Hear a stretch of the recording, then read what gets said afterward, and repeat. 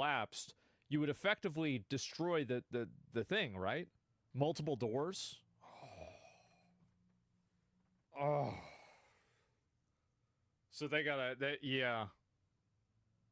Of course. Even this massive bomb may not be able to penetrate Iran's Fordo fuel enrichment Long plant, tunnel which is with 4 carved doors. into a mountain and extends deep underground. So it's not like the Death Star. It's a sophisticated, frightening piece of weaponry designed to hit targets like some of Iran's key nuclear enrichment facilities deep underground. Not like the Death Star. They're buried so deep, and no other bomb would be able to certainly destroy them. The GBU-57 Massive Ordnance Penetrator, also known as the Bunker Buster, the largest non-nuclear bomb in the U.S. military's arsenal. Designed, the Air Force says, to reach and destroy weapons of mass destruction in well-protected facilities. The bunker— I feel like, I mean, we paid our tax money for this shit. I mean, like, really, if we're not going to use it to blow up a nuclear facility, like, why don't we just get a refund on these? Like, I mean, yeah, like, I mean, this is what this is literally why we bought them, right? The Buster is roughly 20 feet long, weighs 30,000 pounds, yeah, might as well with use 6,000 it. pounds of high explosives. The Israelis don't have them, nor the means to deliver them. Damn. Only the U.S. does, and there is no public record that they've ever been used in combat. The United States has never encountered a target that required a bomb of this size. We have other very, very large bombs, such as the Moab, which is the mother of all bombs, as they say. That mother of all bombs, weighing more than 21,000 pounds, was dropped by U.S. forces on ISIS targets in Afghanistan in 2017. How'd that go? The Bunker Buster, even heavier. Experts say the Bunker Buster has a thick, hard shell designed to withstand the impacts of the ground and plunge So that's the, oh shit, it is really big, goddamn. To the depths it needs to reach, with explosives in a fuse that also needs to be robust enough to penetrate the ground. The Bunker Buster doesn't have the biggest blast area, experts say, because it's designed to burrow into the ground before exploding. The only plane that can carry the Bunker Buster, the B-2 Spirit stealth bomber. That shit looks so fucking cool, bro. Like, I'm gonna be honest, that looks badass. By a 2-pilot crew, capable of flying about 6,000 nautical miles without refueling and eluding an enemy's most sophisticated defenses. The likely target of the Bunker Buster, if the U.S. were to get involved in this conflict, Fordo, an Iranian nuclear enrichment site buried deep under a mountain, beneath possibly 300 feet of rock. A key question: could the Bunker Buster really damage Fordo significantly? Experts say the Bunker Buster can penetrate about 200 feet into the ground. I mean, couldn't you just keep using them until you did? I mean, I feel like, yeah, if, I don't know how many of these we have, but like, yeah, if 2 doesn't work, then you use 3. Yeah, I mean, that $50 million each. I mean, in terms of like government money, that's not that much. Maybe more. But if the key targets at Fordo are about 300... Yeah, I mean, we spend more for like, you know, like gay Sesame Street place. Yeah, I mean, it's not that much. 3 to 4 million each. Yeah, it's cheap for the military. Yeah. 100 feet under? One bomb isn't going to penetrate that. You're going to have multiple hits at the same spot. Drop a bomb, another B-2 comes in, drops another bomb in the crater of the first. Another one. Yeah, another key question is, would a strike on the Fordo nuclear facility cause a large radiation leak? 3 experts who spoke to CNN say a radiation leak would probably be limited to the immediate area, and a strike would probably not pose the same kind of catastrophic consequences that bombing a nuclear reactor would. Brian Todd, CNN, Washington. Well, that would be good, because if they did, that would be real bad. Yeah, that'd be real bad. Oh, shit. Probably? Yeah, I mean, fuck, I'd go with probably. I mean, that's it. Yeah, probably. Spoke with Jennifer Kavanagh, a senior fellow and director of military analysis at the Foreign Policy. You know, I heard that whenever they dropped the first nuke, they didn't know what the fuck was going to happen. Looks like we're ready to go to battle.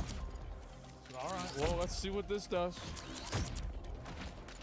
Think tank, okay, priorities. Asked her what U.S. involvement in this conflict. They're just winging it? Yeah.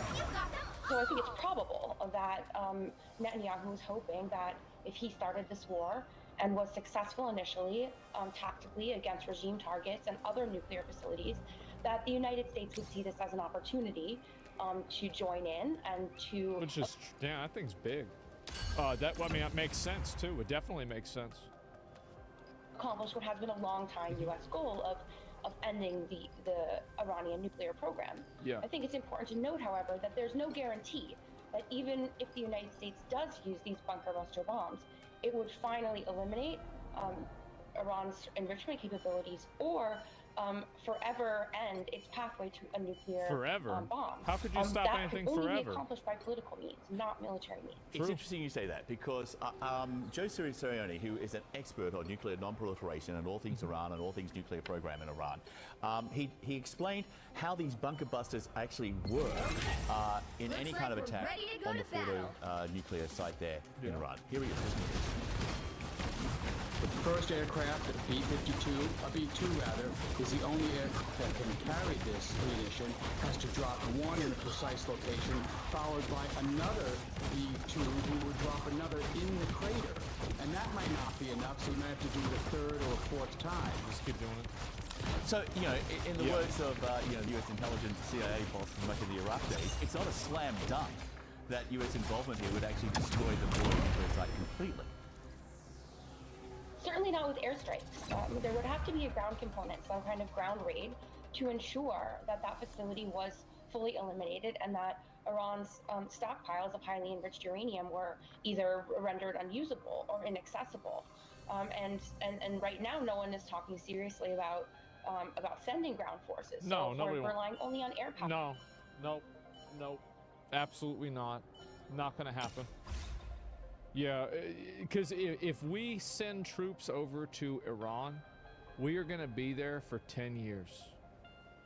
It's going to be 10 more fucking years of micromanaging another Middle Eastern country. Looks like we're Well, ready to go to battle. I was trying to be optimistic. I was being optimistic with 10. Okay, y'all want to say 20? Fine. It'll happen. We just won't know about it. Yeah, I don't know. We need a new war to get the economy back up.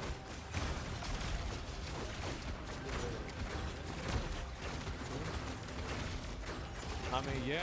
I mean, we could get another one going, right? Sure. But like, I feel like we need a shorter one, right? Give war a the chances are chance. quite high that even with U.S. involvement, it would be impossible to achieve what Israel has set out as its strategic objective of eliminating, finally, this nuclear capability. And even if it was successful, if they were able to take out the facility and other facilities completely, there's still the matter of Iran's intellectual property.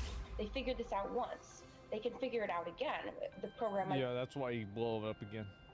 That's why you have to blow it up again, kill the guys that do it again, and just keep doing that till it stops happening. It's pretty simple. Yeah, I mean that's the reason why they haven't built one. Like we've literally done this for 30 years.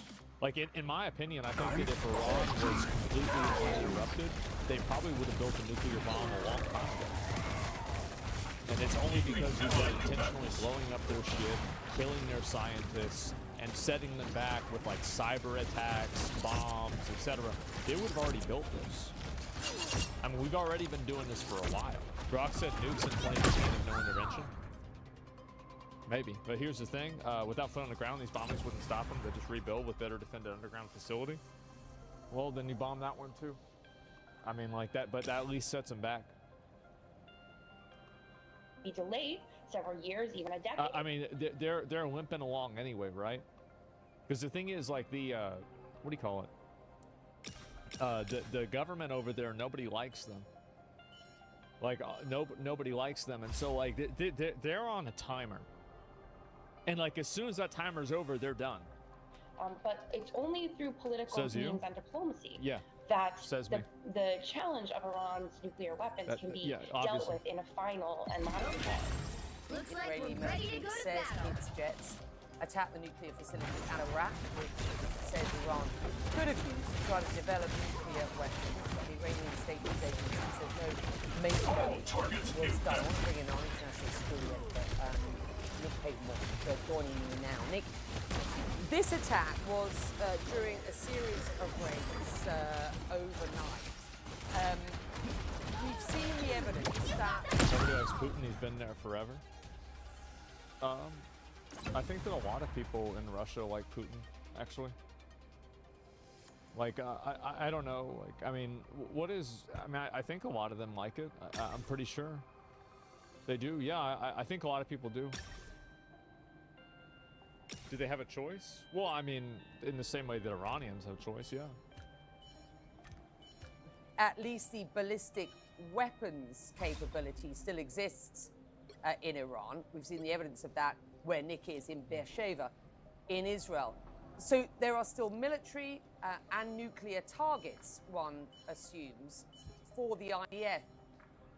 From those that you're speaking to in your sources, what can we expect next from Israel in Iran, particularly based on the latest rhetoric from Israeli officials, including the defense minister? Look, I think the defense minister's comments will raise again the issue of the decapitation of the Iranian government, but I should just put in some context there that even if they did take the extraordinary decision or have the capability to kill the supreme leader Ayatollah Ali Khamenei, that doesn't suddenly spell an overnight end to the theocratic government of the Ayatollahs there. Yeah. That he will be replaced possibly by his son, who appears to be doing some of the work already. And so it isn't a dictatorship in which the disappearance of one individual means everything crumbles. It's not Syria's Assad's Syria. And so I think it's important to... Well, then you just kill two of them. I mean, like, you just... Oh, what a dumb answer. Like, okay, wow. Well, if we kill one guy, it won't work. Well, all right. Well, then what do you need to do? Like, and also, by the way, I don't even think we should do this to begin. We're ready to go to battle. Like, I don't. Yeah, what about 2? What about 3? What about 4? You know, whack-a-mole? So eventually it works. Yeah, religious theocracy to keep coming. Yeah, it's gotta happen for people there. Like, I mean, we can't be going over there and blowing up their guys. Like, Israel can do whatever the fuck Israel wants to do. But, like, in terms of the U.S., I feel like we've had our share. Like, we did this with Saddam Hussein. We did it with Gaddafi. I think there was somebody, I mean, we installed the Shah, I'm pretty sure, in 1953. So, in Iran. So, like, we've tried this multiple times. Like, we just need to stay the fuck out of it. Yeah, stay the fuck out of it. Like, get rid of their nukes and then leave. Let them do what they're gonna do. Iran needs to have a civil war and just overthrow their government. That doesn't work. Yeah, I mean, that's what they have to do, right?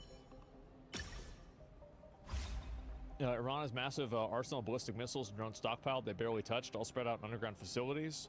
They're very prepared for a long, drawn-out war and can wait patiently until Israel's interceptor missiles supply is depleted. Maybe, but I think that also, like, I mean, I don't think that Iran has some master plan, and the reason why is because if they had a master plan, the people that were deciding that master plan would have been able to avoid getting killed. Like, if you keep killing all of their top guys, it's pretty obvious who has the intelligence advantage. Right? I mean, really, I mean, it's pretty obvious that Israel has the intelligence advantage. So the fact that they have, like, this extravagant big thing... Rise, my friends! Sure.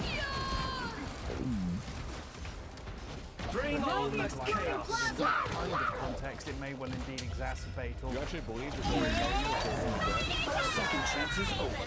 Yeah, I saw the video and there was like a fucking missile and it showed like a guy and then the missile hit and he wasn't there anymore. I feel like he's probably dead. Like, I would assume he's dead. I mean, maybe he parried it, but like, I don't think that works the same way it does in like Elden Ring.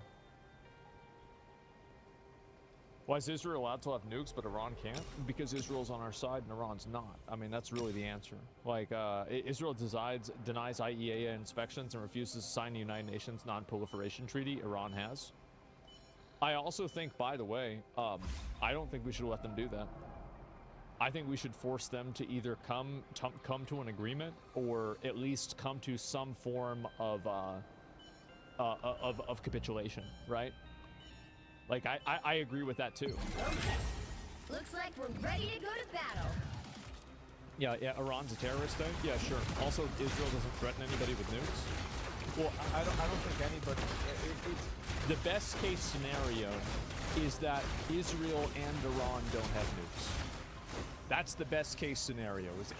Does anybody disagree with that? Right, obviously that is. Broken record? Yeah, you're right. Let's move on. Speaking to some experts yesterday, worsen the hardline nature of what Iran seeks.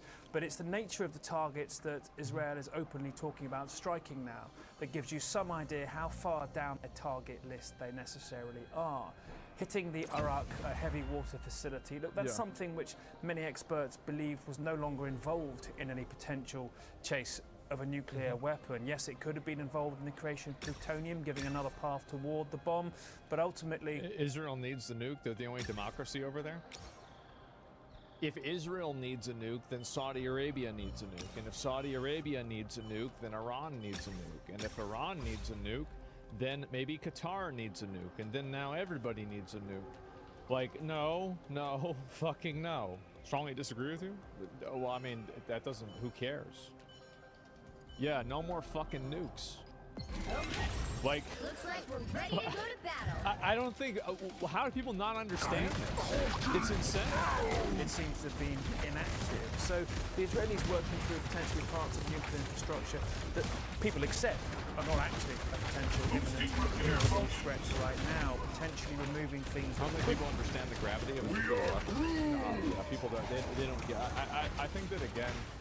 Well, let me just be a problem down the line and removing Iran's ability to pursue anything nuclear Bring on for the decades. chaos. They appear also to have destroyed between a half and about 2/3 of Iran's missile launchers. So that takes out of the equation potentially the scale of the volleys that Iran can fire at Israel. What got through last night may have been a new type of device, may have been a particularly bad night for Israel's air defenses. Who knows? Injured at that hospital certainly too, and horrific scenes for the Israeli public to endure, but not a marked change in the sort of lethal casualties Iran was able to inflict on Israel. So Iran clearly working with a much reduced military capability here, and so that puts into question how long, frankly, Tehran can have this conflict go on not potentially experience some kind of existential crisis in its missile inventories, military infrastructure. It keeps being... Or civilian sentiment. Right? I mean, they might not like this either. I mean, eventually, a lot of the people there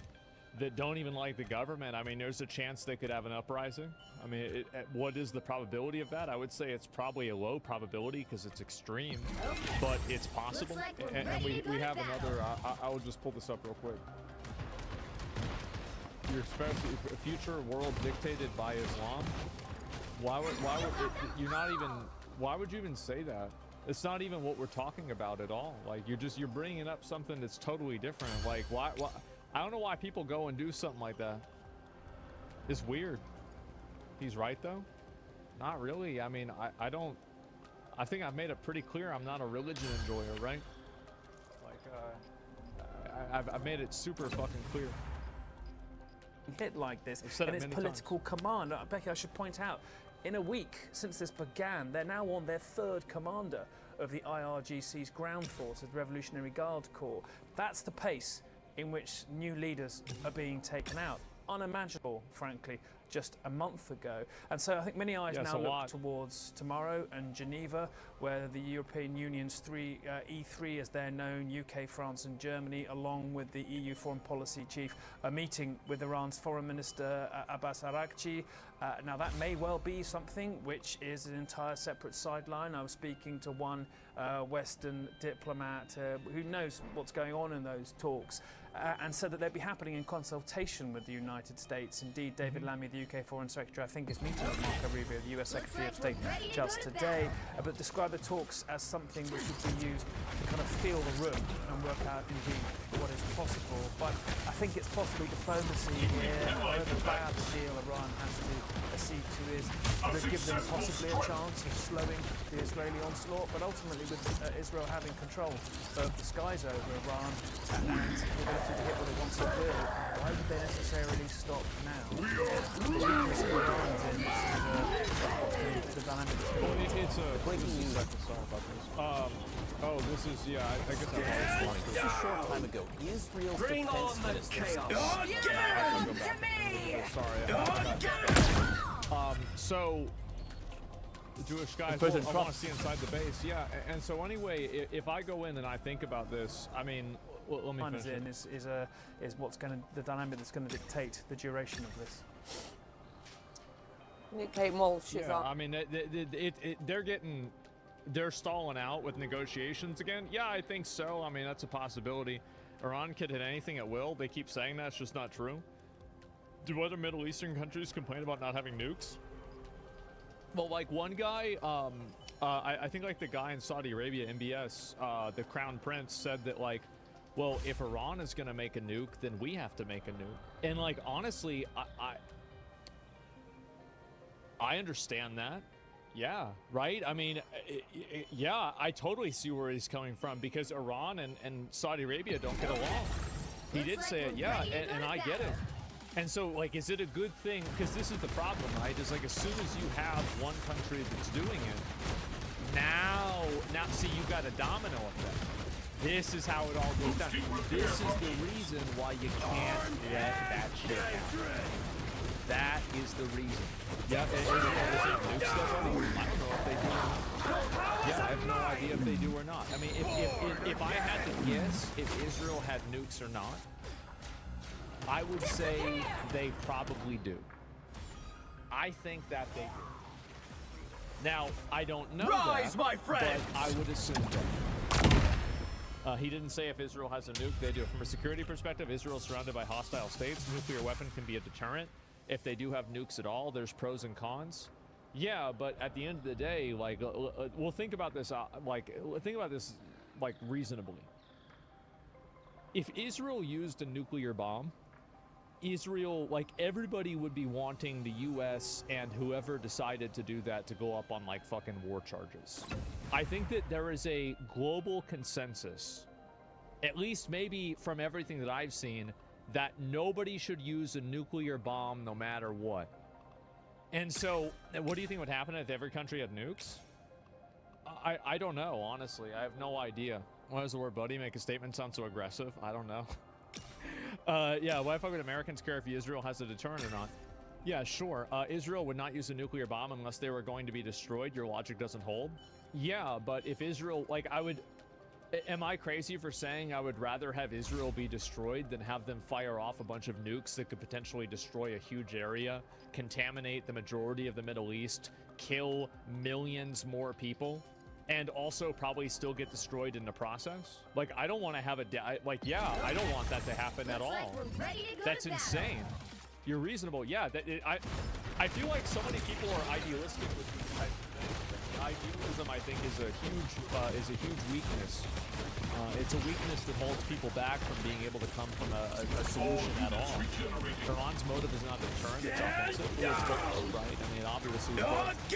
So yeah, I wish none of us had nukes. Stuff is scary. Yeah, it is. I'll read a few more of these, but yeah, I mean, it seems like they probably can. It seems like they can probably hit the facility, and if they can't hit it with the first one, they're going to hit it with the second one. Apparently, this bomb can go through 200 meters of reinforced concrete. That's crazy. That's like 600 feet of concrete. And so, and this is built on a mountainside. So yeah, I think that honestly, like, yeah, they're able to destroy it.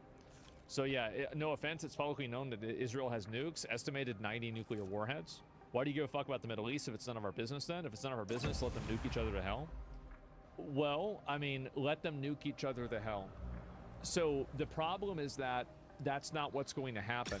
So, and this is the issue, right? So, and I've re-explained this like 5 times, and I apologize if I'm repeating myself, but, you know, there's going to be new people in the chat every day. People are going to have new opinions, etc. So I will repeat myself with this again before we get into this.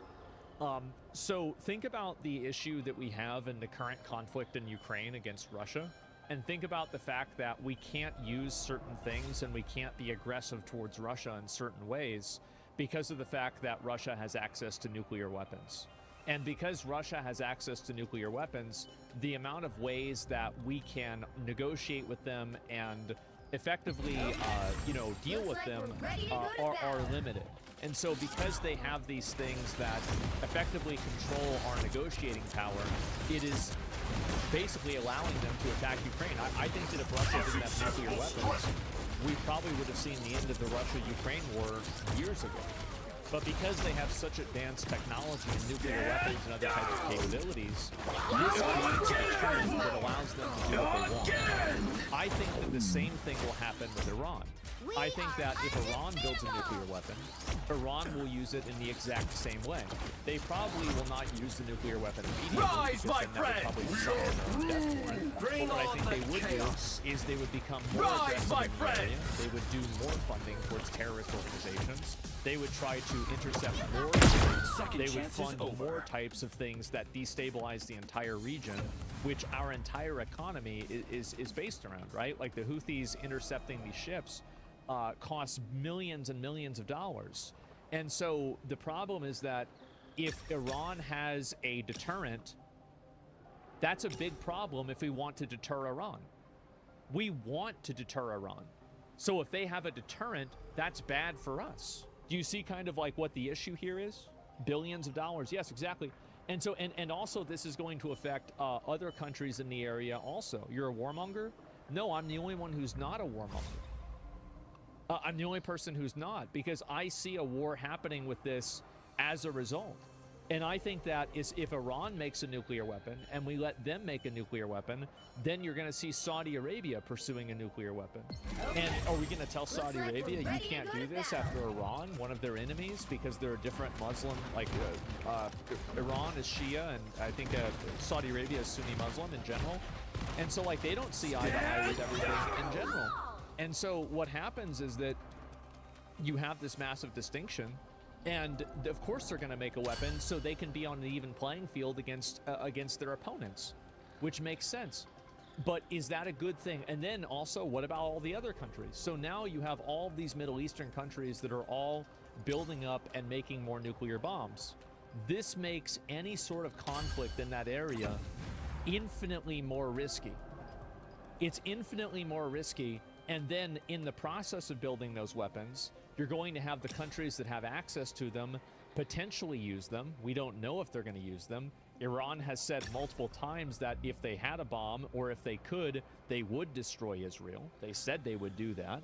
And so really, people that think that this is a warmonger take are, I think, so incredibly short-sighted and naive. They're so naive. And I don't understand how. I think that a lot of the pushback against, the pushback against this is actually not. What do you call it? It's actually not about like anything specifically about Iran. It's about Israel. I think people are pushing back against Israel. Yeah, God, I hate news. Yeah, and so people are mad at Israel because they think that Israel, the way that Israel is dealing with Palestine, is bad. But the fact is that, I mean, Israel is just simply, Israel is not really, the problem with Iran is not like 100% Asian. If that makes sense too. These people hate America too. Yeah. And anti-Semitism is the reason. Sometimes, in some cases, it is. I mean, absolutely. Bring on the chaos! Rise, my like Pakistan or India, their narrative is to actually use the bomb. Yeah, I mean, that's what they said. You're not a warmonger when this is defense. When someone says they want death to you or your country over and over and wants nukes, that's not a warmonger by us. Yeah, exactly. And so when I hear people that are accusing me or other people like this of having that viewpoint, it doesn't really make sense to me. Because if somebody, and also, by the way, if this was happening to you on a personal level, you would immediately be, you would immediately have the same viewpoint that I do. You would immediately see it the same way that I do. Where it's like, okay, well, yeah, somebody says they want to kill me. Well, I want to call the police or do something to have this person stopped. Obviously. Like, if somebody said, like, yeah, I'm going to make a gun, I'm going to come to your house and shoot you, then yeah, absolutely you would want to react to it proactively. Of course.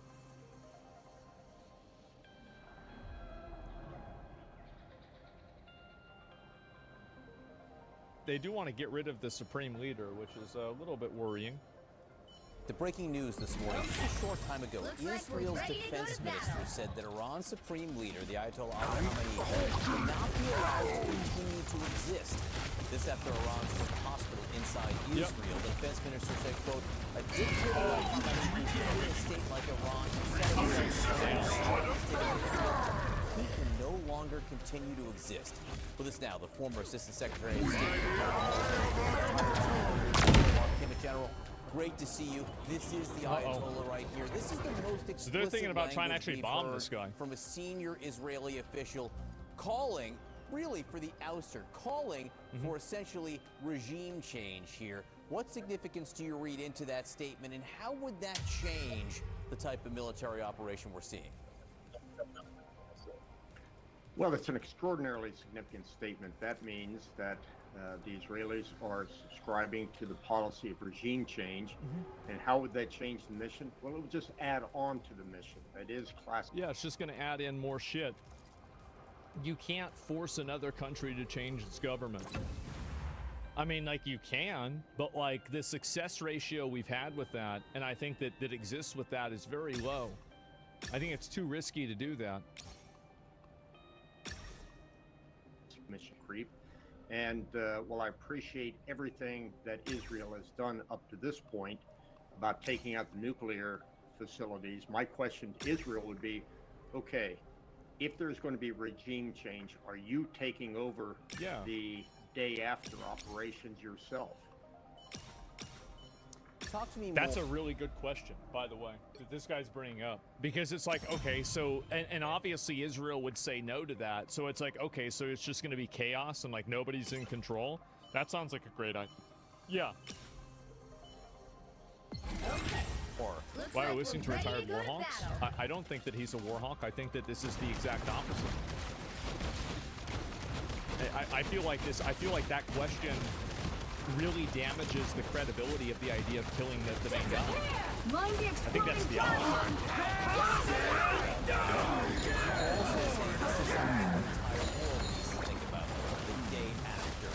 Yep. Well, I do. Rise, my friends! Bring on the chaos! Stand down! Saw that in Iraq, we saw that in Afghanistan.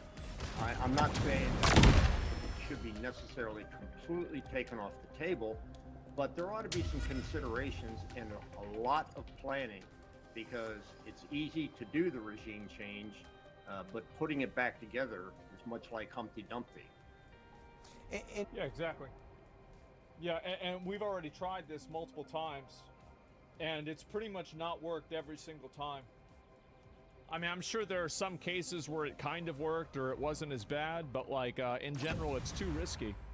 And it's also, you know, there's a certain degree of it too that is like this is gonna sound like I don't like making arguments like this, but like it's kind of a morally bad thing to do or an ethically bad thing to do for us to decide that for us to decide what their government is.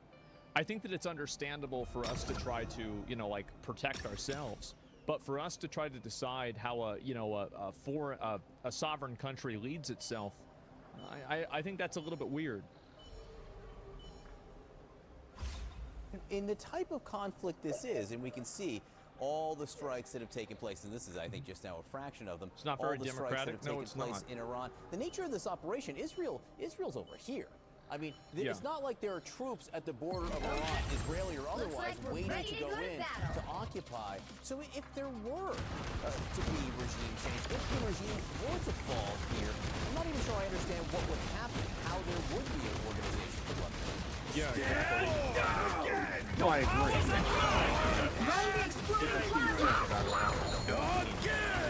Well, that's not true.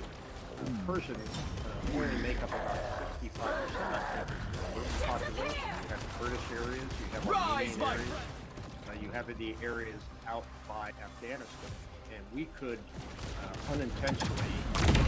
Israel could unintentionally be putting Iran into a civil war. Well, That's an extreme case, but I don't necessarily think that the right answer is bringing in expatriate Iranians who have been out of the country for the last 40 plus years as the solution.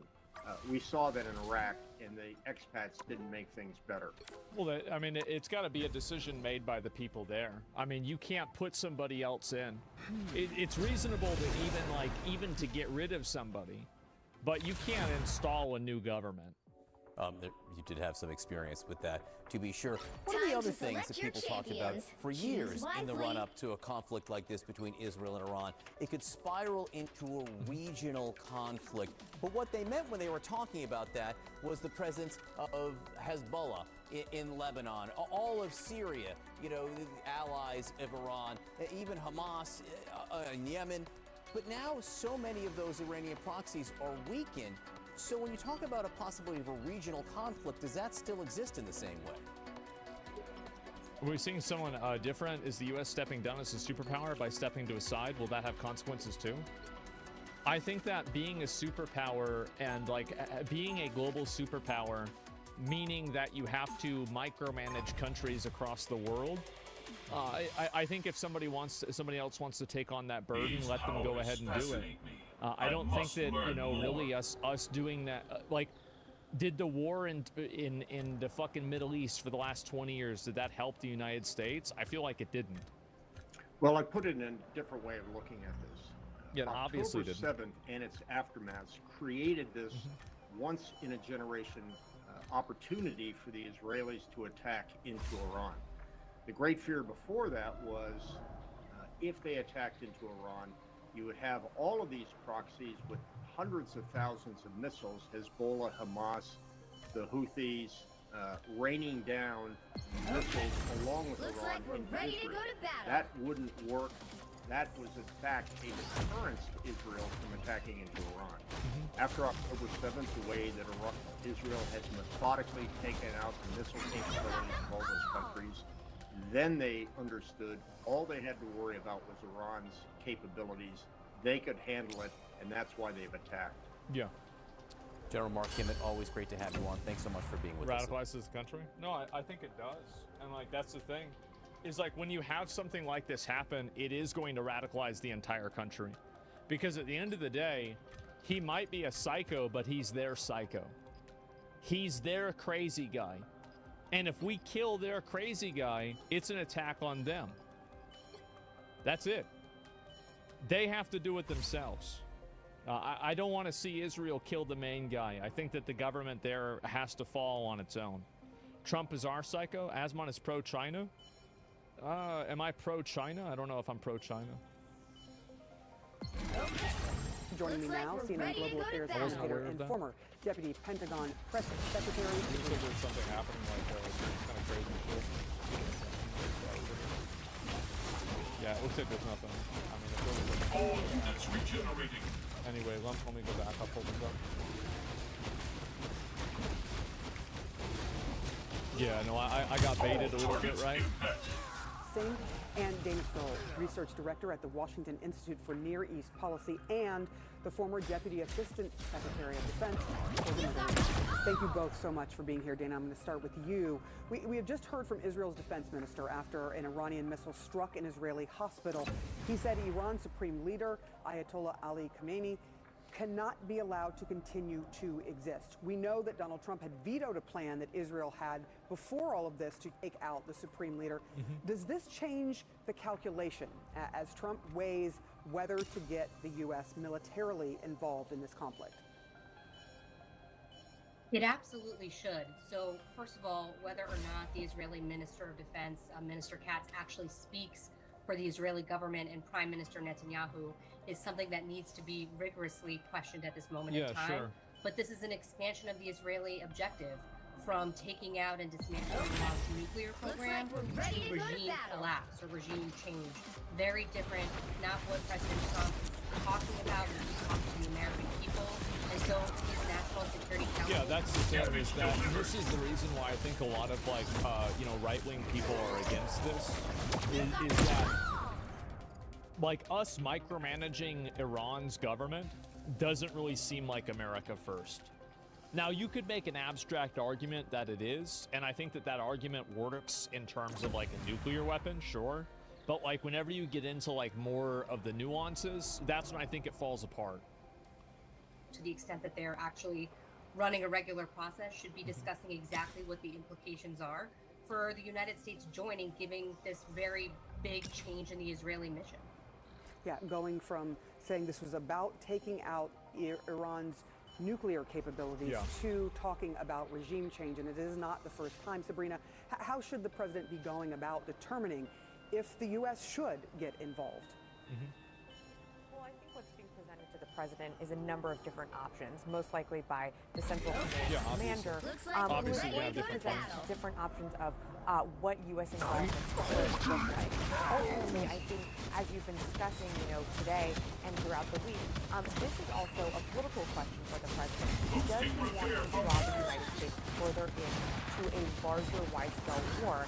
Because there's no guarantee that, one, even using one of the powerful bunker busters to destroy that nuclear facility in Fordo, that it would fully be destroyed, but two, Iran will retaliate, and the U.S. has significant interest in the region, including multiple bases throughout the Middle East. And if Iran does strike one of our military bases, there is air defenses there, but they are not at the capacity that Israel has with its Iron Dome. Yeah, sure, And, I wouldn't expect in it. the past, Iran has used its proxy groups like Hezbollah or Shia militias in Syria and Iraq to attack American forces. See, this is the point that I was making before, is that they literally, like, bro, they're paying the people that are attacking us and other things and destabilizing the whole area. Like, they're not doing it directly, but they're doing it indirectly. That's what's happening. Iran retaliates to the United States directly, that really will pull the United States into this war. And ultimately, I'm not sure that's what the president Looks like seeks we're at ready this to go time. to battle. Dana, you had brought up the idea of talking about regime change. What are some of the potential pitfalls if this turns into Well, sometimes we do, and I think that that's a bad thing too. I think in general, like it's bad. I mean, I don't know why. Like, there's always people that like. There's like I think it's like a false. I don't know, like false intelligence with that. Like, oh yeah, we do that too. Well, what about that? Like, it doesn't matter what we're doing. And also, by the way, I'm going to advocate what's in our best interest. Like, and so, is there a double standard? Absolutely. Yeah, because I don't want there to be an equality between us and Iran. And I think it's in everybody's best interest that that's not the case. to a mission about trying to change the regime in Iran? I was going to, yeah. Well, first of all, the United States has been here before. We've attempted not in this everyone's best in interest? Iraq True. and in Afghanistan. True. And whatever the military said before, how it articulated its military objectives, and then what the political leadership of the United Looks States like thought we're they were ready to go doing, to battle. what we found over and over is that we don't actually understand the internal dynamics, the different centers of power within these countries that are so far away from America's borders, and rarely do things go as planned. So we're not really talking about regime change anyway. What Israelis are talking about is regime collapse. And nobody actually knows exactly what would happen on the other side of that. Nor do we have No, nobody has any idea. And there's a good chance that it's going to spawn 2 or 3 more terrorist groups that are going to come out of that. I think that's pretty high probability it's going to happen. I mean, Iran has a population, it's like over like 92 million people or something like that. If 15% of people support the government over there, then that's like, what, 12 million people, something like that, that would be effectively, to them, their leader just got killed by a foreign power. I've got a pretty good feeling they're not going to be particularly happy about that. And having over 10%, I mean, like, yeah, it's an overwhelming majority of people that are not in favor of the guy, that are against the government, sure. But, like, it's not one-dimensional. any confidence that the current thug mafia government in Tehran wouldn't be replaced by just another set of goons committed to the nuclear program, to exporting terrorism, to all the ways in which Iran is a real destabilizing force. So somebody said, genuine question, how did Genghis Khan take over so many places and install people without having uprisings all the time? It's actually really easy. So he did the same thing that Saddam Hussein did. If there was a terrorist or somebody causing problems in Iraq, Saddam Hussein would just simply kill them and kill their whole family and blow up their house. You can do that, but you have to be absolutely fucking brutal. You do, and so like that's the way that you deal with it. So with Genghis Khan, I assume that if there was a problem, he would just go in there and just kill everybody, and that would be it. It would be over. The problem would be solved. And because everybody knew that would happen, well, then they didn't let bad things happen. Exactly. That's it. Ready to put on a right? show. I'm not kidding. Like that's literally what's probably happening. Grace us with victory. You overwhelmed everyone? Yeah. I mean, I don't know how people think that like wars used to happen back in the day, but of course that's what happened. Romans did exactly the same. Well, everybody did this. Berserker! No, Genghis let the people of conquer practice their own culture, but under his own law. Yeah, of course. Yeah, under his own law. We're talking about if they define it. Without any articulation exactly what the United States seeks and whether or not it could deliver or affect any sort of change that would keep the Middle East more peaceful and stable, better for Israel, better for the United States, we should really be thinking twice about joining a mission if the objective is regime collapse. Sabrina, what level of military force do you think it would take if the United States did get involved to just effectively knock out Iran's ability to continue with its nuclear program? Well, I mean, that's just a few ships, right? Well, you're already seeing some assets yeah. move into the region.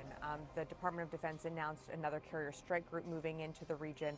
And so that's going to really bolster the force posture within the area that Central Command operates in, which is the Middle East. And you're also seeing more fighter squadrons move in to different bases around the country. These are assets that are going to be used to protect our military installations across the Middle East, but of course to also protect Americans. You have to think about many Americans, not that just live in Israel, but across the Middle East. These are some of the assets that will be able to defend and protect the skies. But at the end of the day, you know, Iran being able to retaliate against one of our bases will draw the United States into this war, and that is going to commit more assets to the region. And I think what we have to think about here is we can't take our eye off of what's happening in the Indo-Pacific. And with these different carriers moving into the region, you are stressing the system and you are pulling assets away from what is this administration's priority theater, which is China. So it's just a calculation that the president is going to really have to think through. Yeah, Sabrina Singh, Dana Stroll. Yeah, I don't think they know what they're going to do yet, honestly. And like that's probably why they're trying to just get Iran to come to the table and negotiate with them, honestly. I think that's the main reason. Yeah, I mean, like, we'll see what's going to happen, but, you know, like, that's what I would assume. And what about the tariffs? I mean, that shit was, like, last month, man. Like, isn't it crazy how much things have shifted? Like, people are not even thinking about tariffs or any of that other bullshit anymore. They're thinking about all this other crazy new shit. And it's been a whole while. Like, I've been kind of actually surprised to see, like, how big of a difference there's really been. But, yeah, it's been a whole lot. The Switch 2 is the last straw. So, the Switch 2 is out. And honestly, I wish I could say I was excited. Wow. I really, really wanted to be excited. Like many 90s babies, I grew up on Nintendo. Yes. They were my very first gaming love. That's Not right. just the games, but the feeling I of had them. that one. The wonder, the warmth, the way they pulled you into a world. I had this one, I had this one, I had this one, I had this one, I had this one, I had this one, I had this one, I had this one, I had this one, I had this one, and this one, and I did not have... Oh, I had this one, and I had this one. Yep. Things were good. It was a good time. And made it feel like home. Ocarina of Time was the one that really awoke something in me. That opening in Kokiri Forest with the Deku Tree, riding Epona across Hyrule Field, it all felt so... Rich kid? No, you don't understand. My mom just did not... Like, she would spend money... Like, we would have $20 left. She would be in debt by $80,000. And she'd be like, you want Taco Bell? Like, yeah.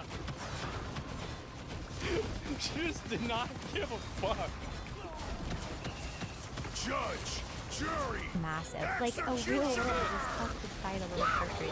And then Majora's Mask came along, and my little self had never felt such anxiety. That eerie moon, the ticking clock, the emotional side quests that made you care so much in so little time. It was the very first game that made me feel something beyond just fun. It was sad, confusing, kind of strange at times. I could never finish. I didn't like the timeline and the time thing in Ocarina in Majora's Mask. I liked Ocarina of Time way more, even though I think that the aesthetic of Majora's Mask is way more badass. And very deep. It wasn't just my Zelda. opinion. I was obsessed with Super Mario 64. I had Running this one. wild through Peach's castle, jumping into paintings, discovering surprise. every secret Everybody star. had this That one. game felt like true freedom. And then there were classics like Kirby's Dream Land, Yoshi's Story. I remember I had this one. Yoshi's Story was such a piece of shit compared to Yoshi's Island. Yoshi's Island is still the GOAT undefeated best Yoshi game, and nothing else even comes close. Donkey Kong 64, Star Fox, Metroid Prime. Bro, I actually forgot all about this. So I was talking to my internet guy, and he's like, so yeah, you do streaming, so like what games do you play? And I was like talking to him about like what games I played, and he's like, yeah man, I've been trying to get my Nintendo 64 to work so I can play Donkey Kong 64. And then we get to talking, and I find out that this guy has played Monster Hunter so much that he has like Hunter rank 400, and he beat Art Tempered Ray Dow in like 7 or like 10 minutes or something like that. Yeah, bro, he's just out of fucking nowhere. 64, Star Fox, Metroid Prime, I had all all those. completely different and wonderful in their own way. And every one of them had a vibe, a soul, that Nintendo spark that made it feel like you weren't just playing, you were being let in on something very special. was a And good then game. my parents bought me the original I love DS. how you know exactly where this game is going, or sorry, where this video is going, because she's playing Pal World in the background. Everybody knows exactly where the video is going. Yes, and just like that, the whole thing was cracked wide open for me. That's how I found Animal Crossing Wild World, and I had the was first Animal hooked. I Crossing. spent hours in that little village, rearranging furniture, writing letters, fishing for red snappers, and visiting my best friend's town during our weekly sleepovers. Even now, just hearing the soundtrack makes me very emotional. I guess that's what girls did. For us, it was called Halo 2 on Xbox Live and calling each other gamer words, but you know, to each their own. Takes me right back to those quiet, cozy afternoons different. after school, all curled up with that clunky silver DS Good time with listening nowhere to else that I Nirvana. needed to be. Truly the epitome of AC/DC, nostalgia. Van I didn't know it Halen. then, but those games were Linkin helping to Park. shape how I saw everything. Stories, characters, even myself. And for a while, it really felt like Nintendo understood how to make something that mattered. And it didn't stop there. I basically owned every major Nintendo console, starting with the N64, GameCube, Wii, DS, 3DS. I have that. Even the Wii U, which, in my humble opinion, was ahead of its time, by the way. But It I was own massively ahead of its time, absolutely fucking based. Iwata took a personal pay cut whenever this console didn't sell well, and it was not even his fault. It was the marketing team's fault, not even his. The Wii U was absolutely amazing. I bought it because I watched Tri-X play Super Mario Maker. And the moment that I saw that, I realized that I needed to. I bought an entire console just to play that one game. all of them. And when the Switch was announced with Breath of the Wild, I was beyond excited. Like, very cringely crying at the announcement trailer excited. As a Zelda fan, it was everything I'd ever wanted in a game, and to this day, it is still one of my favorites. That launch brought back so... See, we're gonna play that soon. I'm gonna try that. I bought both Zeldas and I bought Mario Kart. much of the old magic, which is probably why I held on for so long and I even wanted to work for them. Like, genuinely. I My applied to dad corporate works at Nintendo PR Nintendo. jobs probably 15 to 20 times. I'm not even exaggerating. Back in 2019, I was pursuing PR, and when I got the opportunity to go to E3 that year, the very last year, I actually COVID spoke with the killed it. Nintendo PR team in person. The Nintendo section of the event was so overwhelming and electric, and I remember thinking, this is it. This is what I want. This is what I want to be a part of. So please, hear me out. What we're about to discuss isn't coming from someone who's out to bash Nintendo. This is coming from someone who's genuinely, wholeheartedly, even at times, very cringely, loved Nintendo. and their games, and really believed in what I thought they stood for. But over time, I started to realize that maybe Nintendo isn't the company I thought they were. What I've seen over the last few years is that my nostalgia goggles have been working overtime, and they kept me from really seeing the true nature of what I once felt so dear to me. So, let's dive in, and let's start. Hey, can you play Pow World on the Nintendo Switch?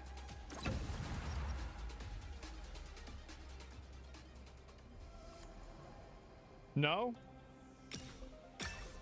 Huh.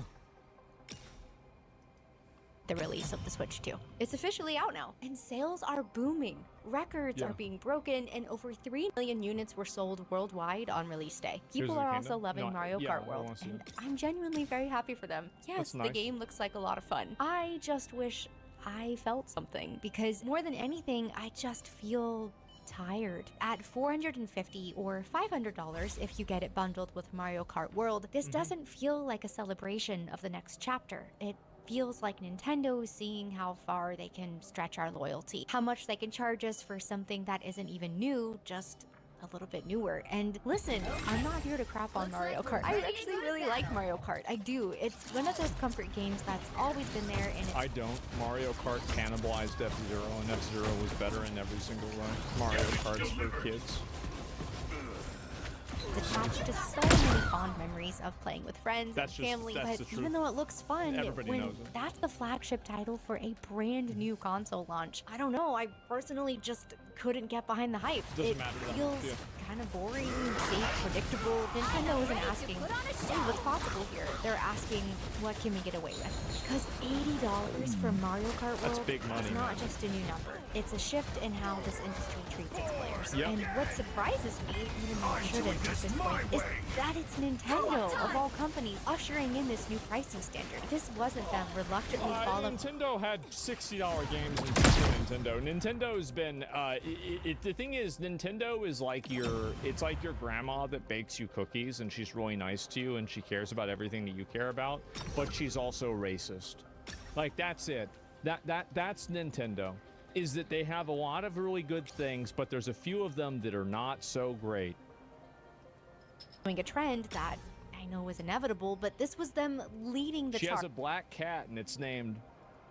Setting a precedent, establishing $80 as the new normal, and not with some expansive, genre-pushing new experience, but with an exact game formula that we've literally seen 16 times at this point. And it makes you ask, why? Because meanwhile, I'm looking at games like Helldivers 2, Hi-Fi Rush, Lies of P, Remnant 2, Clair Obscur, Baldur's Gate 3, and so many more. Games that have real creative vision, some with massive campaigns, even some with fleshed out co-op systems, launching at or below $60. And many of these games are taking risks and really pushing boundaries, and somehow they're still finding a way to be more accessible. So when Nintendo drops a new console and leads with yet another Mario Kart at a higher price than ever before, it doesn't feel like they're honoring their legacy. It feels like it feels like they're cashing in, bro. Like, it does. It absolutely does. Like, I love Nintendo too. Like, I mean, I could tell the same stories that she did, like 100%.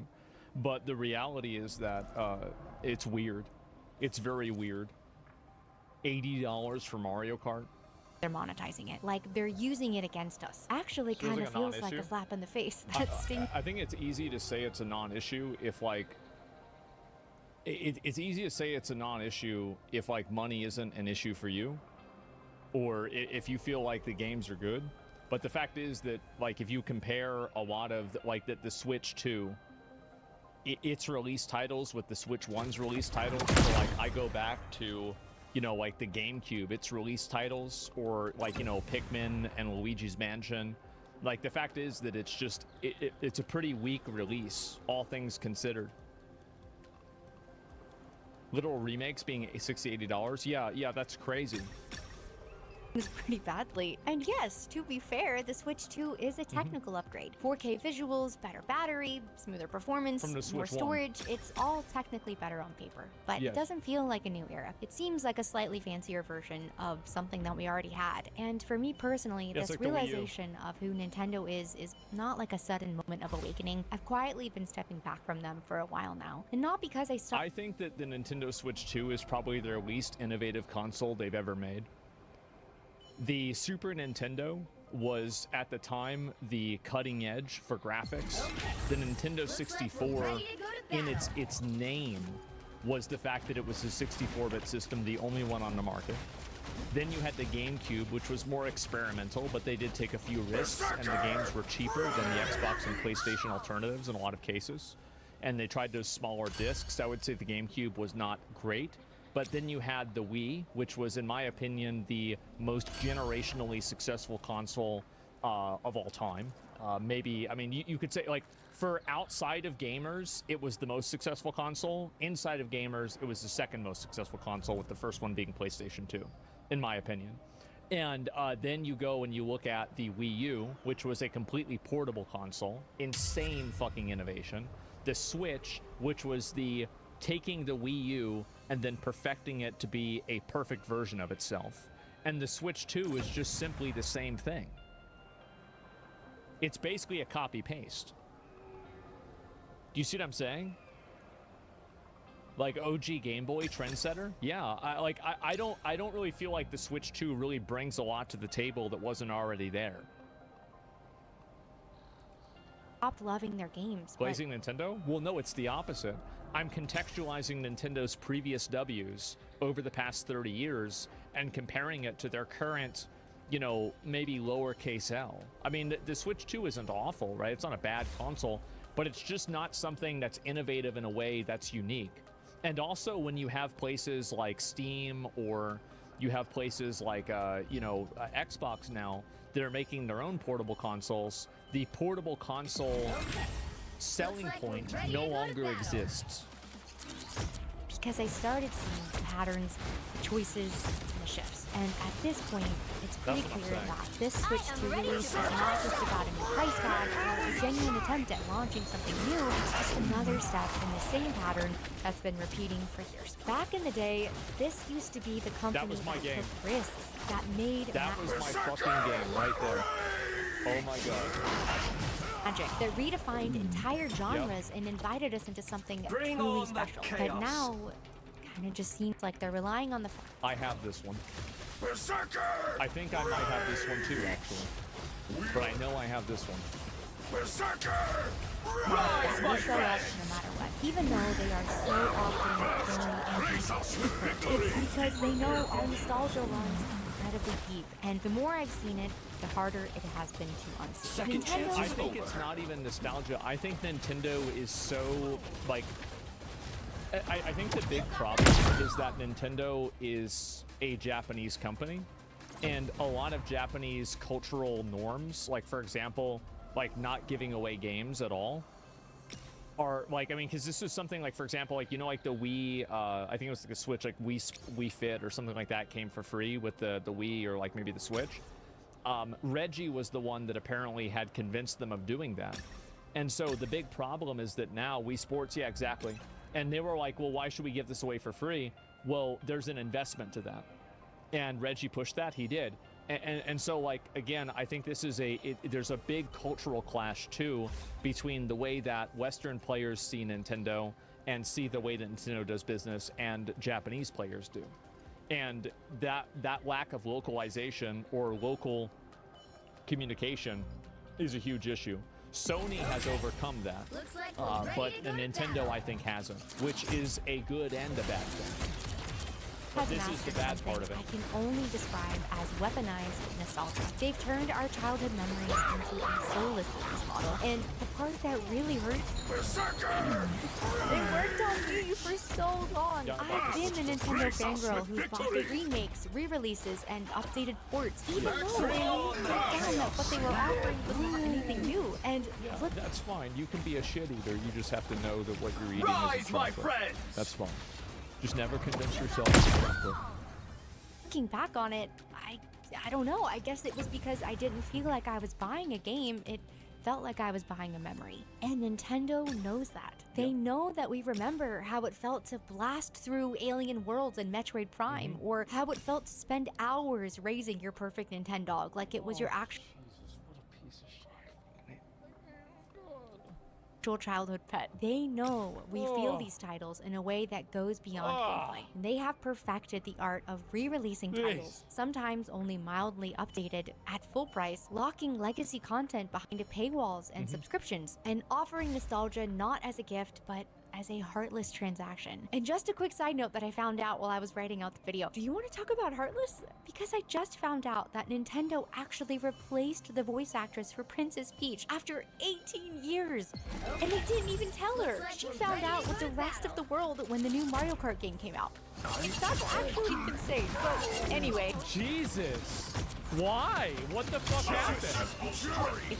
To get back on track, there's always been a huge difference between celebrating fan love and executing. And for me, it seems like Nintendo has lived long enough to finally see themselves become the villain. So moving on from the Switch to release, at some point I started looking at how Nintendo treats the people who love their games. And what I found honestly broke my heart a little bit, because Nintendo doesn't just protect its legacy, they police it. Let's start with content creators. This is nothing new. For many years now, Nintendo has been going after them. Streamers, YouTubers, musicians. Nintendo used to have, and she's new to YouTube, so she might not remember this, but maybe she does. Nintendo used to have a special creator program, and they would take part of your revenue if you make YouTube videos about Nintendo games. And you had to be enrolled in a separate Nintendo creator program, and they only rolled that back maybe like 8 years ago or 7 years ago. Yeah, I couldn't put videos on YouTube. Yeah, I'm telling you, like, it was crazy. For doing yeah, what? So they're doing really well now. Honestly, most other gaming companies celebrate, sharing their love for the brand and its IP. Somehow, I managed to kind of turn a blind eye to most of this until the Point Crow situation. He was a YouTuber who turned a blind eye. I received a copyright takedown on my account, suspended 48 hours, streaming Age of Calamity despite being out in Australia, Japan. I don't think this is really a big deal, personally. Sometimes there's just mistakes that happen, and like people get access to a game early, and it's a mistake with the publisher or a mistake with the advertising agency. This isn't really that big of a deal, and it's happened with a lot of games in the past. Yeah, this happens. But the Most other of part this doesn't. until the Point Crow situation. He was a YouTuber who was making these really incredible Breath of the Wild mod videos. Fun, creative, totally original. And then one day, Nintendo claimed and struck 27 videos. No warning, no conversation, just straight up attacked. And it wasn't just his Breath of the Wild mods, it was any content that featured them, including other creators who collaborated with him, and all got wiped out. And it made me pause, because these weren't leaks and they weren't made to be malicious. It really... I think this is ridiculous. The idea that they can copyright strike you for modding their game. I think after you mod a game, after you buy a game, you should have the right to mod the game if it's a single player game. With basically no restrictions. Unless you're reselling it, that's your property now. And I think that there needs to be a certain level of consumer protection that exists in order to ensure that that's the case. That's nuts? No, it is. It's totally unfair. Don't agree at all?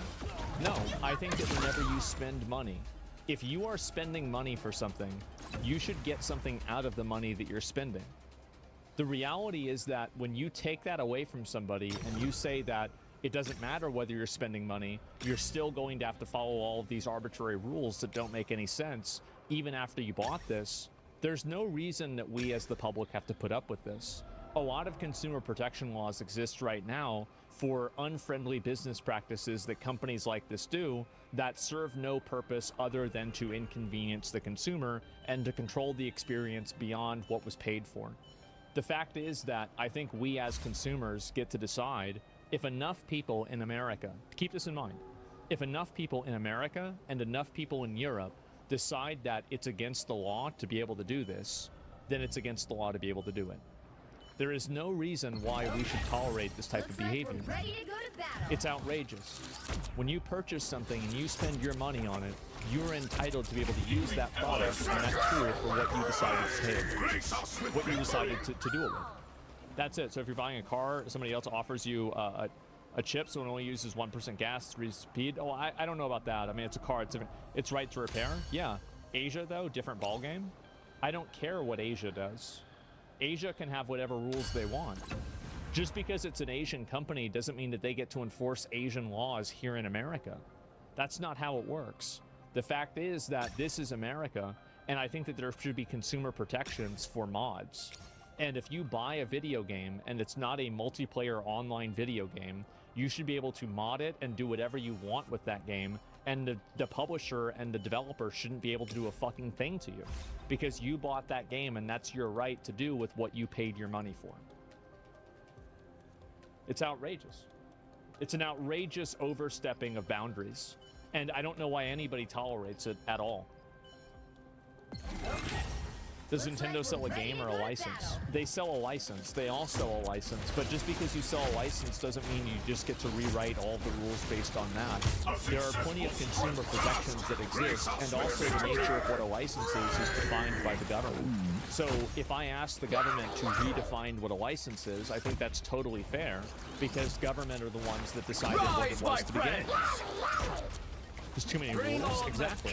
Yeah, it's too many rules. You shouldn't have that. You should be able to do whatever you want. They do it with physical copies? I disagree about single-player only modding. Okay, well, I don't know why. I mean, you disagree? Okay, what does that mean? Like, I don't even know why somebody would type that. A major reason this doesn't work for Nintendo is selling a console is near a net loss. It's not in their interest for you to buy a console and no games because you're playing freeware. I'm not talking about anybody... I'm not talking about modding and like stealing games. Obviously pirating games is bad, but the difference is that if you purchase a video game, I think that you should have the right to mod that game with no restrictions, unless it's a multiplayer online game that interacts with other people, because at that point you are using Nintendo's servers. Was just fan content that was made out of love, and Nintendo really cracked down on it like it was a threat. And this was not an isolated case. One that has really stuck with me was Gilbasunner. If you didn't know, Gilbasunner's channel used to be one of the only places online where you could find full Nintendo soundtracks. For years, Nintendo basically had these locked up very tight unless you were able to purchase a physical CD from Nintendo themselves. They weren't on Spotify, Apple Music, Nintendo's YouTube channel, no official platform to listen to any of it. And Gilva wasn't even trying to profit from this. There were no ads or monetization, just the original music uploaded for fans who wanted to relive the moments those songs came from. It was really a gift to the community. And then it was gone. Nintendo initially sent over 1,300 takedown notices, and after that, it was followed by another 2,200. The entire channel was essentially wiped out, and Gilva closed up shop. And I know this might sound a little bit dramatic, but that was kind of a big turning point for me when it came to how I viewed them. Just a little side note / confession, but as a former Disney adult who has learned the error of her ways, I feel pretty qualified to say this. Jesus. Nintendo really is the Disney of gaming. It's wholesome on the surface, very full of magic and memories, but underneath, there's a very quiet, corporate, malicious And both companies know how to tug at your childhood heartstrings while handing out copyright strikes and At the time I was watching this unfold, the more I sat with what happened to Gilbasunner, the more it made me wonder, why is Nintendo's music so locked away to begin with? These soundtracks have some of the most iconic songs. They were emotional, timeless, and they were very deeply personal for so many of us. And like I said earlier, Animal Crossing Wild World was my comfort game. And yet, at the time, there was basically no way for me to go listen to it legally. It felt like Nintendo had locked away their history in a vault, and they just would not let anyone open it up. And that's what's so weird to me about this, is that I don't even really think that this serves Nintendo's goals. It doesn't really help Nintendo. It doesn't do anything in Nintendo's favor. It just basically handicaps them, and it makes it more restrictive for no reason. From there, I started noticing so many other examples. Fan games getting shut down. Community passion projects being wiped out. And listen, I get it. IP protection is legally within their right. But it all just felt like they were going out of their way to crack down on this, acting very aggressive. By the way, I don't think that it is. I think that if you mod a video game, you should be able to do that. That's not within their right. You bought the game to do whatever you want. Cold and meaningless, especially when you look around at many other companies, Sega, Capcom, Xbox, PlayStation, even some indie studios, and you see them amplifying creators, lifting them up. Use of IP. IP is a concept. It's an abstract concept that's defined by people and governments. I'm just saying to redefine the concept. I don't like the way the concept is currently identified and defined. I think that it's unfair. And so I think they should redefine it. It's very simple. letting the fans be a part of the legacy. But Nintendo doesn't really do that. They And continue. also, so another reason why, I just want to follow that up a little bit more.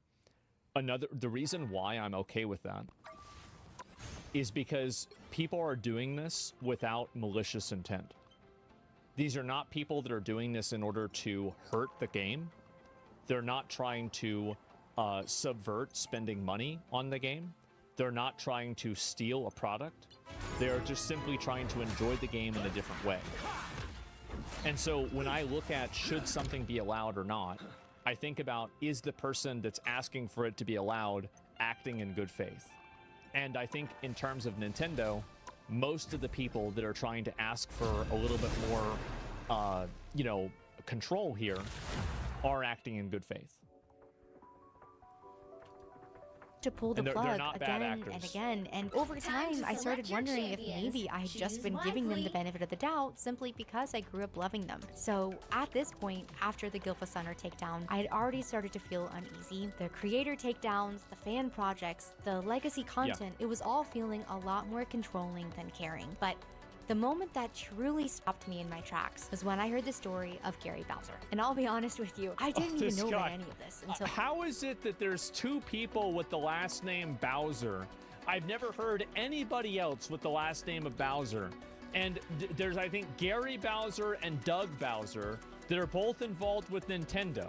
It's like, this is the kind of shit that makes me believe that we're living in a simulation. I listened to an episode of Darknet Diaries, which, by the way, Jack does an incredible job explaining all of this. I'll link it in the description for you. Now, I obviously knew at this point Nintendo could be very protective of their IP, but this was on a whole other level. Gary was a part of a group called Team Executor, and what they did was build and sell mod chips, little pieces of hardware that you could install in your Nintendo consoles to run homebrew apps, custom firmware, and yes, pirated games. But people also use those mods for stuff that wasn't necessarily piracy. They used it to run backups of games they already owned. I have no problem with them shutting down piracy stuff. I don't. And I have no issue with that at all. I think that a company should be able to do whatever they want to shut down piracy. Looks like we're ready to because go to it's battle. stealing and it's again, malicious intent. Or just experiment with the system But for their obviously, own obviously they went way farther than that, which is why it's bad. But I'm just saying, at a baseline, piracy is not something that I think that any company should have to tolerate. It's stealing. Buying is not owning. Yes, and piracy is not stealing. It's piracy. It's a different term. This Reddit take that you have is just retarded. It's a retarded, haha, gotcha, without thinking about it word. You change, man? I've said this for forever. I've always been against piracy. I've always been against, actually, I'm not even against piracy. Like, I pirated things. But what I am against is the idea that companies shouldn't be able to protect themselves from piracy. Because I think that that's malicious.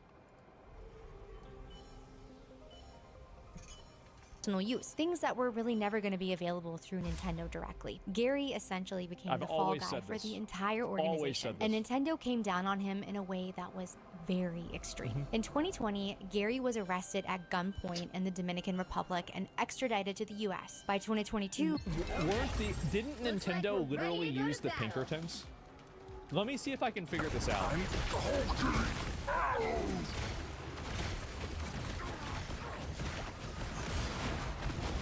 No, it was Wizards of the Coast.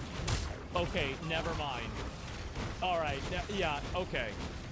He'd been sentenced to 3 years in prison and ordered to pay $14.5 million in damages, $4.5 million in restitution, and then another $10 million from a civil suit. And after he got out early, he still owed all of it. He started paying Nintendo back 25 to 30% of his monthly income, which at one point was just $25 a month from his prison library job. He'll basically be paying them for the rest of his life. When I heard that, my stomach dropped. I genuinely felt heartbroken for him. Yes, what he and the rest of the team were doing was illegal, and they did profit off of it, but Gary was just one man. And are we really saying the punishment fits the crime here? Because whatever legal lines were crossed, this felt less like justice and more like hatred and wrath. And not just for what he did, but for daring to even touch Nintendo's closed system. And the part that really got me with this is Nintendo tried to get Sony and Microsoft to back them up here, to join the lawsuit and make it a united front against piracy. Both companies said no. Both Sony and Xbox, billion-dollar publishers in their own right, refused to be a part of it, even they seemed to think that it was too far. And again, I am not here to outright defend piracy, really. There's a whole conversation to be had about access, preservation, and ethics. I think that it's very simple. If you can buy the product from the developer, then piracy is not ethical. If you can't buy the product from the developer, then piracy is ethical. So, for example, if there's a video game that isn't offered by a publisher, then it's completely okay for you to pirate it or to, to emulate it. But if you are using piracy as a market replacement for actually buying a game, then you are acting in bad faith.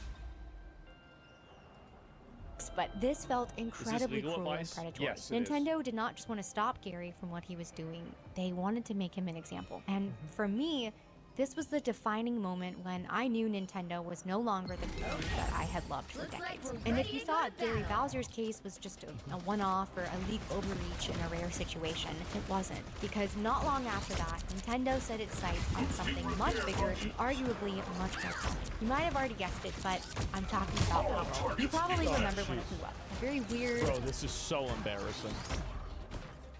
A chaotic blend of Pokemon-style creature collecting and open-world survival mechanics. It was very messy, it was wild, but it was so much fun. People were very obsessed, myself included, and yes, come on, it clearly was inspired by Pokemon.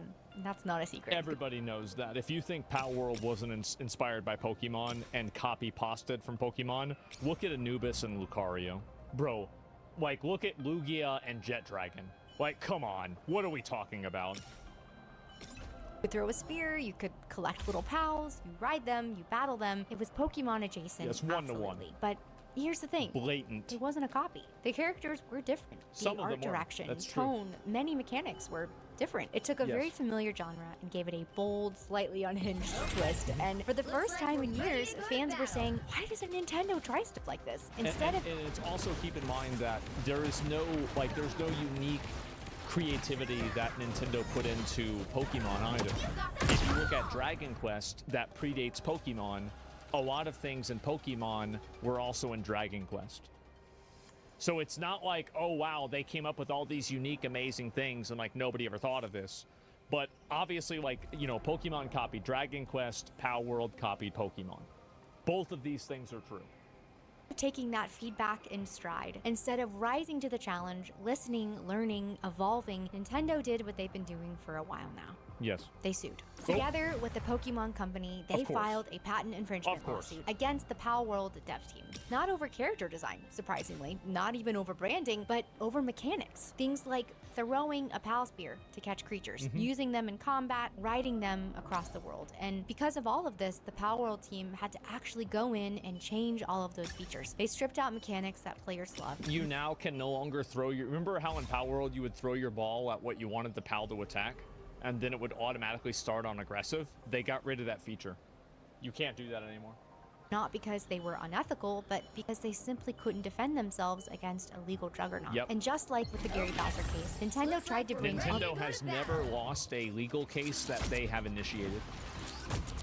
Their companies into the fight. Sony and Microsoft were reportedly approached to back them again. Power World is made by Pocket Pair, and Pocket Pair or whatever owns them is a Japanese company. Here, and again, they declined. They did not want to be a part of it. And all of this says they literally got them by the balls. No, yes, you're right. A wake-up call, an opportunity for them to ask, what is it that people are responding to? Why are they so excited about this? What can we learn from this? But instead of innovation, they chose... Well, I think that there's probably, like, what I believe, this is my personal belief, is that I bet there were so many guys that worked on the marketing department or the development team or on the Pokemon team at Nintendo that the moment that Power World came out and saw so much success, they were probably saying, bro, see, I told you they'd buy this. I told you they wanted this. Why didn't you guys listen to me? I guarantee you they were saying, see, I knew this was what they wanted. Why didn't they do this? And so, yeah, I told you, like, yeah, I think internally, Nintendo probably did pick Power World and respect it. But obviously, they're not going to do that legally.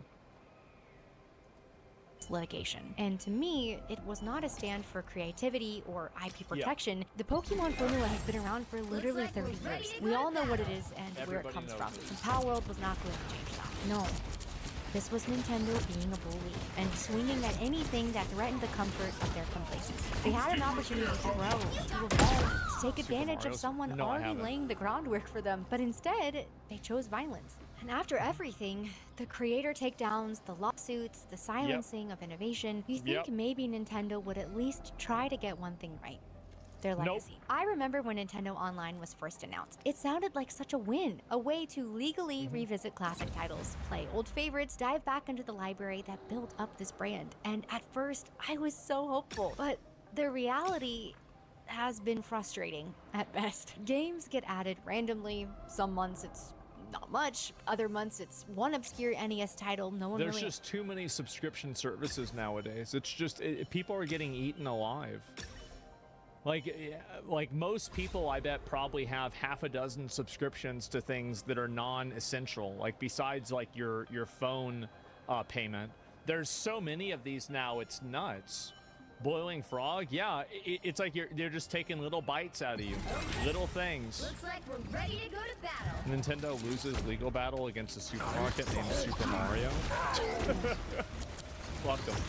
That's what they get. Asked for. Entire consoles like Game Boy Advance or N64 still feel incomplete, and sometimes titles will just disappear without warning or explanation. They're just gone. And now, with the launch of the Switch 2, I thought maybe they would just try to clean things up a bit. GameCube has finally joined the retro lineup, which is very awesome. But they only added 3 games at launch. Wind Waker. What? A successful strike. I'm bright like a star. That's it? I mean, I had all 3 of these games, but still. Soul Calibur 2 and F-Zero GX. Oh my god. Yeah, that's a cool trio, I guess, but it's also pretty bare bones for a console with so many legendary titles. And yeah, I know more are coming, but why launch with so few? Why not take the easy win here and give your fans what they've been begging you for years? Beyond the catalog, the performance isn't always there either. Sometimes there's lag, some games have awkward control schemes, others don't support cloud saves. It doesn't really feel like a premium service. It feels like something Nintendo begrudgingly maintains, and definitely not something that they can be proud of. The thing is I've always wanted to support something like this. I actually am very happy to pay to play these games legally. See, there's a thing that people might not remember about Nintendo, is that back in the day, you used to be able to call the Nintendo hotline, and it didn't matter if you had an issue with Super Ghosts and Ghouls, Super Mario, your power converter, or anything. Nintendo would sit down with you and figure it out with you, and they would solve your fucking problem. You could call in the year 2008, and you could say, my Super Nintendo isn't turning on. And they would say, okay, sir, let me reassign you. And then there would be some fucking guy, some wizard, that would sit down with you and help you fix your super fucking Nintendo. Not the same company? Hey. But remember that? Yeah, that's right. I want to revisit the titles that shaped me in a clean, easy way. Oh yes, they had the video. I forgot all about the video, yes. But Nintendo has made it so hard. It's like they're sitting on this treasure trove of nostalgia, this very beautiful, powerful legacy, and instead of sharing it or celebrating it with us, they keep it to themselves and withhold it. They kind of hold it over us like drugs, honestly, banking on the fact that we'll continue to play the part of the willing addicts who will be so happy for even the tiniest drop. It really is. I don't understand Nintendo's strategy in general, because I think that they sabotage themselves. Like, for example, why can't you make a version of Armored Core that is called Star Fox? Why not? That would be really cool. Why have you discontinued so many super successful franchises? Why is every Pokemon game bad? Why is this? And it's honestly like just it's a quality question that I have. Like, if Nintendo can apologize for this very easily, all they need to do is they need to commission or pay from software to make the next Legend of Zelda. That's all they need to do. And say, look at Link to the Past and do this. Bright like a star. That's all. Apology will be completely accepted. All of these DMCAs, totally understandable. This shit happens, right? That's all they need to do. Yeah, look at that and Twilight Princess. It's heartbreaking, but at this point, I'm Possibly the not greatest even game really ever. mad It about would be. it. I'm just tired and maybe still a little bit sad.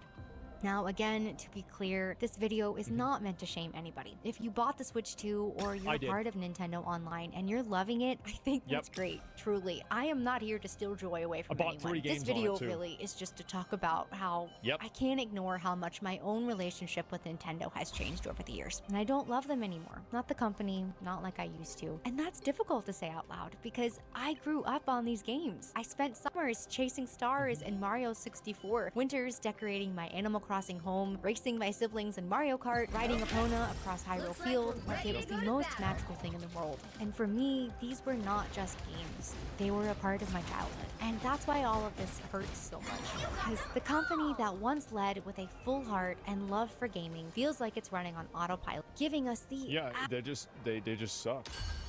Like, I mean, the games suck. Like, they make some good games, but like a lot of them are, I think, kind of mediocre. They should be way better than they are.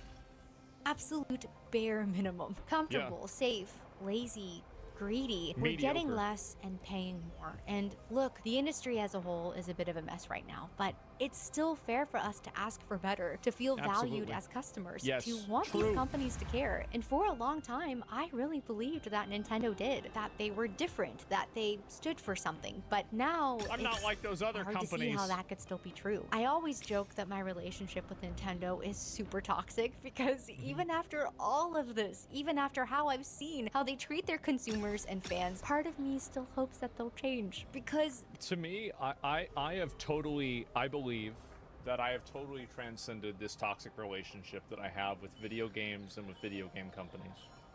And I did it with WoW. I used to hope so much. I used to get mad. I would get mad reading patch notes in WoW. Now it's just like, oh, you guys did something stupid? Well, that's too bad. I'm gonna go do something else. Looks like we're ready to go And to like that's the battle. way I feel now, is that when I see something like even Night Rain, like I wasn't particularly, I didn't like the way Night Rain was. Like there were some good things about it, but it really wasn't for me.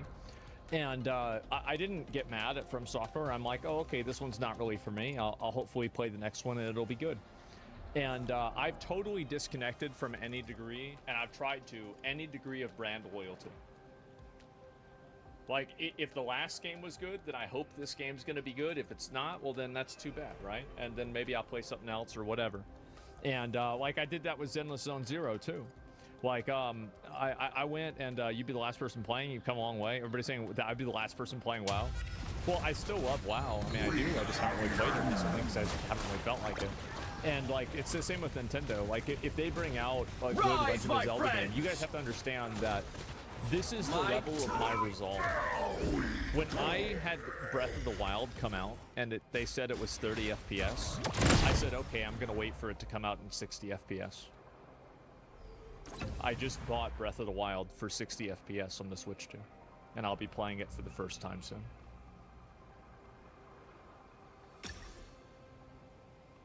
Yep. I'll just wait. That's okay. They'll figure it out. Not a big deal.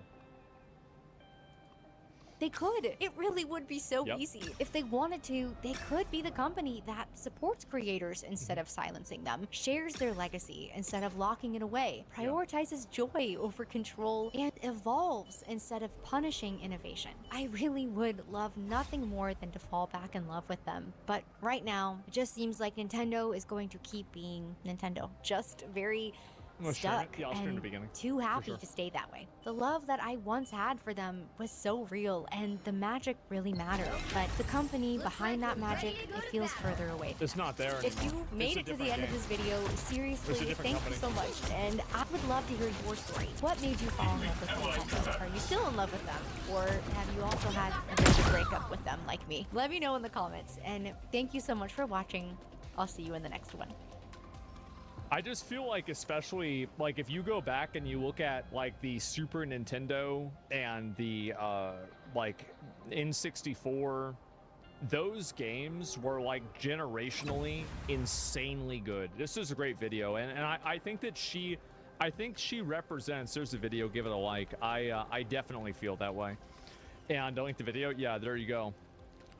By the way, what's this here? Let me go back. I'll look at it. By the way, Breath of the Wild is more Souls-like game than you can imagine. Yeah, I heard about that a little bit. And Boohoo Nintendo's ability, her emotional manipulation is tiring. Yeah, but so is Nintendo's, and that's what she's talking about. Reactive Asmon being reacted to. Why people actually hate Asmongold. Uh-oh. Oh. Oh. Iran has kicked out IAEA inspectors. There could be portions of their nuclear program that are secret. Yep. A nuclear secret in the Middle East. How about it? If the world is interested in a secret nuclear program in the Middle East, there is a country that won't allow any international inspectors. Guess which one it is? Israel. Oh! I thought they were going to say China. Israel has a nuclear weapon. Did you know that? Bring on the chaos! Rise, my friends! They are fully secret and clandestine. And the Americans are fully aware.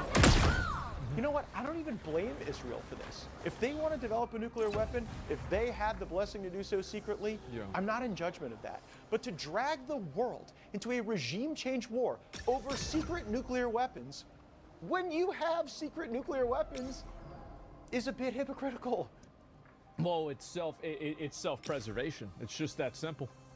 It's just straight up self-preservation. I can understand it. But if they say they don't need us to get rid of all the nuclear facilities, Israel said that, I think it's time to turn those aircraft carriers around. I think it's time to leave.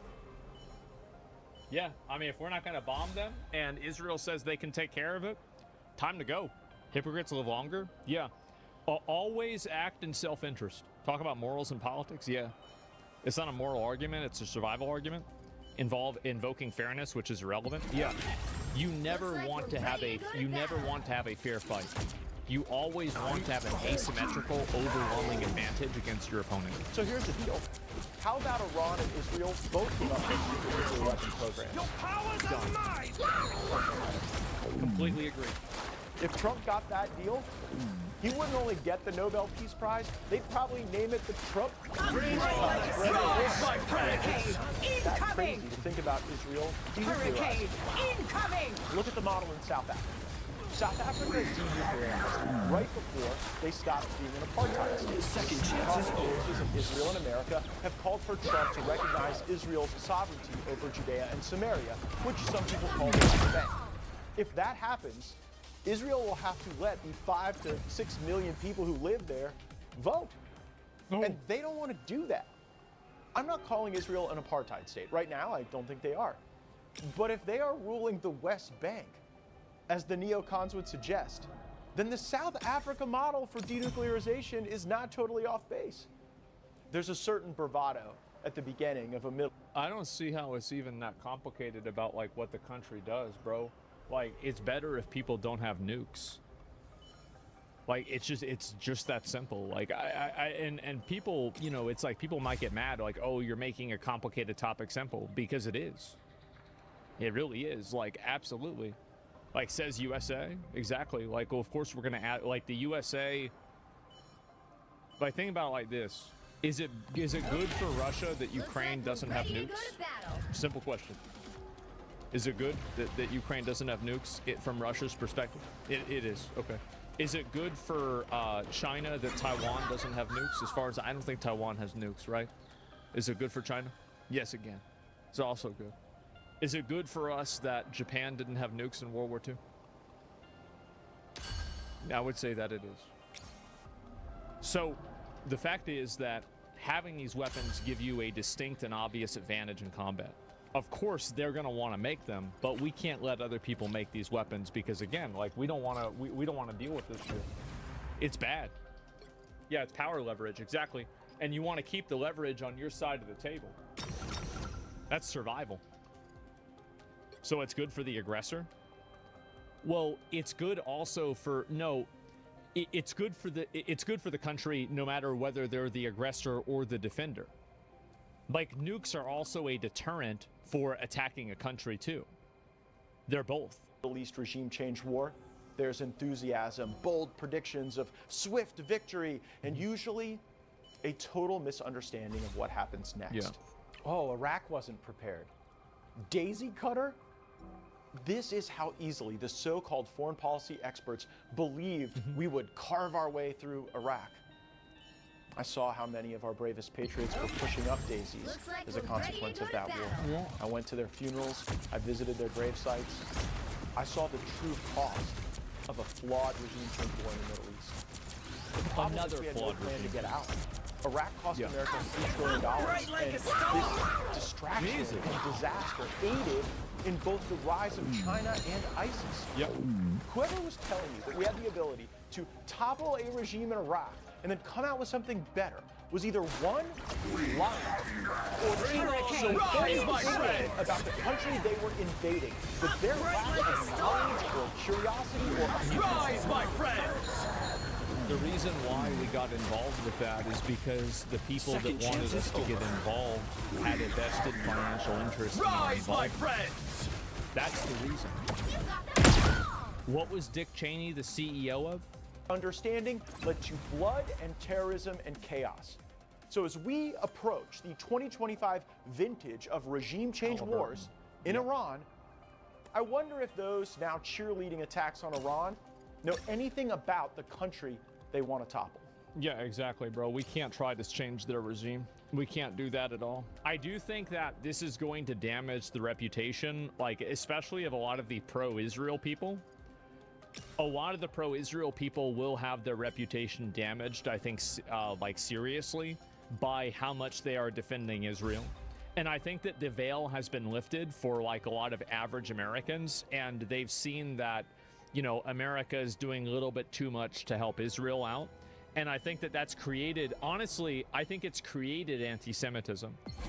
I think it has. Instagram Reels contributed to about 90% of today's anti-Semitism. I'm like, honestly, as somebody who is like, I love racial jokes, I love racist jokes, I'm sorry. Like, you can't make them in chat, you're against the rules, don't even think about it.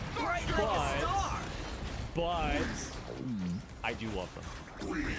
Didn't JD Vance get the pep? Yeah, he's pretty bad on Instagram. Well, a lot of people, and I think what's happened is that Israel has completely lost the narrative in terms of them being this, like, kind of victimized state, because a lot of young people are growing up without the same type of generational guilt of the Holocaust. And so whenever they invoke Hitler or invoke the Holocaust or something like that, I don't think that it hits the same way now, because a lot of, and here's another reason. Second chance is over. These kids probably don't even know when World War II happened. They don't even know when that shit happened to begin with, right? They got no idea. And so, big surprise. Yeah, they think, same, I think they're funny too. Yeah, exactly, right? How's Vance's Blue Sky going? Not very well. The real difference, Iran has a large educated population that opposes the regime and even had a democracy before 1979. Well, I'm not trying to compare Iraq and Iran. I don't think it's a fair comparison either, personally. But you can't blame people for having trepidation. I think you should expect that, sure. Equivalent to crying slavery in the U.S., yeah. Maybe if you're not Jewish or studied nothing about World War II or Holocaust, you'd think like that. No, it's very simple. These people were not involved with World War II. They didn't do the Holocaust, so they have no guilt for it. So when you invoke this bad thing that happened in the past to somebody as a justification or a moral authority for why it's okay for you to do something in the future or in the present, that doesn't really hit with the younger people as much, right? Doesn't work anymore. Like slavery, yeah. think about like slavery, and you're seeing younger people also push back against the idea that, you know, slavery is some kind of like original sin that, you know, America needs to constantly be apologizing for. And that's happening in the same way that it's happening with Israel, is that a lot of these, like basically emotional blackmail techniques are still lack of historical knowledge. No, well, in some cases, yes. So you're right that a lot of them are just, yeah, they don't know what it is because they're dumb.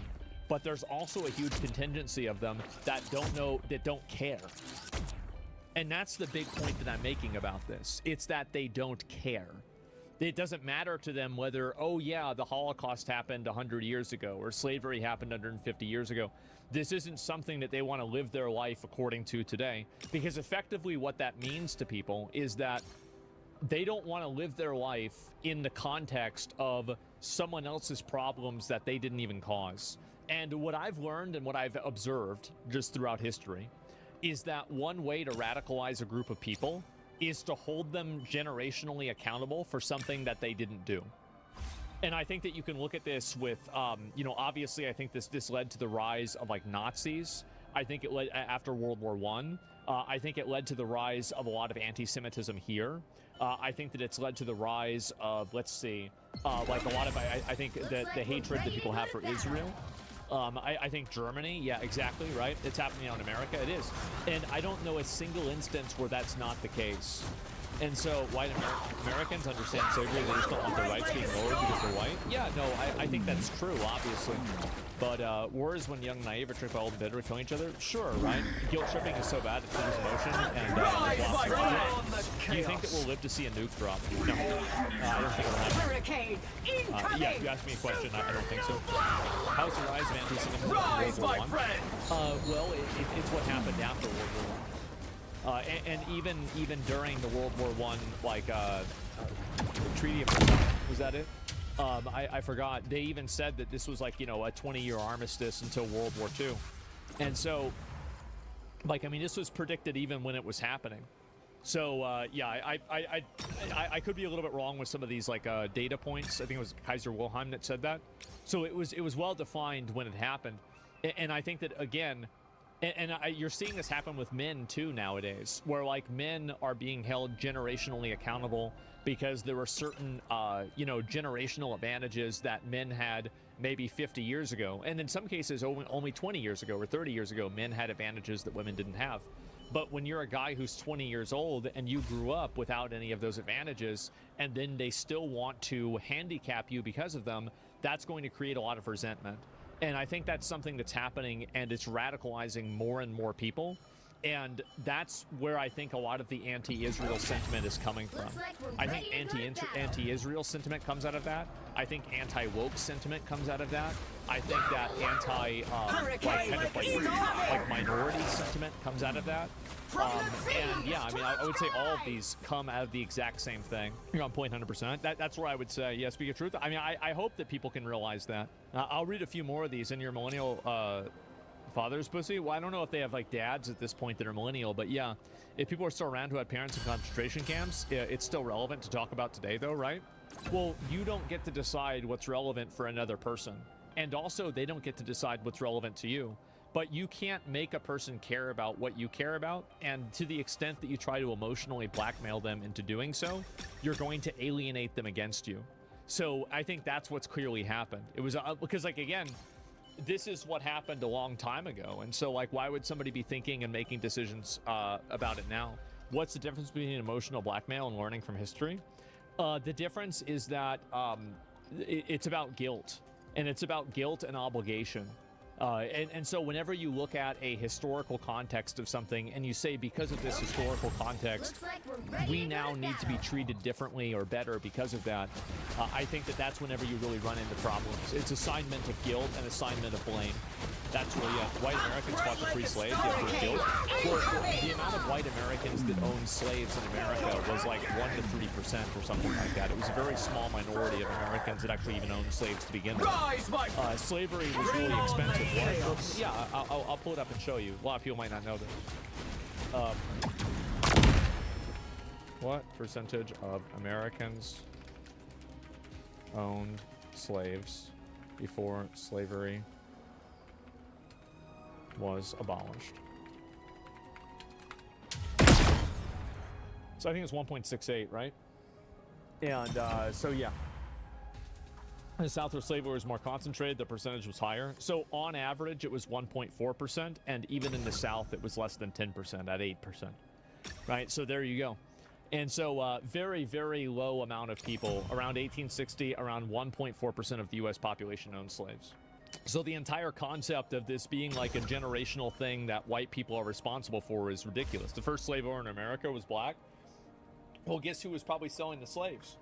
Right? I mean, like, that's clearly what happened. I mean, people conquering each other and selling each other into slavery, it's a tale as old as time. So, and that's a lot of things like this that people are realizing. It's so important.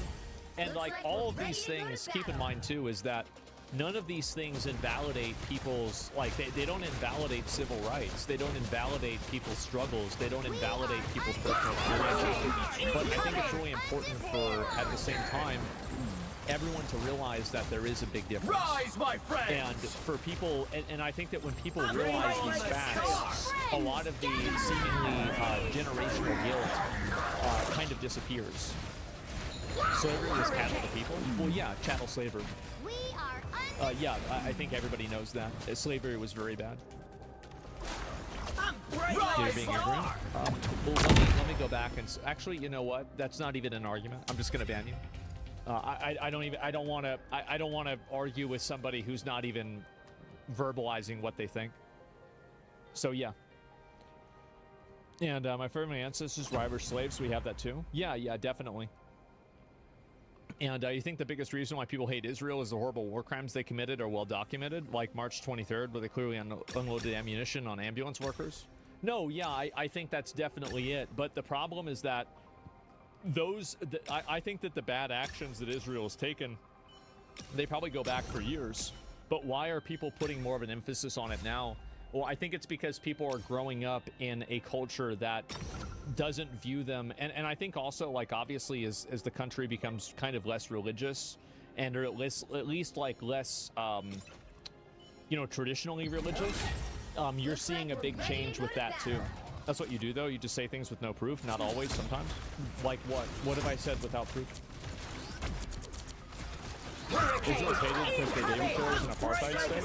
Do you really think... No. I want you to answer the question. Do you really think that the guilt from World War II has nothing to do with people's implicit support for Israel in the West? Rise, my friends! No. I want you to answer this question. Do you really think that's true? Sure. So I say things without evidence. My you agree with me? Of course, everybody knows this. Everybody knows this.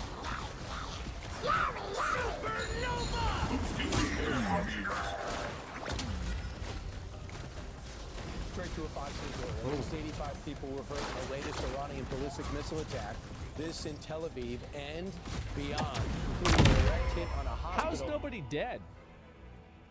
Like, I'm sorry, maybe this is like it's a bad way of saying this, but how's nobody dead whenever you hit somebody with a ballistic missile? The sirens? I guess so, but like, so seriously though, okay, they were warned, okay. In southern Israel, young children are among the wounded in the attack. Yep. And earlier, our foreign correspondent Greg Palcott capturing footage of Israeli air defenses trying to stop the incoming fire. Yep. They're not taking a break. We've been listening to the anti-missile defense. That's a big fucking missile. Holy shit. Is that the new one Iran made? There's a couple right there.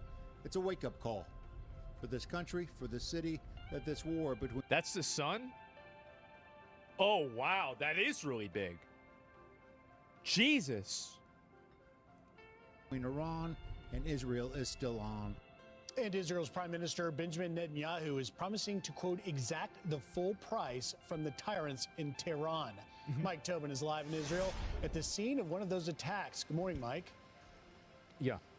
Good morning, Griff. Yeah, this is the scene where one of the missiles got through the air defenses and struck in the middle of Ramat Gan. That's a neighborhood here in Tel Aviv. As I step out of the way, I can tell you, it's kind of a modernized both residential and business area.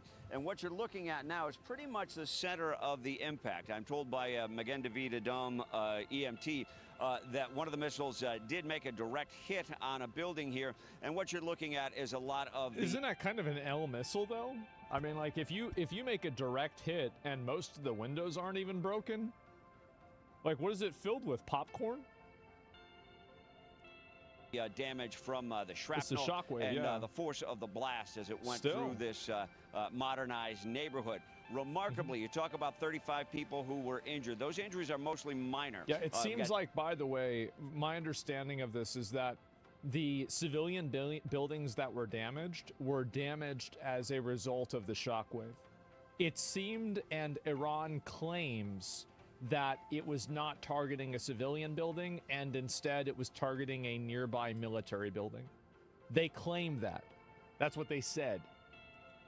6 serious injuries, and it's quite dramatic the fact that there aren't more casualties because of these massive missiles that are crashing down, and that's largely because Israelis are respecting the warnings and heading to the bomb shelters. Now, there was also a missile that hit in the area of Tel Aviv in a town called, or a neighborhood, I should say, called Holon. That is an older residential area, and again, you have dramatically minimized casualties given the force of the impact of that missile that made it through the defenses. Prime Minister Benjamin Netanyahu, as you mentioned, got to social media, and he said that the tyrants in Iran, that Israel will exact the full price from the tyrants in Iran. The defense minister, Yisrael Katz, made this statement that the attacks or the air campaign in Iran will only intensify. Had a conversation with an IDF spokesman this morning, pressed him on what that means, and he says Israel has been picking targets in Iran for decades. Damn. Well, this is an ongoing operation, and our goals are very clear: to remove these existential threats from the civilian of Israel. And we're seeing this is a preview. This morning, we saw a preview of what could happen if we let Iran keep going this way. And their goal was to have thousands and thousands of these ballistic missiles on Israeli civilians, and on top of that, nuclear weapons. Yeah, I would assume that Iran is trying to build a bunch of... I mean, they only say every single day, basically, that they want to destroy Israel, right? I mean, this is like... I feel like that's kind of... You know how, like, Trump runs on, like, immigration? I feel like that's kind of like their version of immigration. They're talking about that a lot. Now, to the south of here is the town of Beersheba. In Beersheba is the Soroka Hospital. That hospital took a direct hit from an Iranian... should we trust them, whether they were actually intentionally trying to hit a military building? I don't know whether you should or not. It's very hard to say. I mean, in general, I wouldn't trust them, but they haven't come out and... None of the other attacks that they've done, I don't remember them coming out and saying that they didn't mean to hit any civilian targets. So the fact that they said it with this one seems like, oh, maybe that's true, but I don't know. It's impossible. That's the thing with people that are liars, right? You never know when they're telling the truth. Does it really matter? Yeah, I think it absolutely matters. Absolutely, I think it does. So, like, if you're a country and you're trying to bomb a hospital, that's very different than trying to bomb a military base near a hospital. Yeah, that's a completely different universe in my mind. Yeah, absolutely. Like, killing people as a goal versus killing people as collateral damage is what separates a war from terrorism. It's absolutely different. And by the way, it's different even here if you kill somebody in the US. It's the difference between murder and manslaughter. So, yes, absolutely it matters. It matters on every single logical and ethical apparatus that exists. Missile Intent overnight. always matters. A Yeah, few it always reasons that the matters. casualties were minimized there. So war is manslaughter? Yeah, I guess in that metaphor, yes. I know you're trying to oversimplify my words to make it sound like I'm making war sound like it's not a big deal, and you're trying to, like, reframe what I'm saying in a way that's disingenuous. I'm not afraid of some bad clip coming out of me saying something in the wrong way, because the only thing I'm going to do is farm a bunch of retards like you tomorrow on Twitter for a new video about it. Everybody knows that's not what I mean, and anybody who believes that it is are retards that are not really worth my attention. So go ahead. The Soroka Hospital is within rocket range of the Gaza Strip. That means You for know more exactly than what a I'm trying to decade say. now, they have been fortifying and reinforcing that hospital to take rocket strikes Being that disingenuous, minimize the dishonest, damage. yes. And also just by chance last night, the decision was made to draw down the patients and staff in the old surgical building that was hit. So again, casualties are minimal. Now, Israeli fighter jets were active in the skies over Iran overnight. They hit a weapons production facility, according to the IDF, in the area of Natanz. Also, an old reactor that was inactive, a heavy water reactor in the town of Arak, not to be confused with Iraq, the country, A-R-A-K. Griff, back to you. Hey, Mike, just real quick. These are not considered dumb bombs. They're not these ballistic missiles that just go in the vicinity. They seem to have targets, which makes one believe what they were targeting a hospital. They said they weren't, but yeah, well, I mean, according to the hospital. Iranian news agencies, what they were targeting was an Israeli intelligence and military base that was very near the hospital. But yeah, when you say missile, that means something you can aim. A rocket is usually, a flying pipe bomb. Right. Got it. Thank you so much. I'm Steve Doocy. I'm Brian. Okay, yeah, there we go. All right, great. A flying pipe bomb. Fox News alert, #1 story in the world right now. Israel releasing footage of an airstrike on an Iranian heavy water reactor in Arak, A-R-A-K. The latest attack on Iran's nuclear program, sending massive plumes of smoke into the air. And smoke seen over southern Israel after Iran carried out a direct strike on a hospital. A series of strikes by Tehran, injuring at least 89 people in and around Tel Aviv. So let's go right to Mike Tobin. He is live in Israel at the scene of one of those Iranian strikes. Mike? Exactly, Ainsley. This is Ramat Gan, where the cleanup is underway right now. So Ramat Gan is on the east side of Tel Aviv. And as I step out of the shot, I can give you an idea of just how powerful the warhead was on that missile as it came through. The damage here stretches over several blocks. You've got a lot of apartment buildings, businesses, retail that are in here. The balconies are destroyed. Windows are broken out for blocks around the impact zone. And one of the things you might see, a lot of the trash is being pushed out of the high rise right now, so you might see some debris coming down. Also, Holon on the south side of Tel Aviv. That's an older residential area. That took a direct hit. And a hospital called Sirocco in the southern part of Israel was hit. When you talk about the dozens of people who were injured, most of those injuries are light. And I spoke with a paramedic out here this morning that says the reason you don't have more serious injuries is simply because the Israeli people are listening to those sirens. Yeah, they're hiding.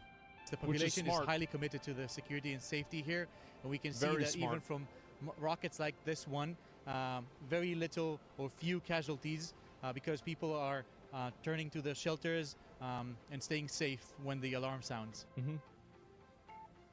Following the ballistic missile attack, Prime Minister Benjamin Netanyahu took to X and posted, we, meaning Israel, will exact a price from the tyrants in Iran. What did he mean by that? Israeli fighter jets were active over Iran today. So they just immediately bombed the ship. Nuclear weapons development facility in the town of Natanz, but also hit an inactive heavy water reactor in the town of Arak.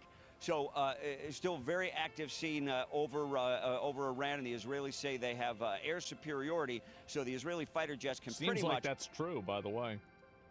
Pick off targets at will. Guys, back to you. You know, Mike, we're just talking, what if people have a job? Like if Brian were doing radio, would you be able to do that in one of the bunkers? Because you're interrupted in the middle of your day, and right now it's constant. Well, you often see guys who will pick up and move to the bunkers in the middle of a live broadcast. You see that with the local television. Yeah, I feel like there's kind of an understanding. It's like, oh, guys, I just got an alert. It said I'm going to die if I don't go underneath the bunker. I'm going to have to go do that. And everybody's like, oh, okay. Yeah, I get it. That makes sense. Understandable. As well. As far as people working here in this I mean, business I would believe that. / residential area, the one thing we see them bringing out, or two things we see them bringing out, is they're allowed one at a time back into their offices and apartment buildings, or their briefcases and the CPUs from their personal computers. So life still goes on. Mike, you were showing us in the building behind you and talking about specifically the warhead and the damage that it did. We've seen as each day goes by, it seems like the Iranians have fired fewer missiles, but are they using stronger warheads? Is that sort of I'm curious about that a too. thing that's happening there? Well, I think in this stage of the conflict, ever since Operation Rising Lion started, they went into their arsenal and they got things like their Fajr rockets, which are considerably more powerful than the Katyusha rockets that we saw come out of South Lebanon, and dramatically more powerful than the Qassam rockets, which are made in machine shops in the Gaza Strip. All right. Thanks, Mike. Appreciate it. I think it says everything about Israel and about Iran. Israel is fighting to remove the nuclear and missile threat aimed at our annihilation. We're targeting. Yeah, I've repeated this multiple times, but I'll say it again. This is the one part of alignment that I think that we have with Israel, is that I think that it's in our best interest to get rid of Iran's nuclear capabilities. Outside of that, I see no business dealing with Iran.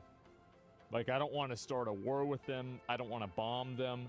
I don't want to fucking give Israel bombs to bomb them. I don't want to I don't want to participate in regime change. I don't want to have anything to do with this shit other than just get rid of the nukes and then I'm done. That's it, I'm out. Yep, we did our part and then we are done. You fucking retard.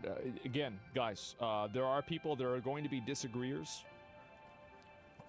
If you want to have a disagreement, that's fine, but you have to bring up an argument. An insult or condescension will just immediately get you banned. An instant ban. I'm not even going to wait. I don't want to hear why. There's just no reason to do that. Yesterday, we were supporting bombing. I have never supported bombing Iran in general. I've never supported that. I've never said that. I have had the same viewpoint ever since the beginning, that the nuclear weapons are an existential threat and they need to be solved. Everything else besides that, I don't care about. That is between Israel and Iran. Only the nuclear facilities. That's it. They don't have nukes. If they did, Israel wouldn't have attacked.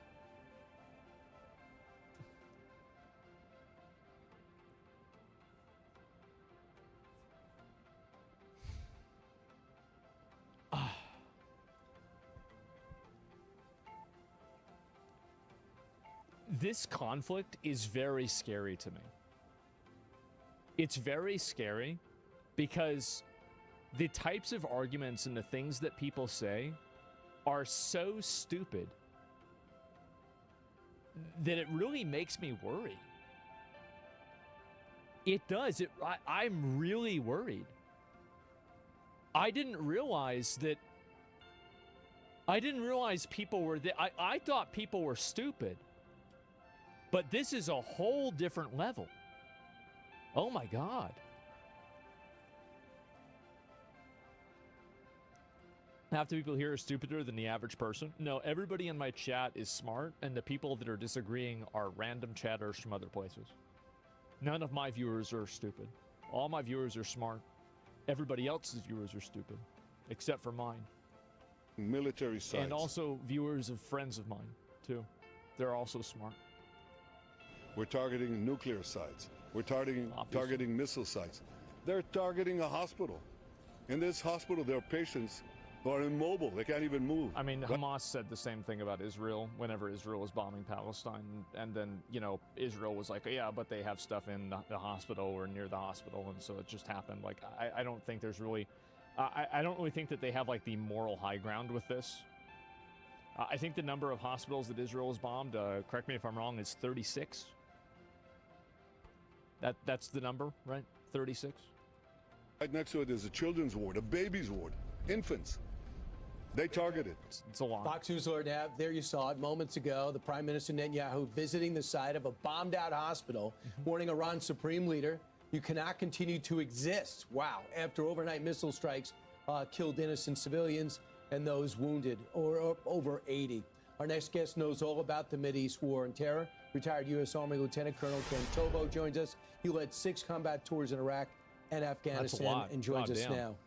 Your reaction to what the Prime Minister just said, Ken, about, you know what, this guy can't continue to exist. Yeah, I think this is a pretty good example of the fact that the Iranians use basically indiscriminate weapons, both missiles, terrorism, and other effects that are...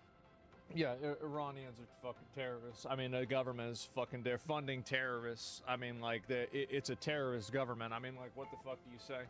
Indiscriminate weapons, both missiles, terrorism, and other effects that are generally directed against civilian populations and, and frankly, targets that Western militaries would not target. And I think what you see with the Israeli approach is a very precise campaign and to try and limit collateral damage, but to have effect on the nuclear program. So, General, when people say, this is not our fight, America doesn't have a fight with Iran, this is Israel's problem. Do you feel differently? That's the way I feel. Yeah, I'm from that generation that has watched Iranians fight against U.S. and U.S. interests really since 1979 when they took our embassy. They've bombed embassies, Khobar towers, through Lebanese Hezbollah, one of their terrorist groups that they sponsor and fund. They've executed attacks on Americans really worldwide. And of course, during the Iraq War, they were a significant threat to us on the ground, and through their explosively formed penetrators that they were providing to the Shia militias, were killing Americans in large numbers. You shouldn't have been there. In my opinion, shouldn't have been there in the first place. Yeah, shouldn't have been there. Like, again, the only issue that I have is the nukes. Yep, we never needed to be there. I mean, what is this?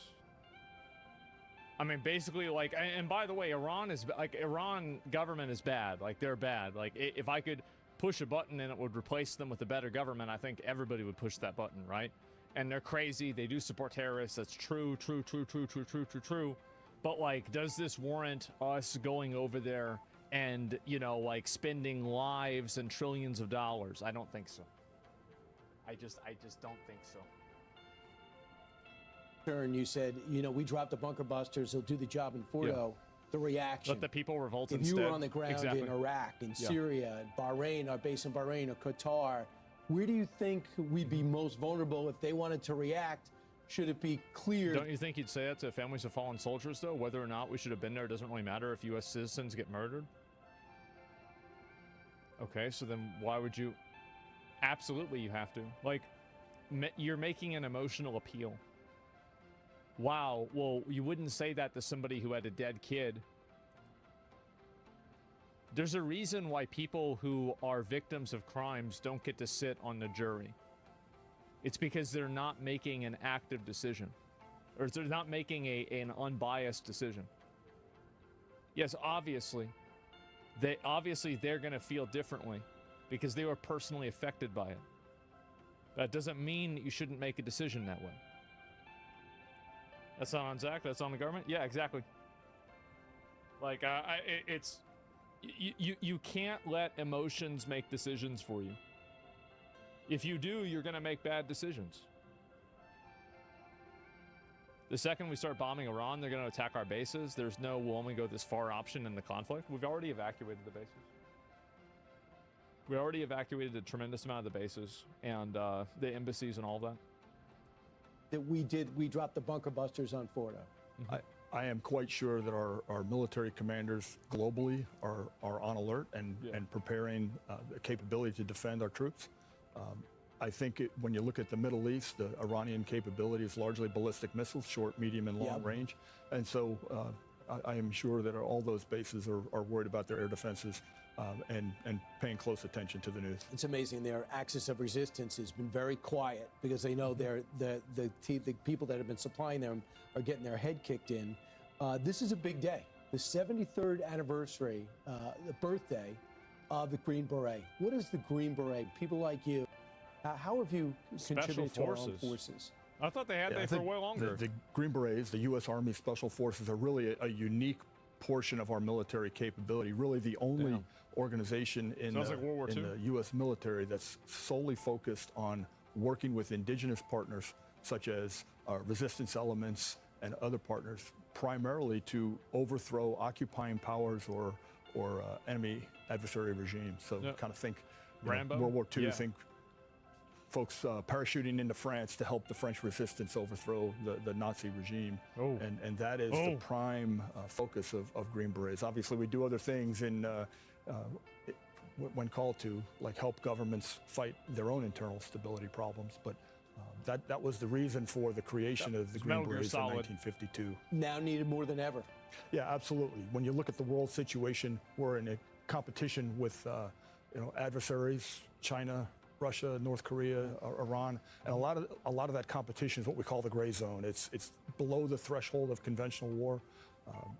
It's about creating influence with partners, foreign partners and allies. You better watch, General. If you stay in such great shape, they're going to bring you right back in.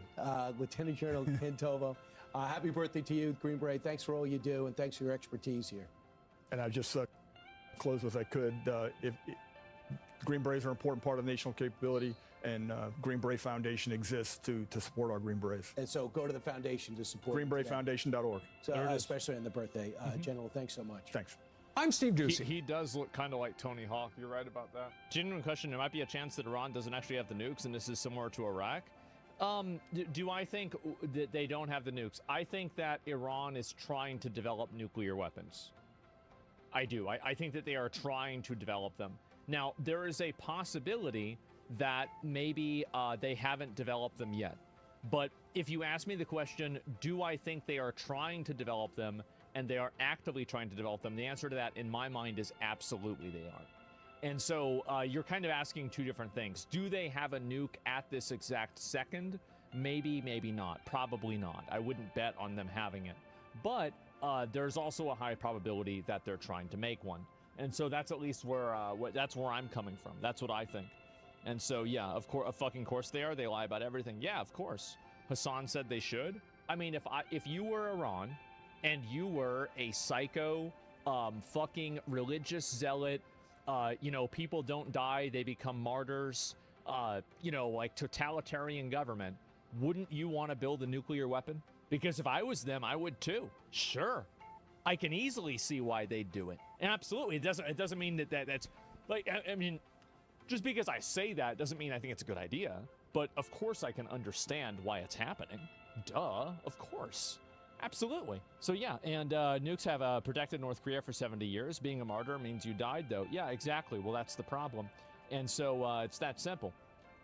Yeah, they have signed NPT, and they have IAEA inspections. Netanyahu said for 30 years they're weeks away from nukes. It's all fear-mongering Zionist lies. Again, that's already been debunked multiple times, and it's already been addressed multiple times. You can just go back into VOD for the last hour that this was also brought up by another moron, and you'll hear the answer to that. Just know that it's a dumb argument. It's a stupid argument. It doesn't make sense. Zionist lies. Yeah, it's crazy. And it's just a retard argument. It's not worth taking seriously. As I'm promoting the Israel agenda?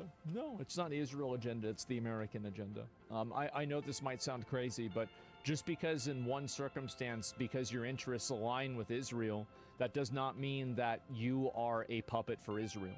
It's a stupid binary way of thinking that doesn't help anybody. So yeah.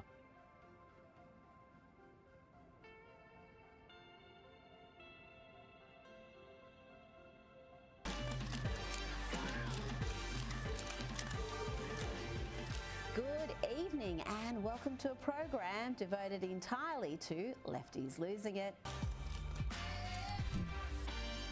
Let's start with Democrats being democracy-denying insurrectionists. Fancy having no king's rallies.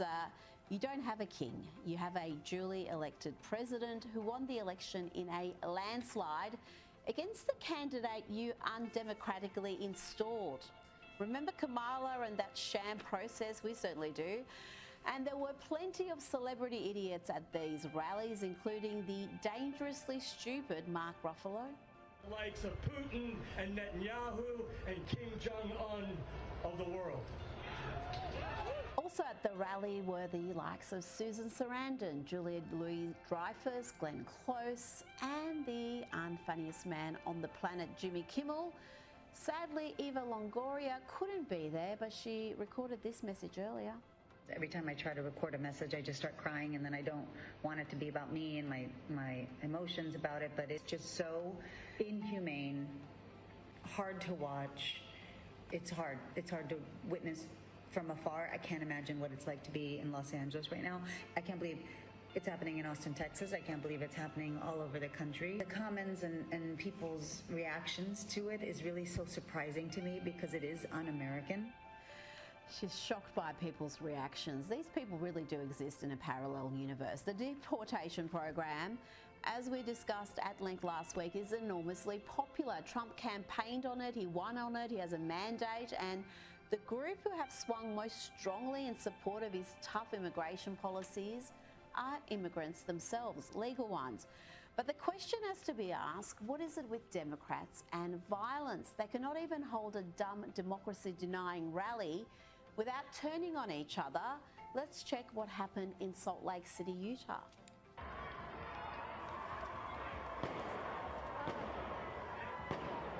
Oh my God, that's a gun. That's a gun. Come on. Come on. Get out. Get over here. Shay, come here. According to police, a man who was believed to be part of a peacekeeping team for the No Kings protest shot at another person at that rally, Arturo Gamboa, who was brandishing a rifle for some reason. And this No Kings peacekeeping team member managed to strike both the rifleman and an innocent bystander who tragically later died at hospital. Now, Brevard County Sheriff Wayne Ivey has no time for lawless rioters, those incapable of holding a peaceful protest. Here he tells them precisely what will happen if they try that sort of crap in Florida. If you resist lawful orders, you're going to jail. Let me be very clear about that. If you block an intersection or a roadway in Brevard County, you are going to jail. If you flee arrest, you're going to go to jail tired because we are going to run you down and put you in jail. If you try to mob rule a car in Brevard County, gathering around it, refusing to let the driver leave, in our county, you're most likely going to get run over and dragged across the street. If you spit on us, you're going to the hospital and then jail. If you hit one of us, you're going to the hospital and jail, and most likely get bitten by one of our big, beautiful dogs that we have here.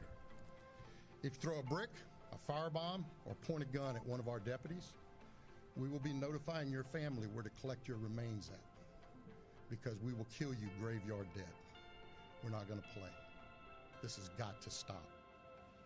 Gotta love him, but can we really be shocked by the way Democrat supporters are behaving when this is an example of their representatives? Watch the behaviour here of Senator Alex Padilla, who tried to gatecrash Homeland Secretary Kristi Noem's press conference.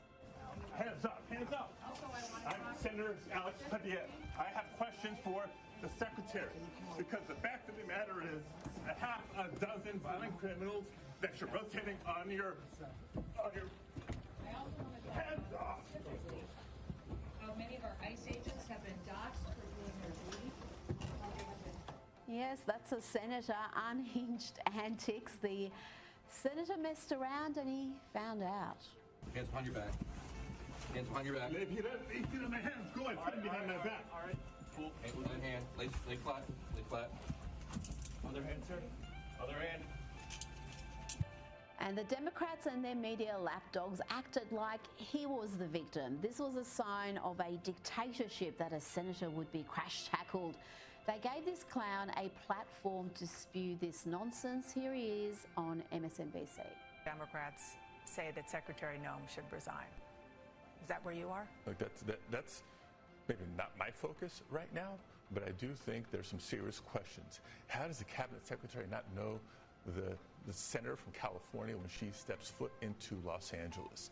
She came through the Center for confirmation at one point, and certainly how does the Secretary of Homeland Security not know how to de-escalate a situation? It's because she can't or because they don't want to. Even the baseball wasn't safe from these activists. We had this bit of tone-deaf activism at Dodger Stadium on the weekend. Here is singer Vanessa Hernandez, known as Neza. No, I've never heard of her either. Anyway, here she is being told to sing the national anthem in English, obviously, but instead she sang it, screeched it really, in Spanish, and then she cried about it. It's okay. We are going to do the song in English today, so I'm not sure.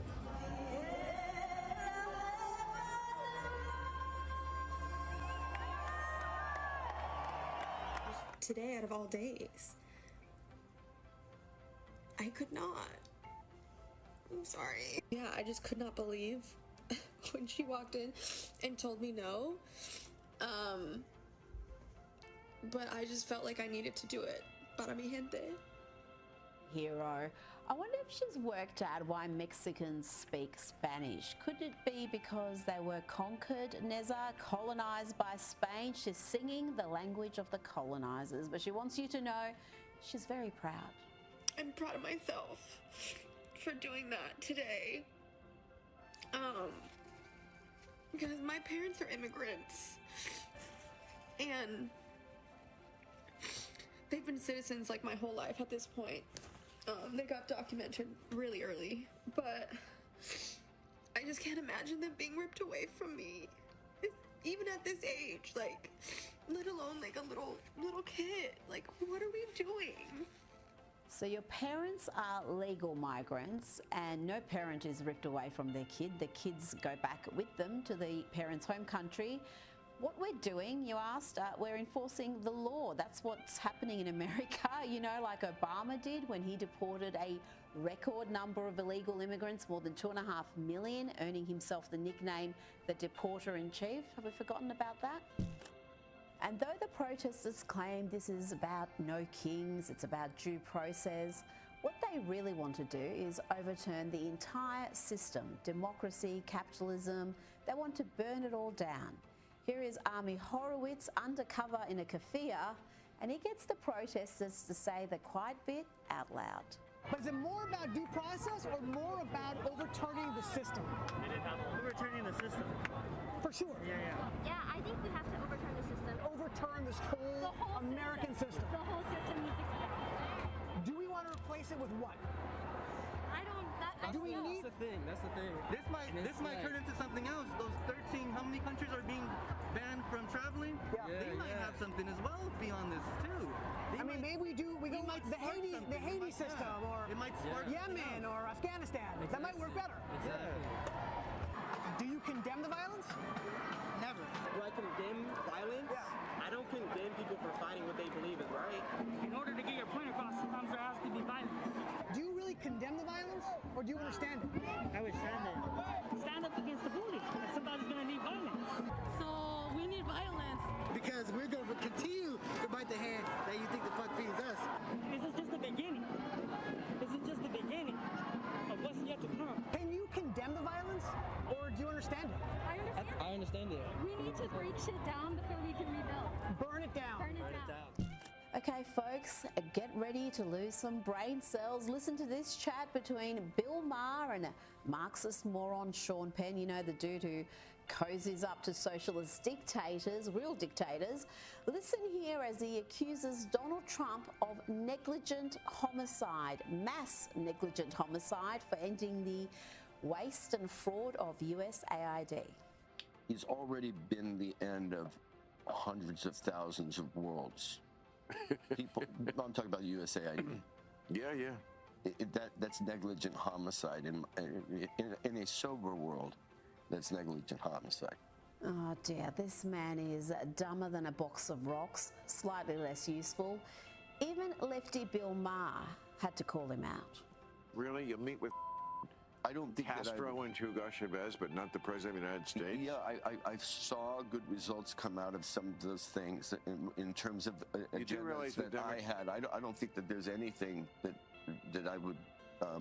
I just personally wouldn't trust anything that was said in the room, including the personality. Yeah, but you could have told more truth or you could have told less truth. I told a lot of truth. I told everything. I would have enjoyed a little more brevity on that. But I absolutely understand that. But that's just emotional. You were just triggered. It's possible. It's possible. It's true that. But I for some reason this particular president triggers me rather often. Exactly. He makes people crazy, but he's not making me crazy. Now, a little reminder of the sort of crazy crap that Hollywood has been. Sean Penn has spewed about Donald Trump in recent months. And I do think it's a reasonable theory that Donald Trump is not unlike the spouse of someone who leaves him perhaps for another, who then murders their former partner because if they can't have her, nobody can. And I think Donald Trump and his solipsism may have that relationship with the world, and that this destruction is in part a power play and also a literal intention of his final out. You think he'll try to stay on? I think he might try to destroy the world before he ages out of life. Wacko, and this from the man who cozies up to brutal dictators, real ones like Hugo Chavez.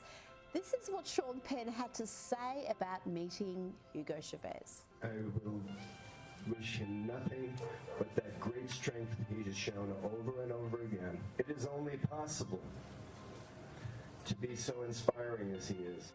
Told you he's as dumb as a box of rocks. As for Bill Maher, I think Conservatives have a bad case of the bigotry of low expectations when it comes to Maher. We praise him wildly for repeating things Conservatives have been saying for years.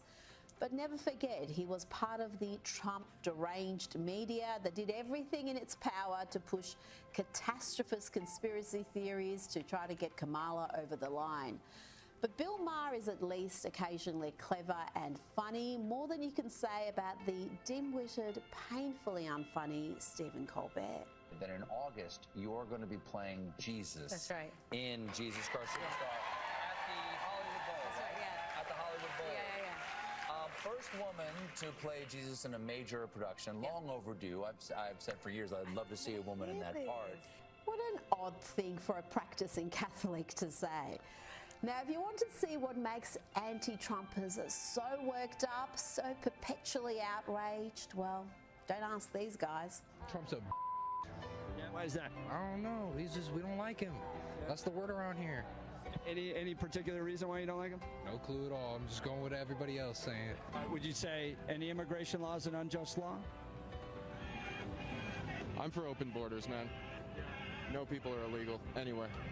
This is all our planet. Let's hear from this leftist lady, a classic awful. AWFL, affluent white female liberals. They're a scourge. Here she explains what has got her and her friends so angry. So I'm in my beautiful city, LA, and I have friends texting me like all morning. My gardener didn't show up. My housekeeper didn't show up. Oh, my farmer's market was closed. Everyone's scared. Well, this is not going to just happen in LA. And you 1%ers that only voted for Trump because of money? Guess what? You're going to have to do your own dishes or clean your own house or mow your own lawn. Oh no, they're going to lose their illegal cheap labour. Maybe you can pay real wages to people in the country legally. Do they really think their love of modern-day slave labour is a winning argument? And the 1% overwhelmingly voted for the Democrats. Showing again that the left are unhinged with hate and violence, here are some TDS sufferers setting up a mini guillotine to behead Trump.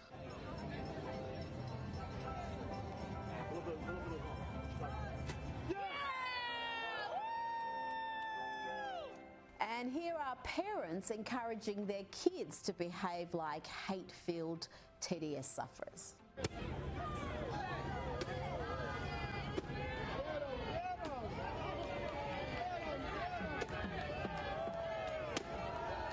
Here is a proud mum with a septum ring. The septum rings are like a modern-day warning system. You see one and you know you're about to be assailed with nonsense. My husband and my son, my 7-year-old son, just walked out the door to go to a No Kings protest. And I'm staying home because my other son does not feel well. And as they were walking out the door, I said, "Thank you for being so brave and going and doing this." And my son looked at me and said, "Will it change things?" And I said, "I hope so, buddy." No, son, it won't change anything. It will not change anything. Now, here's another joker at an anti-Trump, anti-ICE, anti-America, really, rally. He's asked a simple question about why didn't he care when it was Obama deporting millions of people? Did you vote for Obama and Biden? I did, yeah. How do you feel about their deportations, being they actually deported more people than Donald Trump? That's a good question because I really wasn't paying attention at that point. So I can't really say. At least that one's honest. You've got to give him that. Now, this next woman is a hero, an American hero doing God's work. Bless you, ma'am. Look, this one's got to catch up to the rest of them. Got his sign ready already. Look. Another privileged-ass white man. Look, another privileged-ass white man who wants illegals, especially illegal criminals in the country. Oh, look at the ponytail. What, no man bun? Didn't have time to put your hair up, sweetie? Loser! Loser! Now let's hear from Ilhan Omar, a woman who seemingly loads the country that gave her refuge. Here she claims that free democratic America is one of the worst places on earth. I grew up in a dictatorship. And I don't even remember ever witnessing anything like that.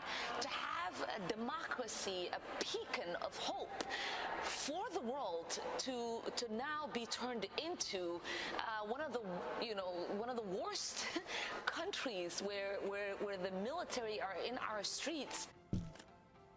And you know, we've heard the ladies of The View say some crazy, catastrophically dumb stuff over the years.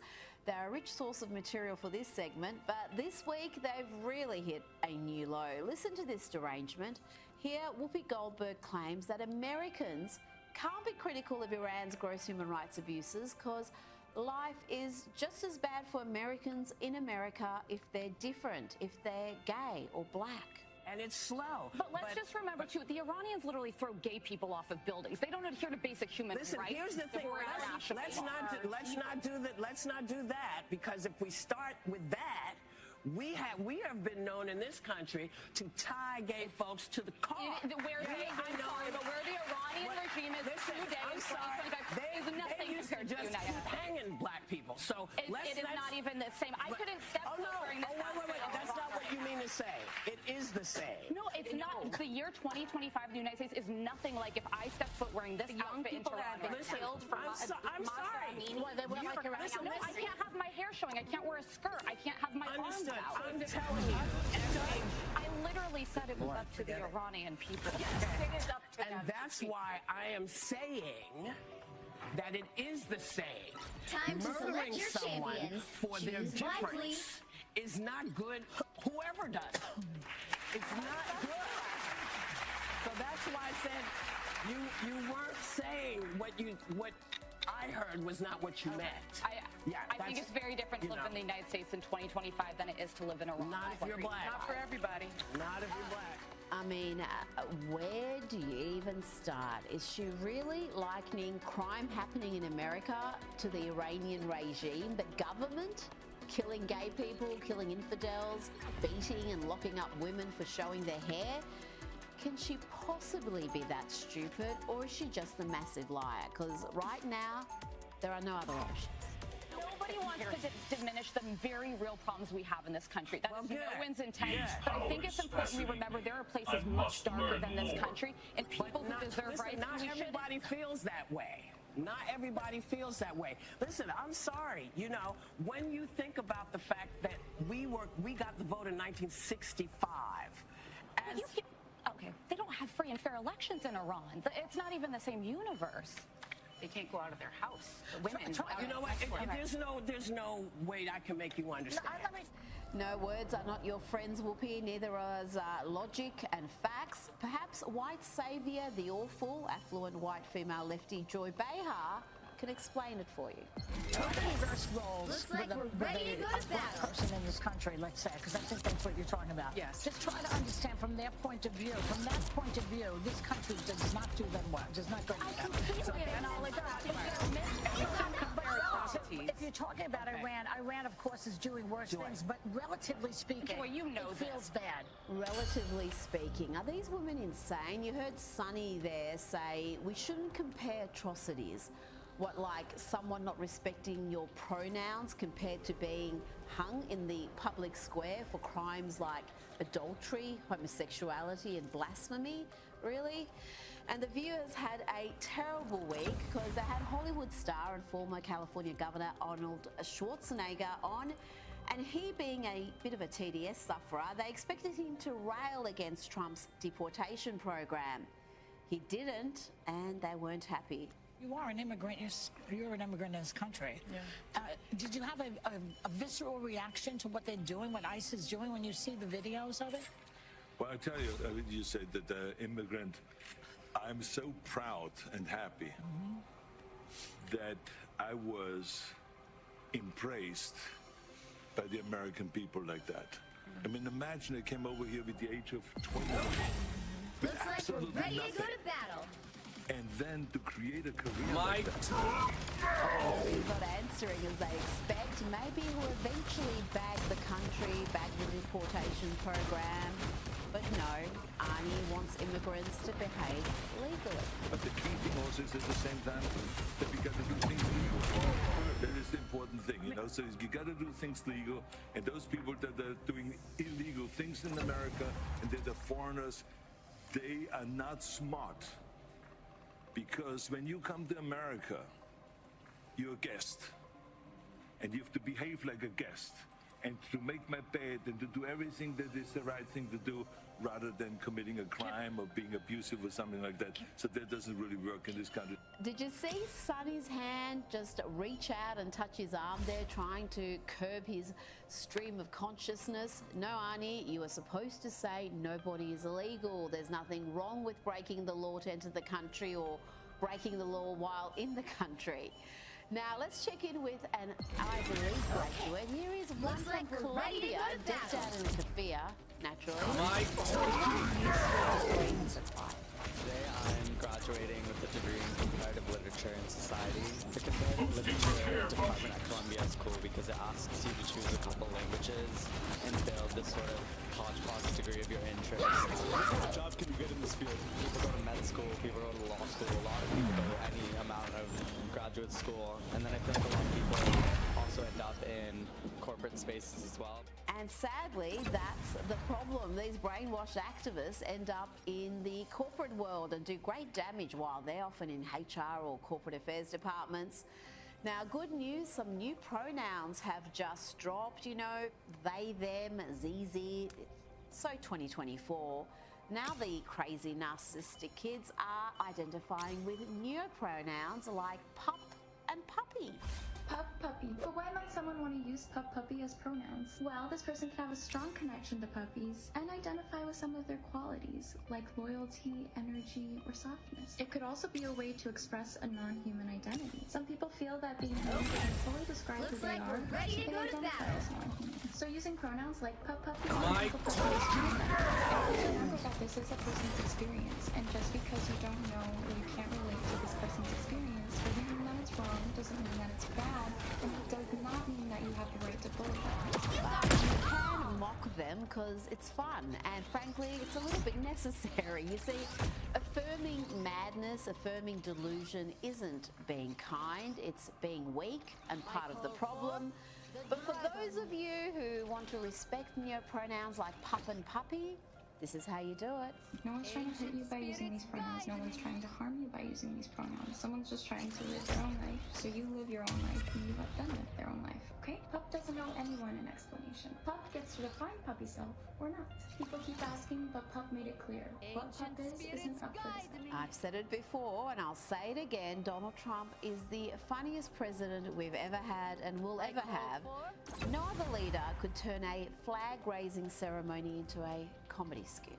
So somewhere here you have that. Anyway, let's have a good, they call it a lifting. They also use another word, but I'm not going to use that word. You know what that is? The word, it starts with an E. You know what the word is? If I ever used it, I'd be run out of town by you people. All right, so enjoy it. And President Trump hosted Juventus at the White House, and the issue of men in women's sport came about, and the team squibbed it. Men playing in women's sports. You know, who's never heard that? Have you ever heard that? Could a woman Looks make like your we're team? ready to go to battle. Mike.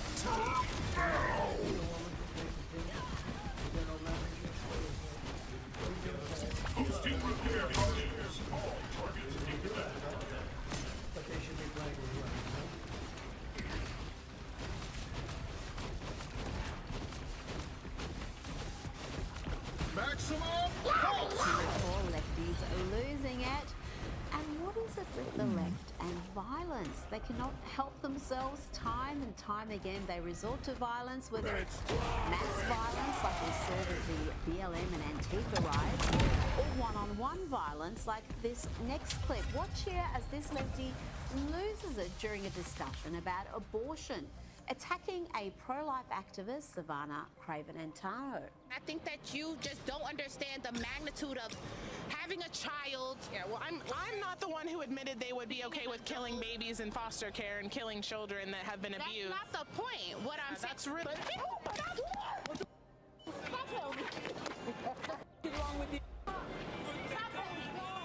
Charming. That punch left Savannah bruised and bleeding, but it's okay because the charming abortion enthusiast who threw that punch has since apologised. Well, sort of. Brianna Rivers of the Bronx said this of her victim. She said, Savannah is a professional antagonist, not a reporter, and the truth will be told. I will not allow my image to be defamed by this woman's actions. Anyone who knows me knows how respectful I am. I don't even litter. There's no way you believe I'm punching people for disagreeing with my point of view. Lady, I do believe you would punch people because of their point of view, because I've just been watching it. That's precisely what you did. Dear me. I think what these lefties need is therapy. This next woman agrees with me, but she wants taxpayers or Trump supporters to pay for her therapy because she can't cope in the age of Trump. All right, so here's what I want to know as an American. For this repeated trauma that I'm going through, and the rest of the world, to be quite honest, asking for the world, who do we send our therapy bill to? Because now that you've dismantled the entire healthcare system, RFK Jr., you f***ing moron, what are we supposed to do? Oh, actually, are there any therapists left? They're probably not allowed to therapize us, right? Right? I really do think it's high time that we made asylums great again. Forget about building the wall, build asylums. Talking about asylums, time to check in with MSNBC. Let's hear from Democrat operative Simone Sanders. Here she's crying for gangbangers being sent to El Salvador. Remember, the American taxpayer saved a fortune by housing these criminals in El Salvador instead of US prisons. I would like to know who's the camera crew that was hired to film this propaganda, and what company is literally exploiting the men in these videos for what? The men that you see in these videos that are dressed in white that the United States sent to El Salvador, your tax dollars are paying for them to be housed there. They didn't just pay for the flight. The tax dollars are paying for every single one of these men. Many of them, now innocent people who are not gang members. Innocent people, she says. Yes, the sort of innocent people covered in gang tattoos, cavorting with criminals and in the country illegally. Time for a Scott Jennings special on CNN. This time he schools a Karen. No, really, that's her name. So if we want to just keep Question, going, who's more popular right now, Donald Trump or Congressional Democrats? it doesn't matter. Donald Trump happens to be the president, doesn't he? You're sitting at 28. He's at 48.50 actually, and increasingly people. Okay, you want to call Dave intolerable? Sure. Okay. I mean, we're not going to go mad over polls. His numbers are going. His approval ratings are going down. We got to leave it there. Now, this week I'll be bringing you plenty of footage of the mass tantrum happening around America and in other countries as well. It's like it's 2017 all over again. Let's check out the crowd here and tell me if you notice something about these supposed pro-democracy protesters.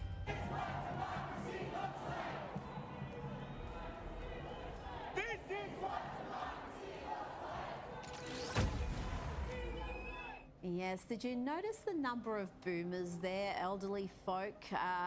These are the people who benefited greatly from America being a manufacturing superpower once upon a time, who bought their homes at a reasonable price. They're protesting for the status quo. If you think the majority of Trump voters care about billionaires losing billions and the share markets diving, then you haven't been paying attention. Here are some sobering facts. In the US, 93% of the stock market is held by just 10%. The top 10%, the bottom 50% of Americans hold only around 1% Looks like of we're all ready to stocks go to and battle. mutual fund shares. Now let's go My to Senator Josh Green. He's had enough of paid activists and assorted lefty troublemakers. Here he turns the tables on pro-sick activists to a calling him a baby killer, and he reminds them of their funding from China.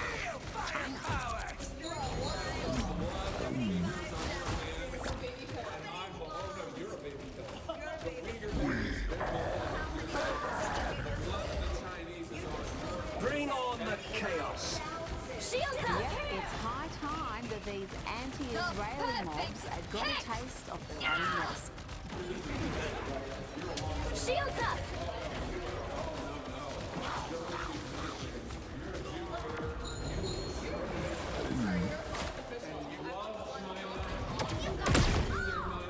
And that you are rabidly anti-Israel. You are absolutely morally despicable. And I look forward to one day the moral comeuppance that you will deserve. You are morally abysmal. I save lives. You are appalling. You're a patriot for the Jews. Who cares? You are a war criminal, baby killer. I just love the way he said, so what, when she kept saying, I'm a healthcare worker. Like that gives her immunity from criticism for her abhorrent activism. Now, we've covered at length Disney's latest woke disaster, Snow White, a film that is bombing at the box office and one that is so bad that even Disney seems a little bit ashamed, scaling back the promotion dramatically. But listen here as the star, Rachel Zegler, does a massive backflip. She's gone from bagging the original story to saying it's an example to admire. That is part of the beauty of Snow White. It has been for 88 years now that she just sees the good in everyone and everything. And I hope that I and so many people who watch this film can embody that as well. And let's Bring have on a the good news chaos. story. Watch this Shields up. thief be chased and tackled to the ground. The perfect kick!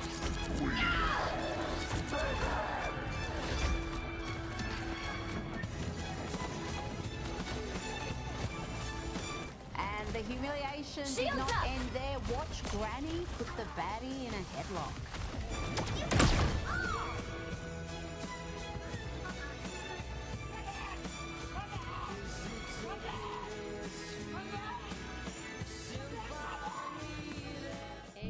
Now to fresh revelations of what fueled the deadly rampage of the Nashville school shooter, who killed 6, including 3 children aged just 9 at a Christian school in March 2023.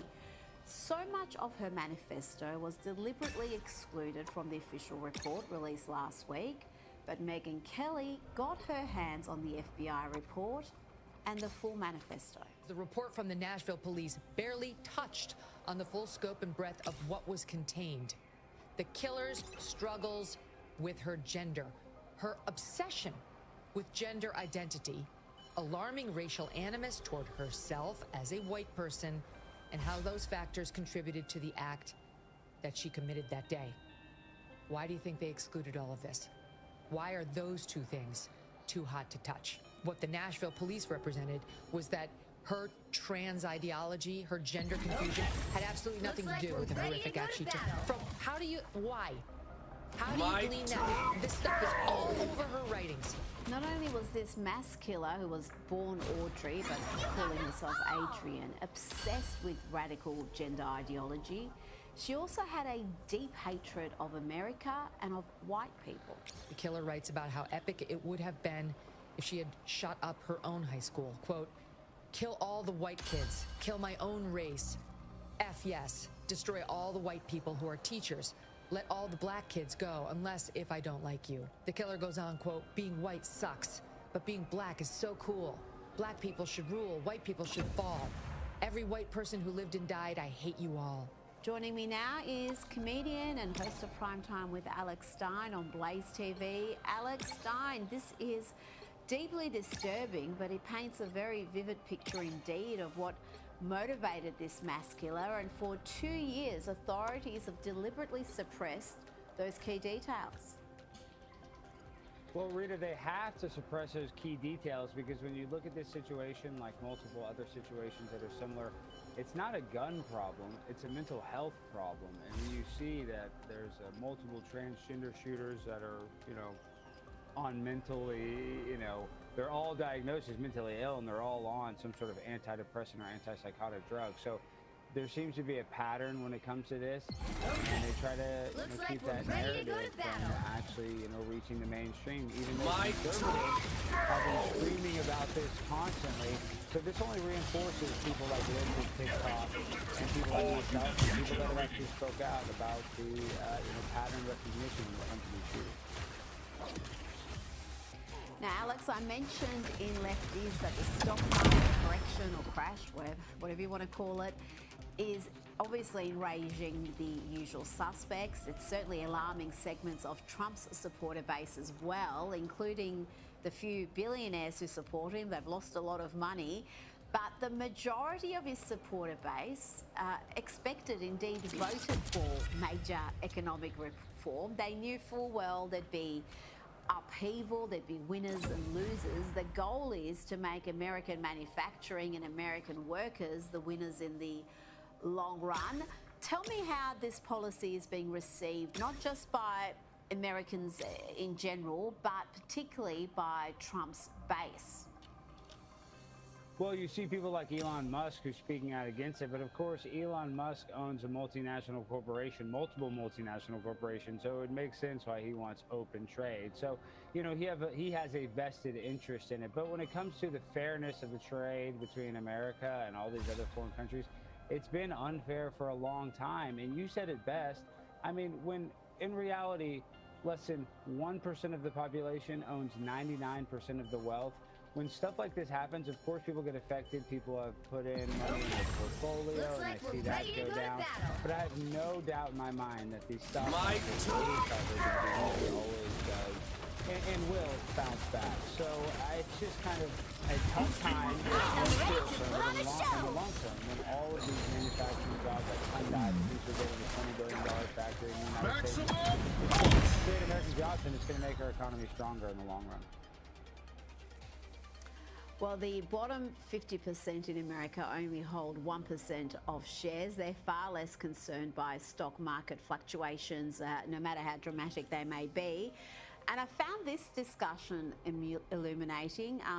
This is the Treasury Secretary, Scott Bessent, speaking to Tucker Carlson about the two Americas, not left and right necessarily, but those who are financially comfortable and those who are struggling like never before. I was really struck by two different statistics last year. Summer of 2024, Americans took more European vacations than they had in history. Summer of 2024, more Americans were using food banks than they ever have in history. I went into two food banks near my hometown to ask, what's the story? And they said, you know, for a lot of people, it's a loss of dignity to walk in a food bank. Of course, it wasn't their traditional clientele. It wasn't people who'd lost their homes. It wasn't people out on the street. These were working families.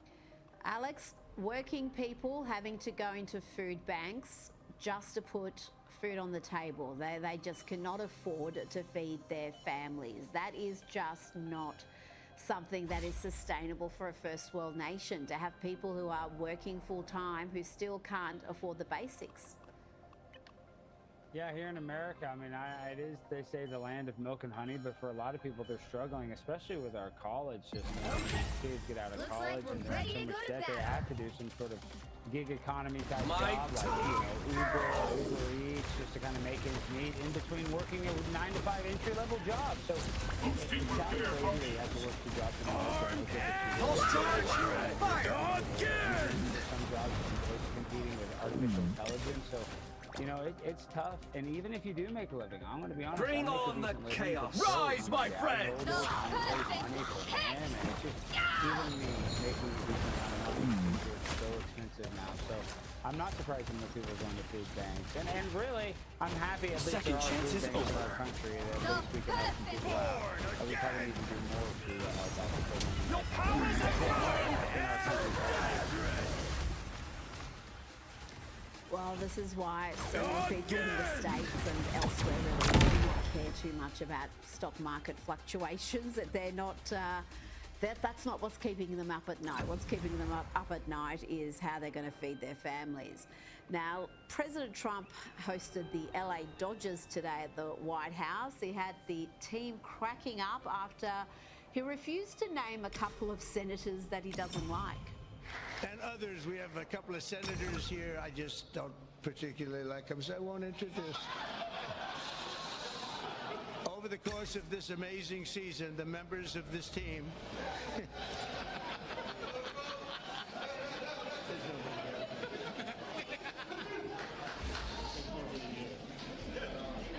I didn't think it was that big a deal, actually. Washington. Never seen him so relaxed. He doesn't seem too bothered by the tariff meltdowns.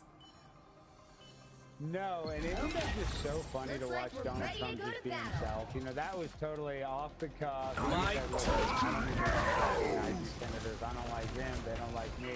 So I'm not going to give them my attention. And that's just him being himself. And that's what we didn't have to go by his constantly these offspring basically just drooling on himself, sadly. So, you know, I love to see a president pretty relaxed like that. And that was an own. And he wasn't even trying to own the senators that were there. So that was hilarious. Yeah, he was surprised that it was such a big deal that he wasn't going to do that. You have the Los Angeles Dodgers pitcher, Clayton Kershaw, presenting him with his own 47 jersey. Let's have a look. Mr. President, we have a gift for you as well.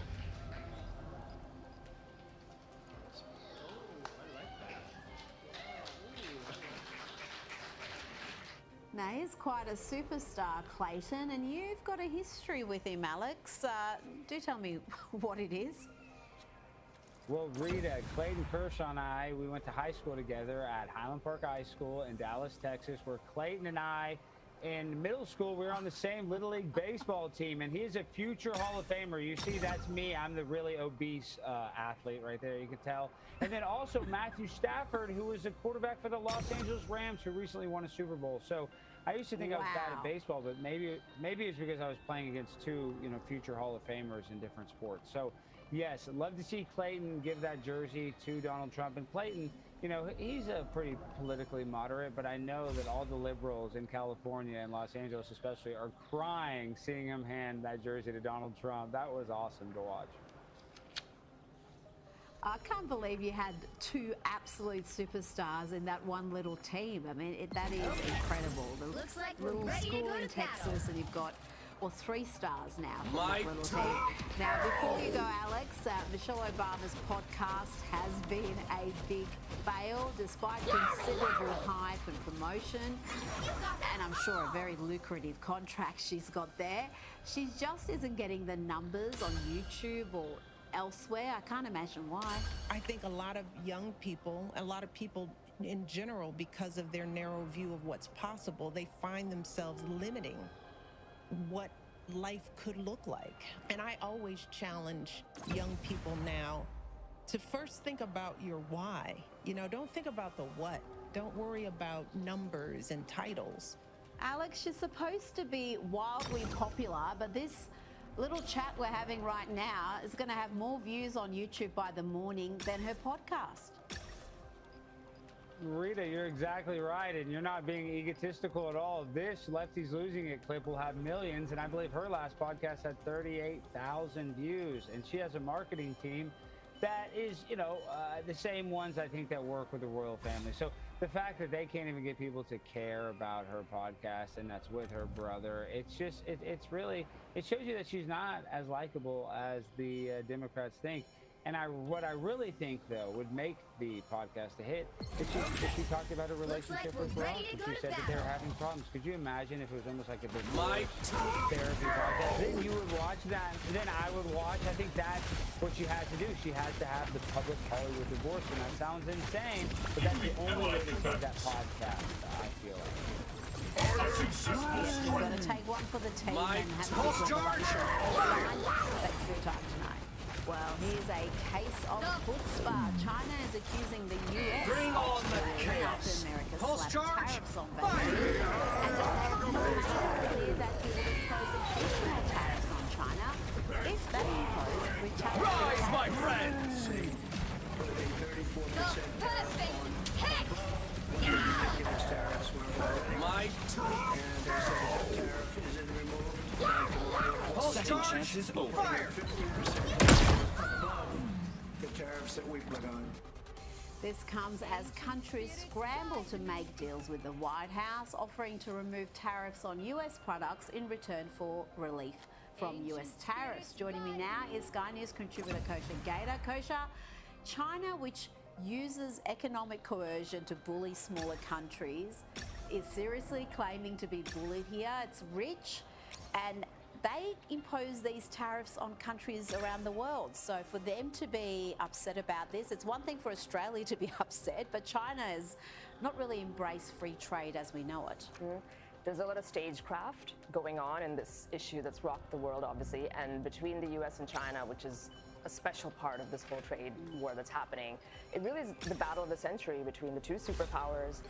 And if we're moving towards a multipolar world, which is what Team Trump actually does believe, in which it's no longer going to be a single superpower, but China is going to be a fellow superpower, it has to be recalibrated. And tariffs is where this battle is coming to a head. So they're jockeying against it with each other. And what they're after is obviously trade balance, so they're both doing 12% of trade with each other. But if you add indirect trade to US bound, China relies on the US more, so that's the leverage. China has is that a lot of their supply chains that sit there for vital goods, fertilizer, and they know that, semiconductors, etc. Hard to bring that back overnight. And so this is where you're kind of seeing the rubber hit the road. Rise, my friends! Allowed into even tariffs and trade, such as restricting immigration or student visas. We're not anywhere near there yet, but I would not be surprised if all of that gets put on the table. The supply chain issue is enormous, isn't it? Because successive leaders have really neglected that area. I think during COVID, we realised how dependent we were on China and how dangerous that was. Yep. And it's something that has to be addressed. Whoever's in the White House, you cannot have vital goods dependent on China. You've got to be self-sufficient enough that your penicillin doesn't have to come via China, or a portion of it come from China. And that is something, you're so right, that COVID really put that in the spotlight, and the US has a lot of economic might to wield in that regard, but it is a lesson for everybody, including Australia. Absolutely. Now, EU nations are ready to negotiate with the US. Let's hear from the European Commission President. We stand ready to negotiate with the United States. Indeed, we have offered 0 for 0 tariffs for industrial goods, as we have successfully done with many other trading partners, because Europe is always ready for a good deal, so we keep it on the table. But we are also prepared to respond through countermeasures and defend our interests. It's interesting. They have offered 0 for 0 tariffs for industrial goods. Is that going to be enough for Donald Trump, or is that too narrow? It feels like it's a start, and it happened awfully quickly. I think Madam Ursula over there, talks about it as though, this is something we do all the time. It's no big deal. She didn't do it last week or last month or last year. Look, it's a start. I think what Trump is after is twofold. One is reciprocity, so the 0 for 0.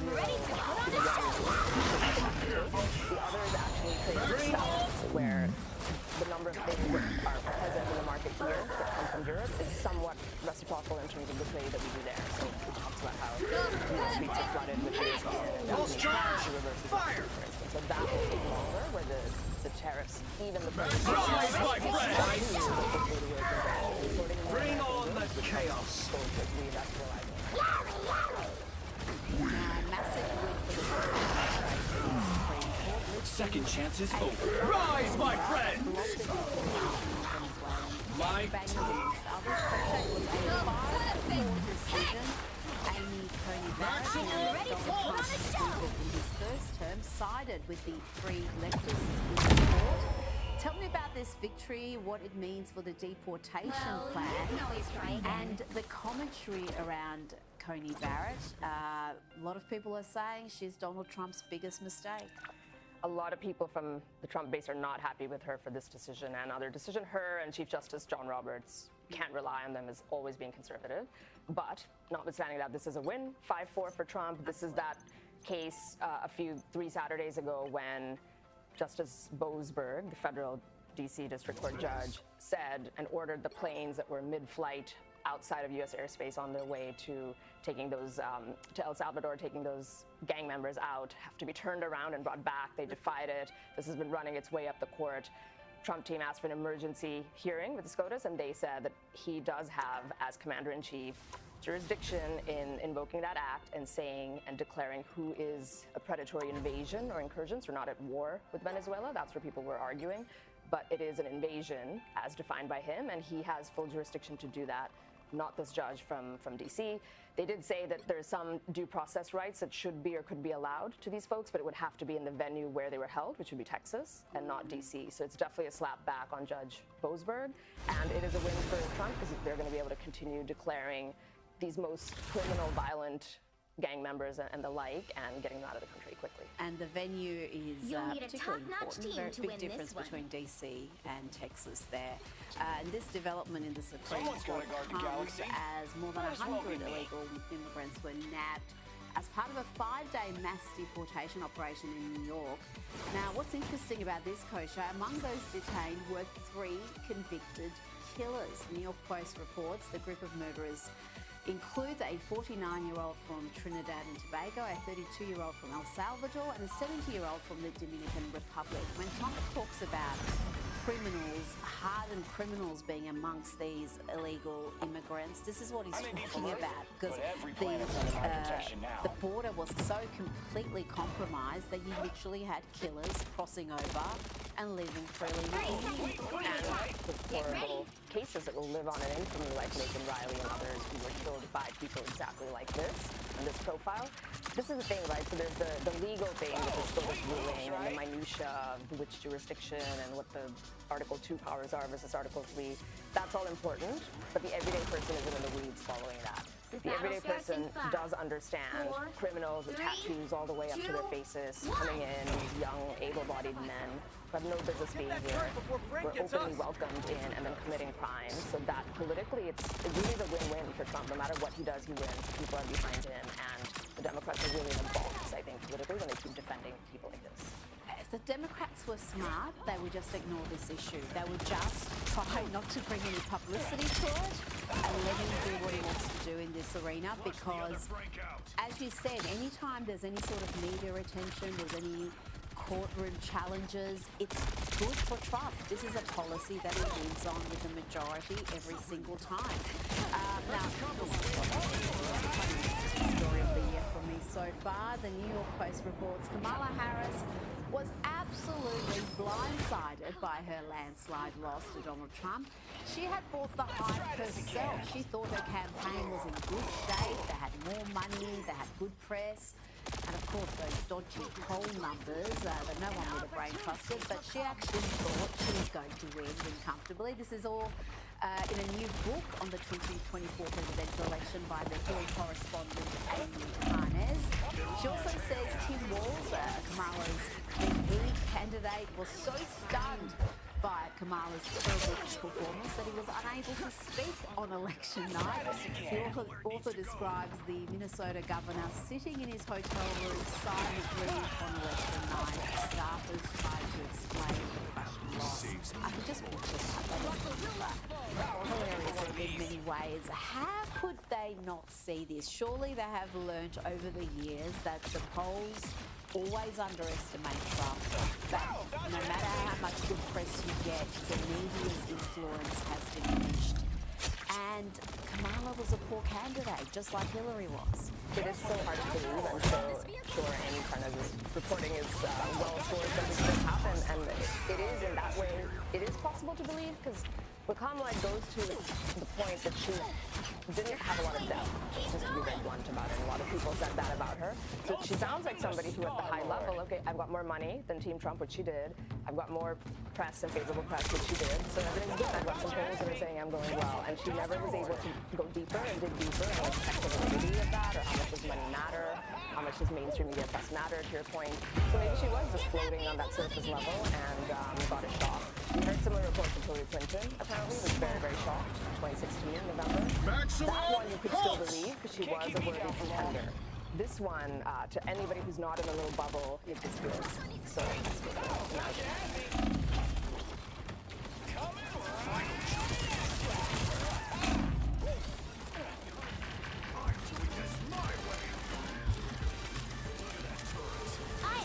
to put on a show! Welcome to a program devoted entirely to...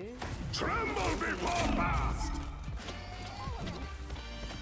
She's back. She's Captain-in-Chief Kamala Harris, the woman who squandered $1.8 billion to lose every swing state, the electoral college and the popular vote. But she was back doing what she does best, giggling like a giddy schoolgirl on prom night.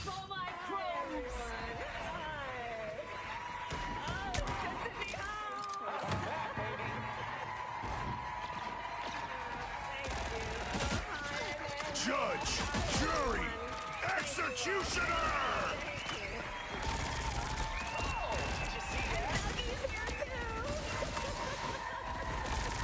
Dougie's here too. Oh gosh, I really thought we had been unburdened by what has been, but here she is again. Now, this was her first major speech since losing the election in a landslide, and she chose to speak at an event run by an activist group that recruits and trains Democrat women to run for public office. And despite being VP in the administration that caused unprecedented damage to the US, from the border crisis where they allowed millions to flood in illegally each year to presiding over numerous disaster policies, from Bidenomics to the withdrawal from Afghanistan, despite all that, Kamala was full of criticism of the Trump administration, and she told the crowd of lefties losing it that despite the election results, the country belongs to them.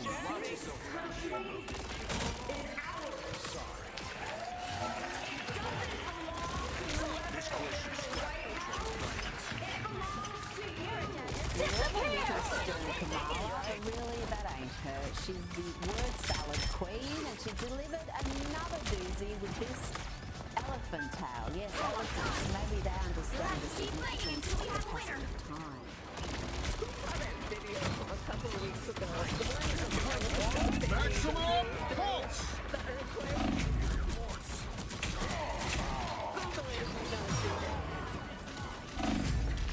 So that scene has been on my mind. Everybody's asking me what you've been thinking about these days.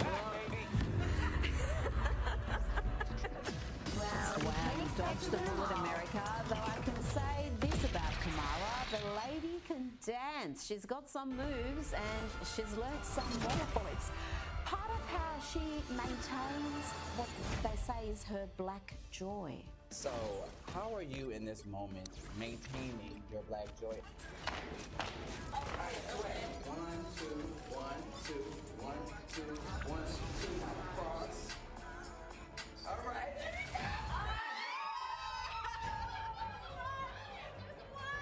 It's little wonder that White House Press Pick your Secretary hero. Caroline Or Leavitt had villain. this I'm to not say judging. about Kamala's big media day. Just to add on the Kamala Harris point, I think I speak for everyone at the White House. We encourage Kamala Harris to continue going out Someone's got to guard the galaxy. engagements. Let's have a little trip to Germany now and see how the mad Berliners are protesting against milk. Yes, milk is apparently inhuman and inhumane. Try to see if you can figure out what's happening now. I love my women and look after them as members of our community with the highest standards of welfare you can trust. Just look at this amazing. Right from one cosmic disaster to the next. Let's stay Story in of my Europe and life. go across to Sweden, the land of the 30 little doom seconds before goblin you herself, attack. Greta Get ready. Thunberg. And though she's moved on to being an Did I ever tell you anti-Israeli that I activist read, nowadays, like, some of her all of fellow your comics when countrymen I was are a kid? vandalizing Tesla outlets nice in to know some, that I don't even know, in my misguided protest against what exactly? the next And then we have this performance at a like Tesla grandpas. dealership in He thought you were Stockholm. the bee's knees.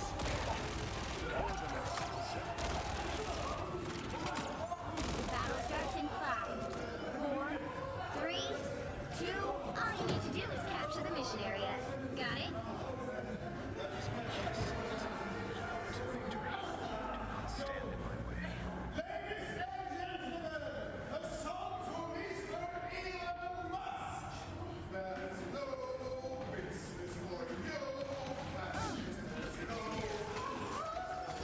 I think that's all the European top really I can handle for one day. Let's go to Harvard now. You know, the once prestigious Ivy League school, the pinnacle of academic excellence. Let's see what leftism has done to that institution.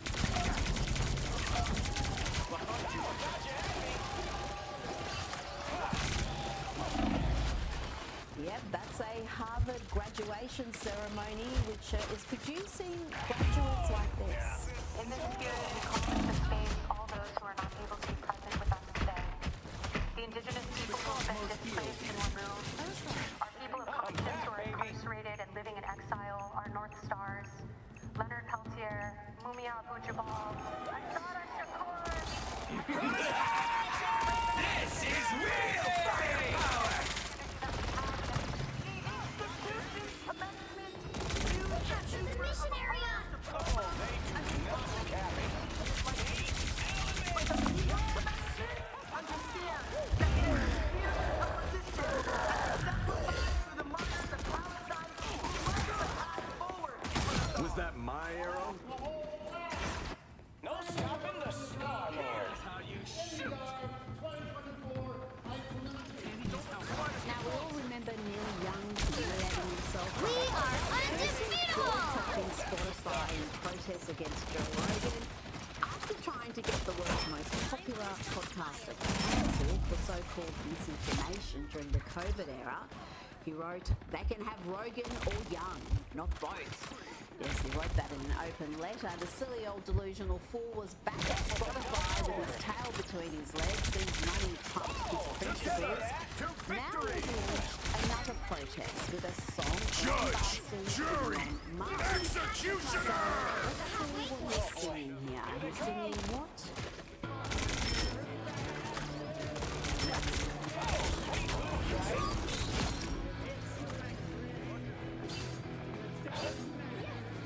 Yeah, okay, that's as bad as I expected. If you're wondering what he's saying there, because it's very hard to tell, the lyrics are, if you're a spatula, get a Tesla, it's electric, it doesn't matter.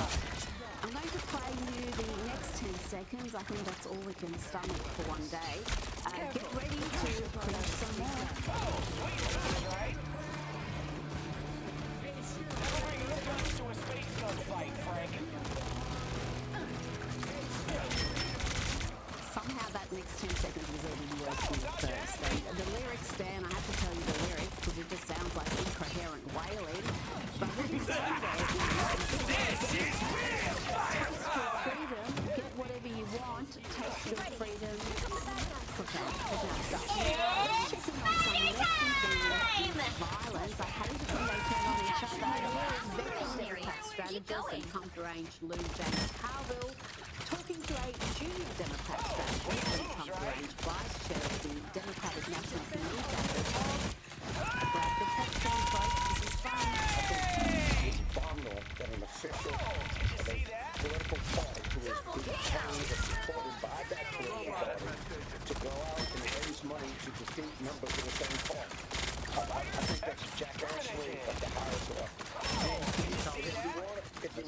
If you want to beat Republicans, of which of course lefties never do, they never even run it yet. So that's one thing. I'm not into beating Democrats. I'm into beating Republicans. And I just tell you right to your face, I think it's abominable. Born again! It gets better. James Carville is responsible. You'll have to keep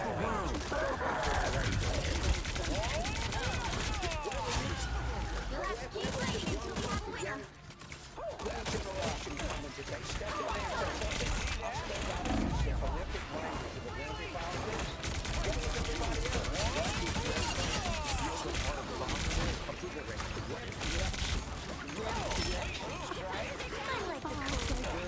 Now let's hear from Hollywood has been short-term, and listen to this absolutely unhinged Donald Trump. This is the most asinine analysis here. This is real firepower! Donald Trump is not unlike the spouse of someone who needs him, perhaps for another, who then murders their former partner because the good can't have it, nobody can. And I think Donald Trump is the same Susan may have that relationship with the world. And that this destruction is in part a power play and also a literal intention of his final act. You think he'll try to stay on? I think he might try to destroy the world by it before he moves, before he leaves Any pushback against that madness from Jim well, no. Instead, we got this from the man who had an affair with a Chinese Communist Party spy. The nerve of this dude, this is just more tedious mess. In the history of dictators or those who aspire to We'll have to keep fighting until we have a winner. a succession. Control There's never, and that's what worries me is if he doesn't believe there's somebody who can protect him, that you will see him ratchet up, what he's willing to do to the country. These people are nuts and massive hypocrites because I remember Sean Penn. This is a dude who actually loves real despots, real brutal dictators like the one who helped destroy Venezuela. Yes, neo-Marxist Sean Penn was very fond of cozying up to the Venezuelan dictator. He goes to rest. Wish him nothing 30 seconds but before that you great attack. strength Get to be ready. shown over and over again. It is only possible Your to blades. be so Are they inspiring psychic as he like is. mine? Yeah, he's talking about No, the my dictator daggers there, are formed from seriously. pure light Now, force I tell you, energy. TDS They is purify a whatever they chronic touch. condition. Those Indeed, if you with believe the quantum president, some of the it is a demons in my facial homeland. condition. They suffer Let's hope from they're just as a thing useful here. called TDS. Do you know what that is? The battle starts in 5, TDS, 4, it's a horrible, 3, horrible 2, terminal disease. 1. All you need to do is capture the mission area. Got it? It destroys the mind before the body, but the body eventually goes. TDS is Trump derangement syndrome. He really is the funniest president we've ever had. And probably the most miserable first lady we've ever had is Michelle Obama. This woman can't find anything to be joyful about. We've heard her whinge incessantly about, well, everything on the Low Rating podcast. She even found a way to complain about the financial cost of being the best family. It's expensive to live in the White House. Many people don't know. It's not covered. You're paying for every bit of food that you eat. You're not paying for housing and the staff in it, but everything, even travel. If you're not traveling with the president, if your kids are coming on a Bright Star, which is the First Lady's plane, we have to pay for their travel to be on the plane. It is an expensive proposition.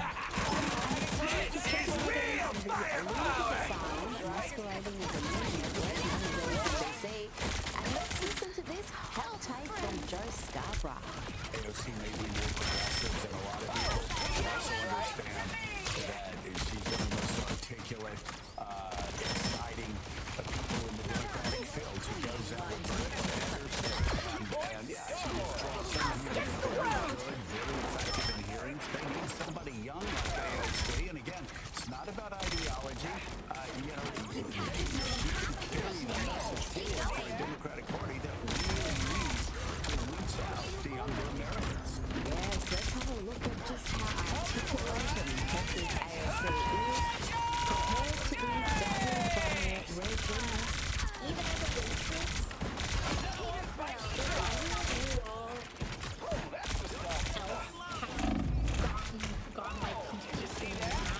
Supernova!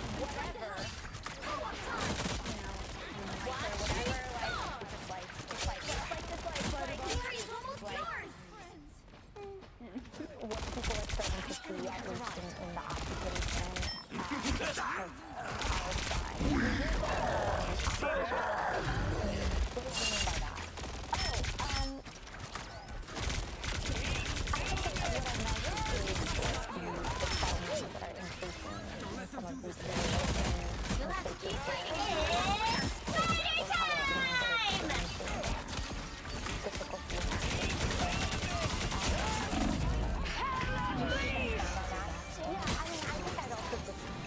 I am not the expert on geopolitics on this issue, Oh dear, that's AOC over the years. She really is the future. Please make her the leader, because I think she'll make Kamala look like a visionary. Now, Joe Scarborough has formed for saying spectacular stupid things. It's retirement of all MSNBC anchors to say silly things or just lie to their audience. Remember he said this not long before Joe Biden was supposed to announce the end of his re-election. Maximum pulse! For years now, he's cogent. But I undersold him when I said he was cogent. He's far beyond cogent. In fact, I think he's better than he's ever been. Another epic victory! So there's a good chance that they might have a bit of a bombing now. This is the 3 military options Trump might consider. We'll see about this. President's potential options here. And as you see it, there are three main scenarios that can play out here. The first one is essentially that Israel decides to go it alone. Correct. So if the president decides to let the Israelis do it by themselves, if he's comfortable, he thinks they have the capabilities to do enough damage that he's comfortable with the after effects of it, this is what it would look like. So in terms of Fordo, you really have two options. The Israelis previously launched a raid into Syria about 200 kilometers north into a chemical weapons facility. So they put commandos on the ground before. That's an extreme option with a lot of risk, obviously putting people on. But as you can see, the tunnel entrance is here. So we got them here, right, here, and here, right? So if you're going to send folks inside into the mountain into a deep buried facility as a render safe mission, kind of difficult. Yeah, But I mean, how defended is this area, though? I mean, are there, Iranians on the ground? Sure. What else is there? So, I mean, there's plenty of defenses that are here. This was specifically Age of Empires, yeah. built as a deep buried facility to withstand conventional attacks either from a ground or an air raid. So, and you also have what we call fatal funnels or choke points, because if there's any guns inside, those are the only entrance points, and that's where they're pointing. So it's a very difficult mission set for anybody performing it. Yeah. No. So the second option is that the United States does a limited attack, and it sounds like from our reporting that is what the United States is trying to figure out. What is the limited option here? Right, so it's limited options. So if it wasn't a ground raid, then the Israelis, those same tunnels, if they don't bomb them and collapse the tunnels and the air shafts so they can't get inside, requiring constant suppression, then it becomes the U.S. option, right? There's really only one aircraft that's capable of carrying the 30,000-pound bunker-busting bombs required to do the mission, and it's the B-2 stealth bomber. So yeah, we already know about this one. Round trip to the United States with refueling, provided it's not fully deployed. Probably multiple sorties involved, but that's really what we're looking at. We're doing damage to set the program back. Yeah, and the B-2s I feel like they're gifts, right? And like, there's only so many things that the U.S. can really do. So, I mean, unless they have like some super secret weapon that we have no idea about.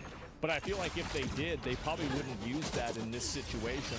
So, like, you can pretty much assume what the different outcomes are going to be.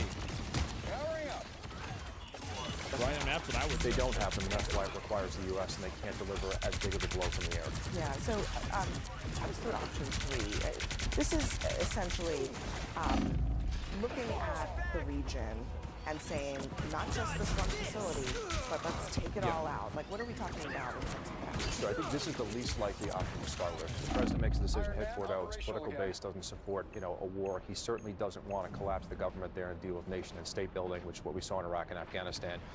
But if we did go in and decide to strike, right, what do the targets look like outside of that? You see the nuclear facilities here with nuclear symbols, and then we've got regime targets, and then we've got oil refineries along there, which is really far expanded. At that point, it's more likely that would be. But that would realistically probably only happen if they decide to go after U.S. forces in the region. So we have... Yeah, I feel like even if that happens, there's going to be a lot of people that still won't want to get involved in the war. Like, even if U.S. forces got attacked or something like that, I still just don't really, I just don't really see that happening. Up between Qatar, the UAE, we've got major air bases. U.S. Central Command has a forward headquarters at Al Udeid Air Force Base in Doha. We've got major bases in Kuwait. But what's probably the most likely would be the U.S. bases here, Baghdad, up north in Kurdistan, and then here in Syria along the border, which is what everybody's predicting they would try to hit. So the U.S. has been surging assets in. F-22 squadron came in today into the U.K., all kinds of fighter assets and air defense systems to protect U.S. forces that are there. Ships were moved out of the harbors, and aircraft that were not in hardened bunkers have already been moved out. It is very clear the U.S. is preparing for a potential option to strike at this point. Yeah. It's obvious it's going to happen 100%. Yep, everybody knows it. Most Americans think UK is next in but they do What not. do you mean by that? It seems like want a scenario where all of this. Iran sponsored mountains? No, I think that's what they're trying to avoid, and everything today from CENTCOM has largely been defensive in nature to protect forces that are there. And there's a lot of dual citizens. People don't realize that there are millions of citizens that are potentially traveling through the region through Europe, and those that are dual citizens of Israel. Alex, thank you very much for joining us and giving us all that information. Will he or won't he? Tonight, the world is watching and waiting for President Trump to make the single most consequential decision of his time in office so far. Whether he will allow the United States to get involved in the conflict between Israel and Iran. Now, just a short time ago, CNN learned that Trump has reviewed potential attack plans for Iran, but he has not approved them. He is holding off to see if Tehran steps back from its nuclear program. Meanwhile, Trump met with his national security team in the Situation Room to discuss the options for U.S. military involvement. The top officials are now discussing how the U.S. can strike Iran without becoming embroiled in a full-scale war. Meanwhile, Israel and Iran continue trade strikes, and the relentless barrage enters its 7th day. So here is what Iran I'm actually if the United surprised. States decides to join Israel's attack. This thing is so laggy. I'm actually surprised that they were able to like get a few new bombs off. I didn't expect that at all. Like I thought, especially like after like how many just like false alarms it was, like that maybe they did. I mean, in my opinion, I think the U.S. is going to join the conflict for sure, but I just don't know to what extent. That's the difference. Do you think the bunker buster stuff is all posturing to scare the Iranian government into a deal? Well, I think like it's both, right? I mean, it's true that we can do it, but it's also true that we don't want to do it. Like the best case scenario would be if they surrendered and they just deconstructed their military or their nuclear program, right? That would be the best case scenario. Hell no, we've used it on the proxies before. Yeah, no, I mean, of course they won't do that. Well, I mean, they might not do that, but that's definitely that would be our best case scenario. Never the real Iran surrender? Yeah, I don't know. The Americans decide to get involved militarily. We have no choice but to retaliate wherever we find the targets necessary to be acted upon. I'm gonna find whoever put me out. CNN anchor Anderson Cooper is live now in Tel Aviv. Anderson, now that you are on the ground in Israel, what is it like there? Do you get the sense of anticipation for what Trump's decision is going to be and what that might mean for Israel and the region? There's certainly a lot of anticipation here. Just in the last hour, Iran's Revolutionary Guard has said that air defenses have been activated in Tehran. Now, the IDF has also, in the last hour, put out a warning to Iranians in 2 areas around Tehran to evacuate from the amazing Spider-Man. There's no word yet on what the latest targets might be from Israel. Earlier today, the Israeli Air Force said that 25 fighter jets had hit more than 40 targets in western Iran. We're talking about missile storage sites, military personnel, missile launchers as well. Israel continues, Abby, as you know, to dominate the skies. I just don't know how like they do that, and somehow there's not an ability for them to like. I mean, they just keep shooting missiles, right? How many of these fucking sites do they have? It's insane. Over western Iran and seems able to take their time selecting out new targets, searching for new targets. It's pretty obvious what's going to happen. And hitting those at will. Now, at the same time, Iran's ability to launch missiles here into Tel Aviv and elsewhere into Israel seems to be greatly reduced. Today, there have only been 2 warnings that have gone out to residents here in Tel Aviv to seek shelter. We've gone down to the shelters twice today. That's a lot less than in prior days. No reports of any fatalities as a result of those attempts by Iran. It is just past 5 a.m. here. Dawn is just starting to break, and once again, residents here are going to be waking up wondering what this next phase of the conflict will bring and what will President Trump decide to do. Yeah, I mean, the entire world waits, and I know, Anderson, you've only been on the ground for a short time now, but what is life like in Tel Aviv? I mean, are people able to go about their lives? I mean, would expect that. A lot of our correspondents are having to go into stairwells and bomb shelters as these sirens have gone on. But are people able to do other things? Yeah, you know, life in many ways has slowly gotten back. I wouldn't say to normal here. There's certainly a lot of concern about what lies ahead, how long this may go on for, what the impact of it is going to be, and whether or not the U.S. is going to get involved. But in Tel Aviv, I mean, Tel Aviv is often referred to as a bubble. You know, there were people swimming in the ocean today. There were people watching the sunset. There was coffee shops are open. Life has not returned completely to normal, but I think the fear that we saw over the weekend with so many strikes from Iran, The 24 people died here. Many others were injured. Others have been left homeless because of the destruction of property. I think the stress levels have reduced. It's become a little bit more normal. And the 2 times that we went down to bomb shelters today, there wasn't a lot of fear from people. There was concern, of course. Nobody likes to do that. Some people were in their bathrobes. They'd just gotten out of the shower when the air raid warnings went off. They had 10 minutes to get down to the bomb shelter. At least they can and get then the shelter. Shortly after got the all clear. So while there's a lot of concern and a lot of stress, and there's a lot of people who would like to leave and more Israelis who would like to come back, the commercial airspace is still closed.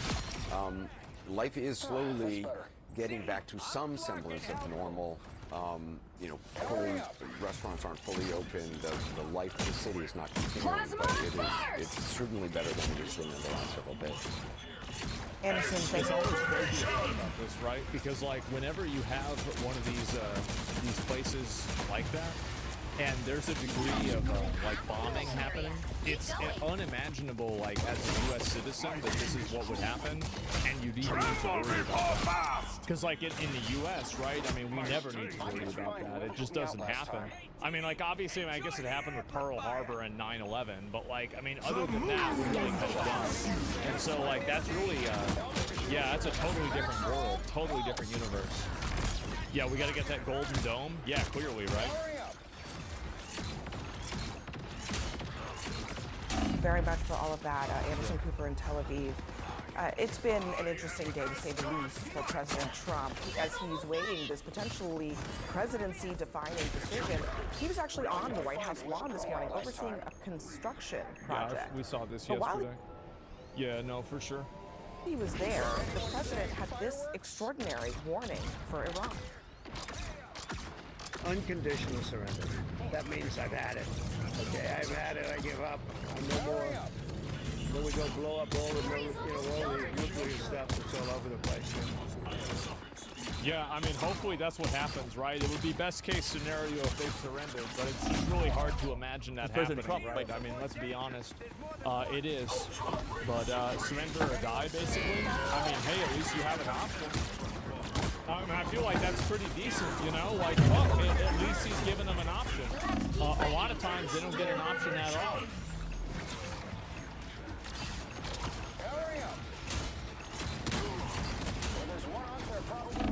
It's time for lefties losing it. And you know, we've heard the ladies of The View say some crazy, catastrophically dumb stuff over the years. They're a rich source of material for this segment, but this week they've really hit a new low. Listen to this derangement. Here, Whoopi Goldberg claims that Americans can't be critical of Iran's gross human rights abuses because life is just as bad for Americans in America if they're different, if they're gay or black. And it's slow. But let's just remember, too, the Iranians literally throw gay people off of buildings. They don't adhere to basic human rights. Listen, here's the thing. Let's not. So this is the these are the mostly peaceful protests that are happening in LA right now.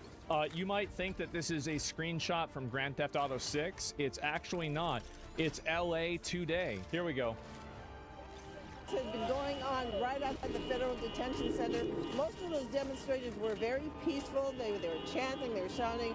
People were driving by, honking their horns. And again, they were expressing their anger about the detention of so many immigrants at the Federal Center. Most of the evening, the Federal... I love how, like, she's saying this while she has two retards just being as annoying as possible, stream sniping her in the background. Yeah, it's totally... At a certain point, some of the demonstrators got very close to the property. In fact, some of them throwing out gang signs? Yeah, I guess so. Tagging the building, started banging on fences, and shortly after all that happened, the agents started firing off Why did he bring his... Who the fuck brings your dog to a protest? Who does this? This is so insane. Oh my God. Yeah, CNN called it peaceful. Let me see if I can find another clip for that. And so, yeah, they're calling this a peaceful protest, which you can clearly see it's not. But anyway, let's go back. I'm going to show one more of these here. Where did it go? No, it's not that one. I think there's one more besides this because, yeah, they've totally turned this place into a PvP server. It's absolutely fucking insane. Yeah, oh, here we go. Yeah, this is CNN talking about it too. So there's unrest. Let's start with there's protest. Lawful protest, which is allowed in this country. There is some unrest. Generally, there's some unrest. Yeah. I would say that would in fact be true. Accurate. Dealt with by local law enforcement, and that there needs to be state support through state police, and sometimes even National Guard under a governor's authority. What is happening tonight is unprecedented. So there's unrest. I don't see how people say this is unprecedented. It's not unprecedented at all. We had this happen 4 years ago, 5 years ago. And so here we go. Here's another one right here. Oh, a national... You know, let's hope that no one is hurt and no one is injured and it doesn't escalate from here. Look at the flag. Yeah, Guy, I see there it is. You Mexican flag can, you know... Man, you know, this is criminal. I can't wait to see all these clips be played on the midterm elections. Yeah, I can easily see a lot of these getting played on the midterm elections every fucking day. They're doing it themselves. Cormac Mexico. I don't know if the guy's a citizen or not. I have no idea. People are held accountable for, and I'm talking about the riots right here. Yeah, where are the cops? Yeah, where are they? That's a good. See, that's a good fucking question. Like people are getting their cars burned down. Everything's getting destroyed. I'll pull up a live thing. So apparently, okay, here we go. And obviously Donald Trump is tweeting about it. Well, here we go.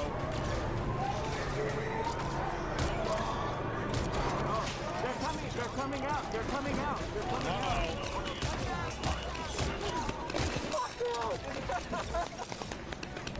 Oh.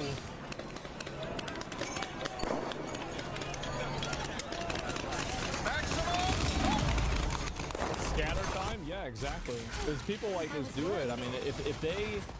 Let me see here if I can find it. So this is the post that I guess Trump made about this right here. A once great city, Los Angeles, has been invaded and occupied by illegal aliens and criminals. Now violent insurrectionist mobs are swarming and attacking our federal agents to try to stop our deportation operations, but these lawless riots only strengthen our resolve. That's right. Secretary of Homeland Security, Kristi Noem, Pete Hegseth, and Attorney General Pam Bondi, in coordination with the War Department, to take such action necessary to liberate Los Angeles from the migrant invasion and put an end to these migrant riots. Order will be restored, the illegals will be expelled, and Los Angeles will be set free. Thank you for your attention to this matter. I could not fucking agree more. This is more normal behavior. Their squad cars from North Hollywood. Sorry about that. I'm just going to turn down the audio so you guys don't have to hear it. But, you know, you've got APD. These are not APD. What is this here? Fucking LAPD. You know, cars, I think, getting burned down. Like, this is crazy. Right? Absolutely fucking insane. I see the Cash Patel tweet. Let me go back. I see if I can find it. If there's any more of this here. And obviously, they're always posting this too. Rioters are waving foreign flags, threatening family members of National Guard. What is this?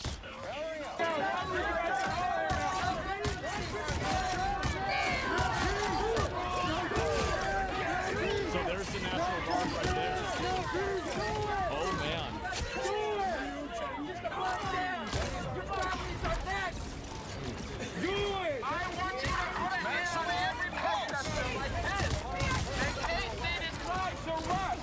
So you can pull your comrade back.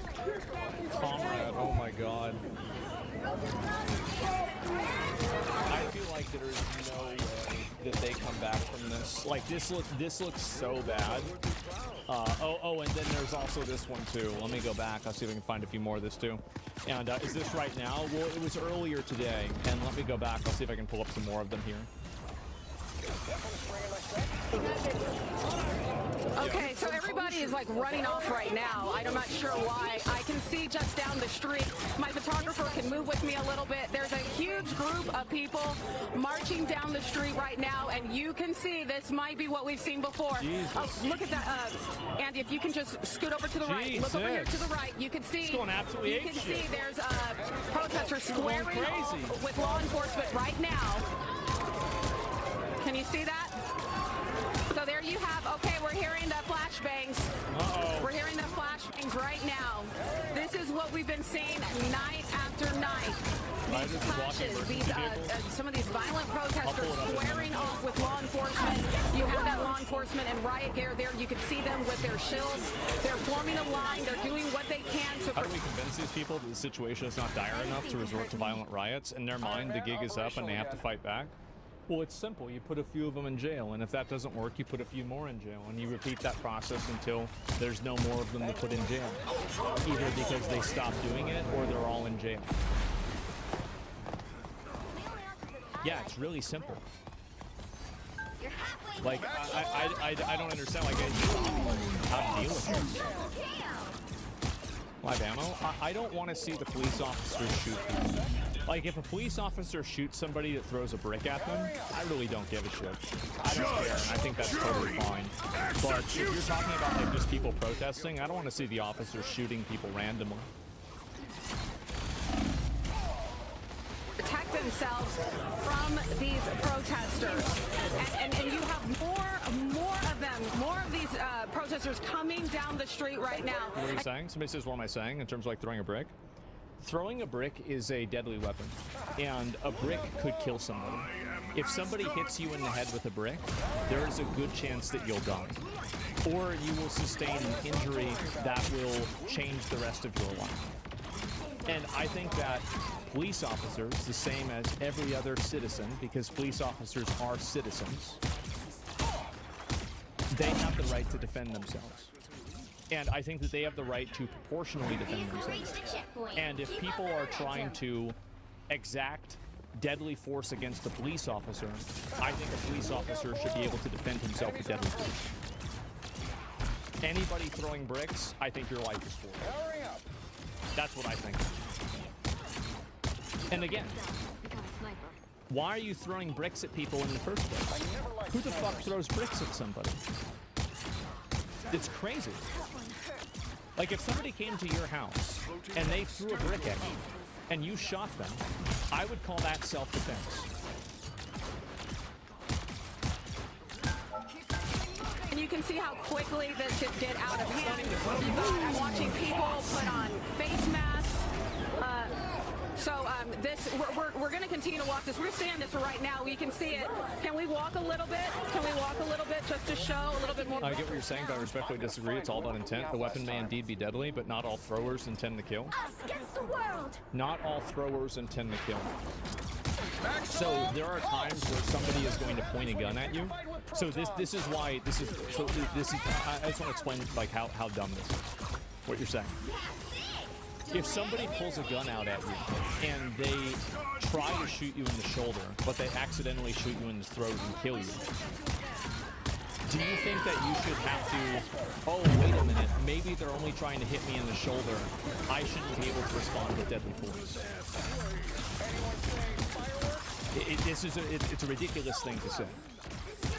Like, you can't know what the intention of somebody is that's throwing the brick at you.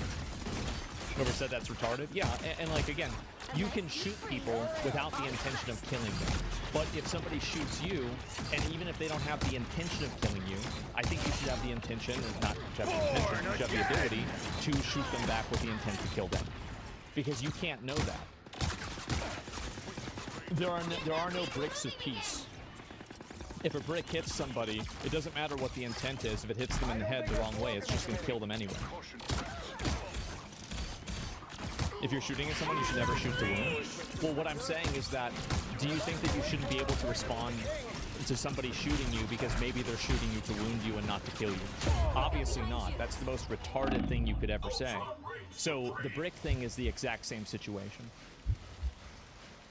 Bricks of peace? Yeah, I'm serious. That's where these people are coming from. You need to actually develop some empathy. Well, and this is the kind of stuff that I'm saying here, right? And let me see about this. So this is, I think, the mind of one of these people that argues like this. So if an ICE agent aims a gun at you, you don't have the right to defend yourself? Well, yeah, because they're not shooting at you. Like, I don't think that they should shoot people that are holding bricks. I think they should shoot people that are throwing bricks. And also, where's the empathy for the police officers that are getting pelted with bricks? What about them?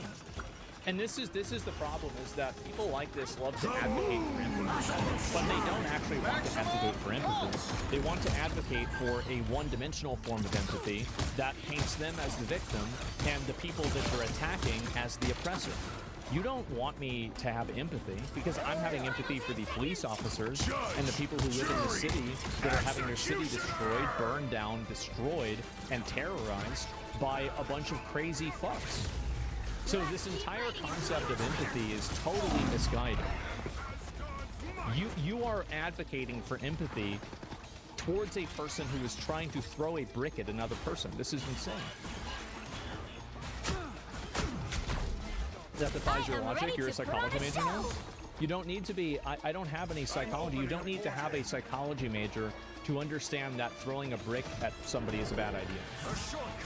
You just can't take accountability for a pain I made? Well, I did. It's just stupid. Like, I do have empathy. I have a tremendous amount of empathy. And that empathy lies with the people who are out there trying to protect the country. They're trying to uphold the law. They're getting bricks thrown at them. No, I don't think that people should be punching bags. I don't think so at all. That's not empathy at all. You want to throw bricks and be able to violently oppress people, and the moment that they push back against you, now somehow this is bad.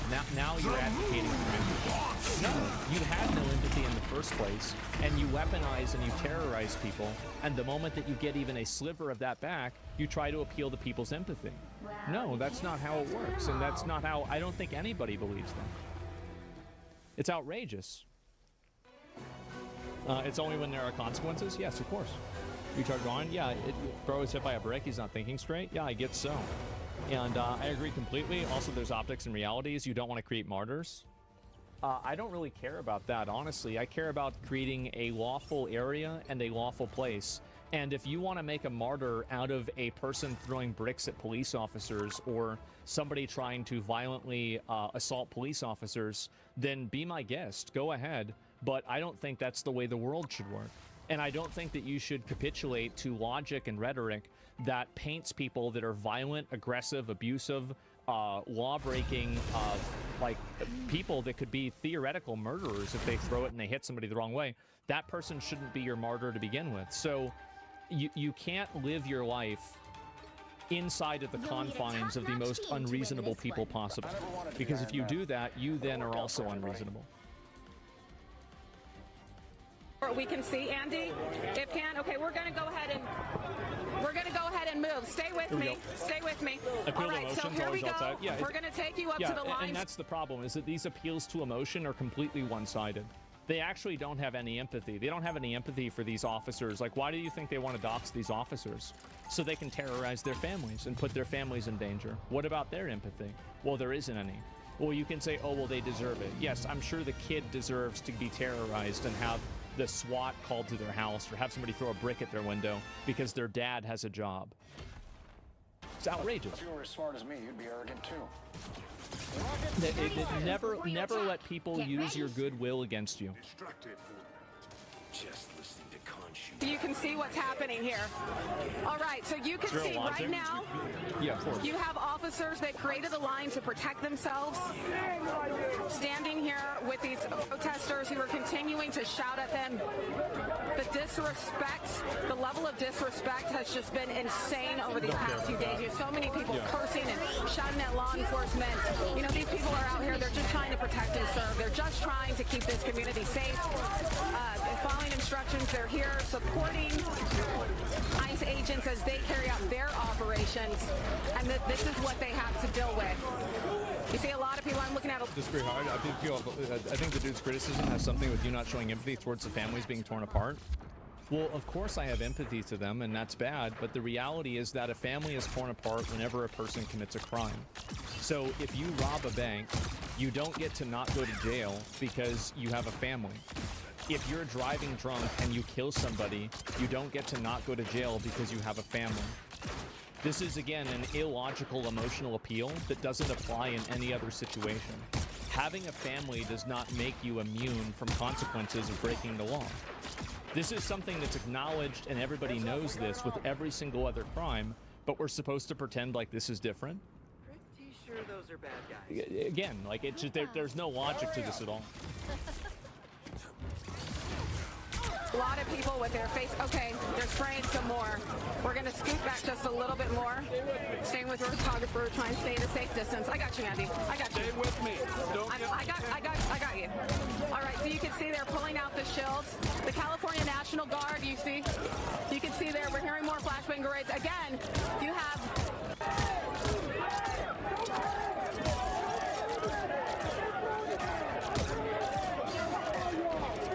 All right, so you can see you have the police here, you have the National Guards here. This is bad. Tactical vehicles, military vehicles. Again, this is the very same place where all that violence broke out on Friday. When you had the acting ICE director, Todd Lyons, calling it appalling. This is where that happened. Where they said that there were over 1,000 I'll go to live stream in a minute. Yeah, I just want to show you guys some of the other videos and things that are caught up. Oh, this person's she is a senator, I think, or a congressperson. I forgot which one. Maxine Waters. Let me read a few more. This isn't a protest. These people are attacking and destroying the building. Yeah, I think so too.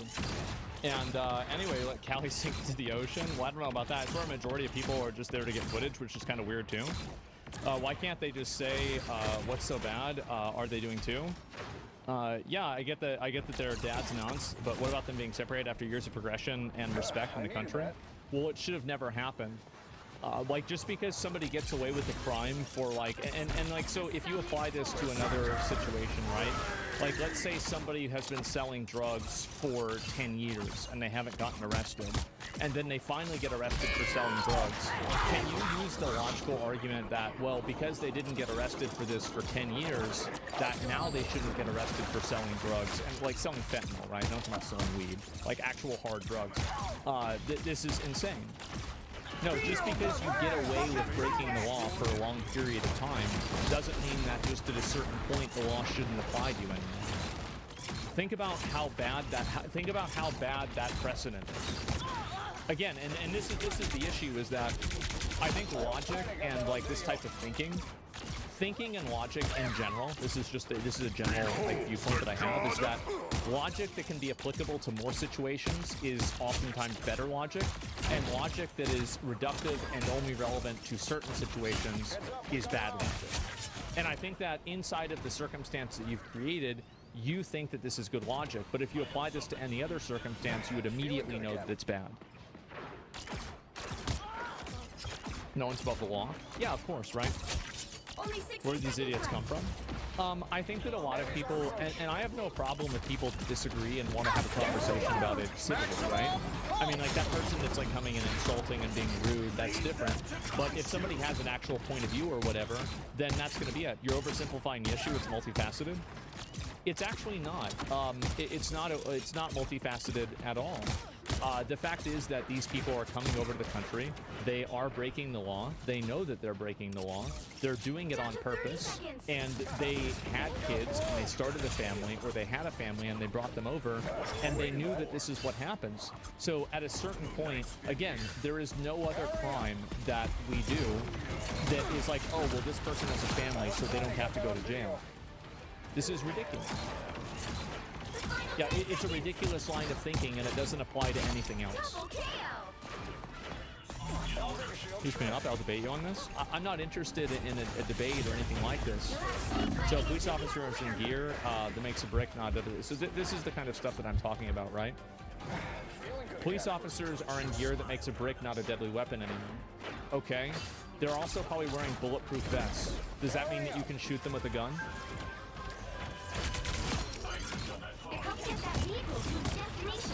How could you possibly say something so ridiculous? The concussive impact is what really matters. Like, how could I don't even understand how a person would even think like this. What a ridiculous thing to say. Really, like, I can't even fathom the type of thinking that these people have. I can't even imagine it. What a retard! Yes, it's insane. stop here where the guns are. So I want y'all to take pictures of these guns and let people know that they're in our city with guns, and I'm sure they have orders to shoot and kill. I don't know, but They otherwise... have auto shoot and kill. Okay, Grandma, let's get you to bed.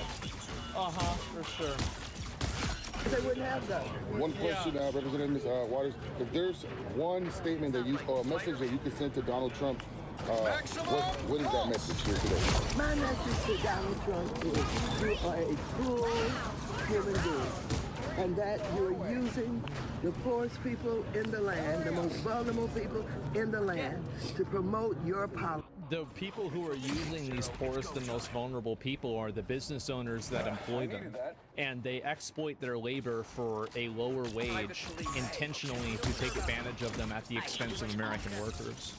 It's not Donald Trump who's at fault, it's the business owners who create the incentive for these people to come over. You are wrong. This might sound weird. The same as I said, I don't really blame the rock throwers, right? It's like just arrest them and that's it.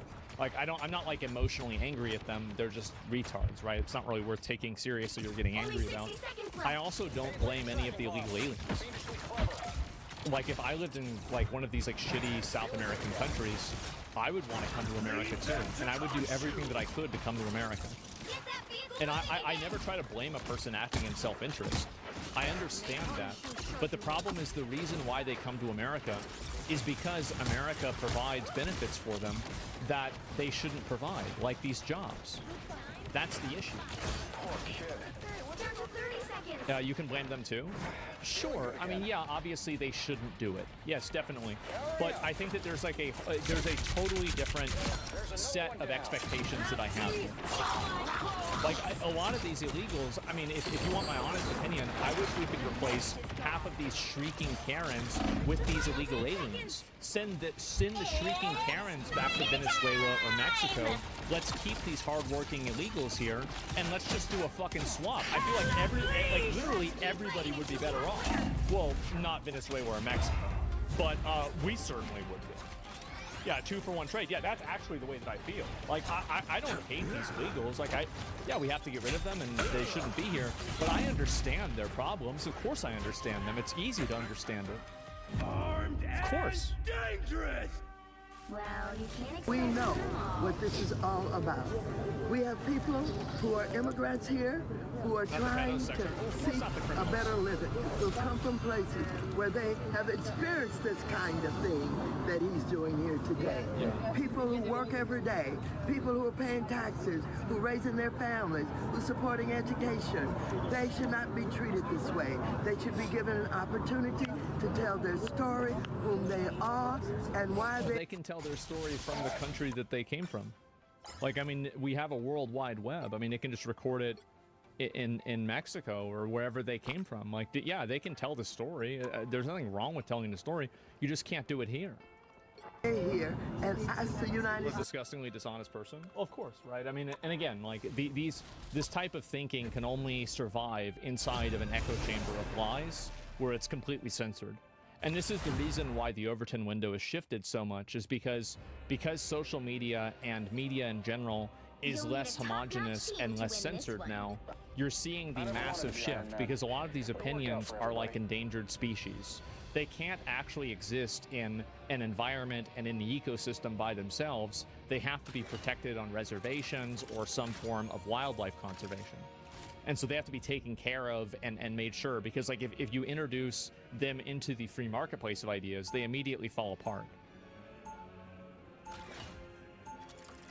Do you think she'd give the opportunity for people that just lived, entered her house illegally? No, of course not. How would an illegal immigrant pay taxes if they aren't a citizen? They do pay taxes in some ways, but not other ways. It's very complicated. And like, so for example, one of the big issues is that, so like for Social Security, for example, they might pay their sales tax, right? Obviously that's the easiest one. But like for Social Security, in a lot of these cases, I think the employers are not paying their Social Security. So Social Security for a lot of jobs, and correct me if I'm wrong, I could be a little bit off on this, But the way Social Security tax works is that the employer pays half and the employee pays half. Well, if you're hiring a person who's an illegal, well, you're not paying that half. Help get that vehicle to its destination. They can't quite, yeah, exactly, right? This isn't some kid's birthday party again. Unless they're working under a table? Yeah, which a lot of them are. It's called an I-10 number. Yeah, I know. My dad worked with them whenever he worked with the IRS, actually. Yeah, I know. Individual tax identification. I know. But that's not supposed to be for illegals. That's supposed to be for migrant workers and people that are here on work visas, which is another very big difference.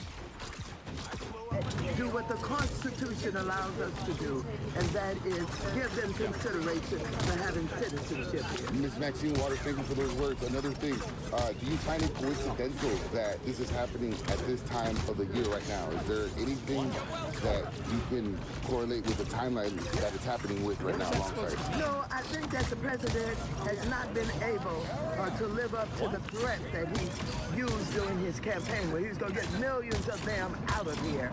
And I think it's come to the point where he thinks he's got to show something. But also, his ridiculousness has taken over the armed services to celebrate his birthdays coming up.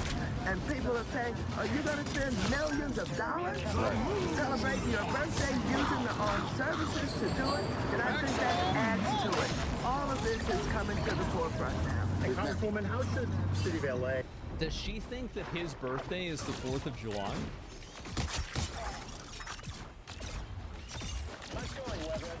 I think that's what she thinks, right? Like, I don't know. Like, what the fuck? In the state of California react to this? What's your smart play? All of the elected officials in this city should be on the street. The mayor should be on the street. The city council should be on the street. Everybody should be on the street. All of the state elected officials. All of us in Congress. We're supposed to be in Congress tomorrow. But I want you to know, I'm trying to stop him from getting richer and richer on crypto. The more money he has, the more powerful he has, the more he will elect people. So we got a lot of work to do. Bodies on the street, basically. Bodies on the street. People on the street. Absolutely. Ms. Waters, before we let you go, anything that you can say to anybody watching or the public that wants to come out here or just simply watching or wants to know anything that you want to tell them that they should do or shouldn't do? Well, here's what I want to... Someone says your type of thinking is very selfish and egotistical, especially saying we have to deport these people, especially whenever you include hardworking and respectful immigrants. How can you at least show some selflessness whenever for good immigrants? I do.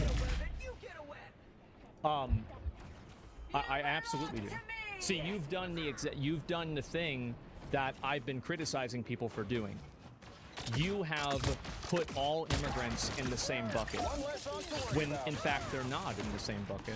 The reality is that a lot of the immigrants that I'm talking about, how could you say that they're respectful whenever their existence in this country to begin with is an act of disrespect? They don't even respect our laws. That's why they're here in the first place.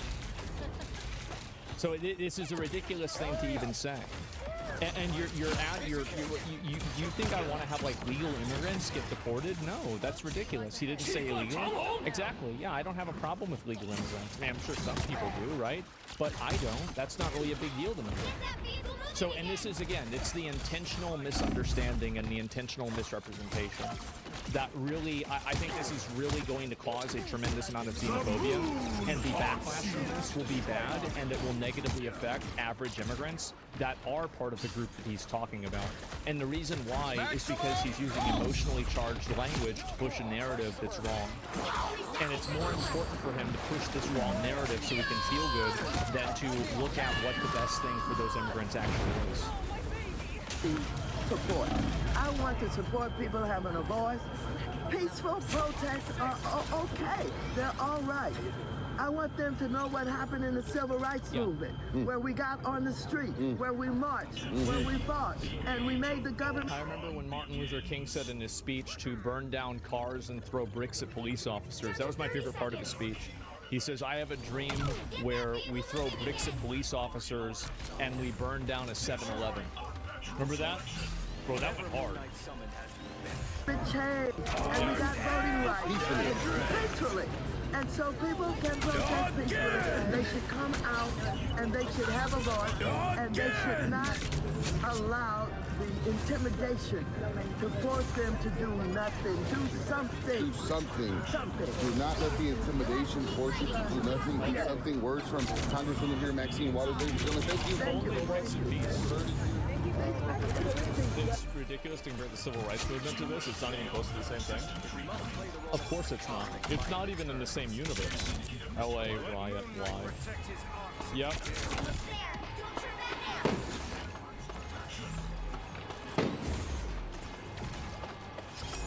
Someone said I would deport Anne Frank, which doesn't even make sense. What? How would you deport Anne Frank to where? What the fuck? You would deport Jesus? Wait. To where?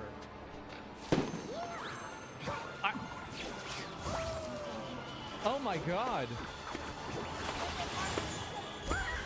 You see Hassan? No, I don't see Hassan. I heard he was out there. I don't know. I think that I saw an image of it, and I think he's on like the side up the top.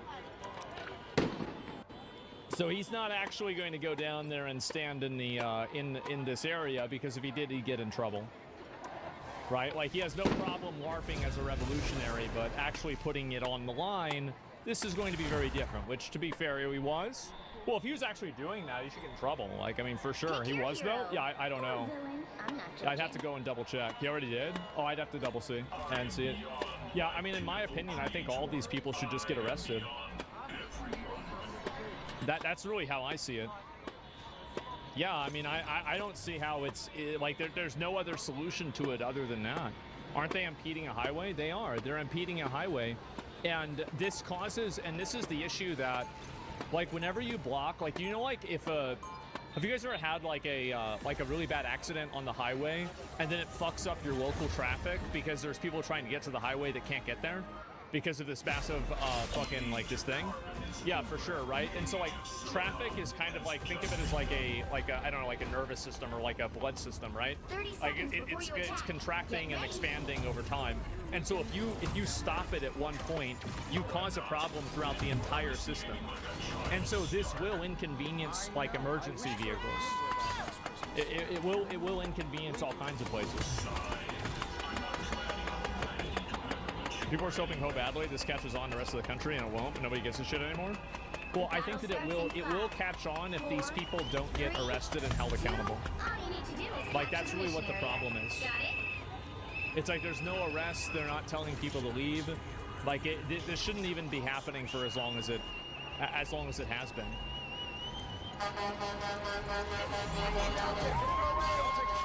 They're protesting for a good cause against the government. It doesn't give a fuck about due process and courts. Civil disturbance like this is no way to protest. No, it's not. Getting in the street.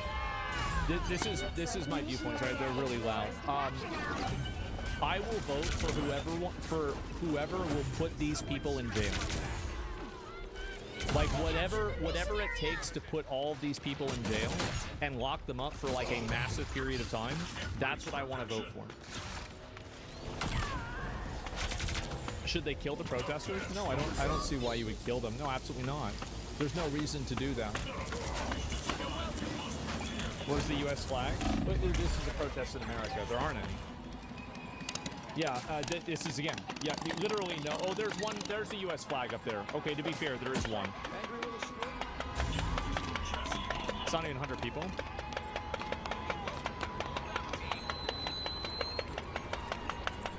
I think this is cinema, but I feel bad for the police for sure. Yeah, definitely. Where was the due process when these illegals came in? Why are people like that chatter caring for due process? Because they don't care for due process. They only want to advocate for due process because it's a beneficial roadblock that benefits them. They don't actually care about it one way or another. What are they clapping for? I don't know. Aren't you supposed to get government approval for protests? Well, not only are you supposed to get government approval for protests, but a lot of, like, the MLK famous protests, he did actually have permits for, and they did get approval for. How do we get to the point where 40% of LA is foreign born? I have no idea. It's Spider And also, again, Martin Luther King himself even said that he didn't support blocking traffic. Let me see if I can show you.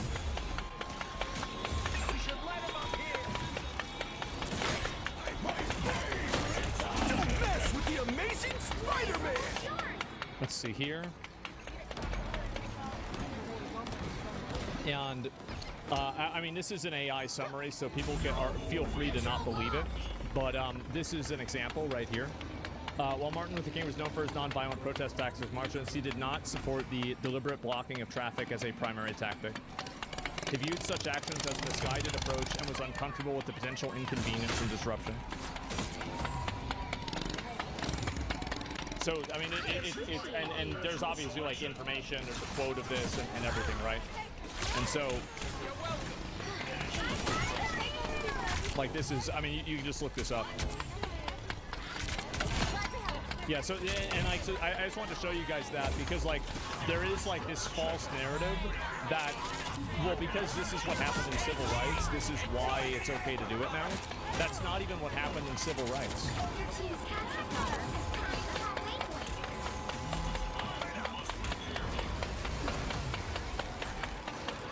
With the World Cup next year? Oh boy. Well, it's good that they're cleaning it up now, right? I feel that's really good.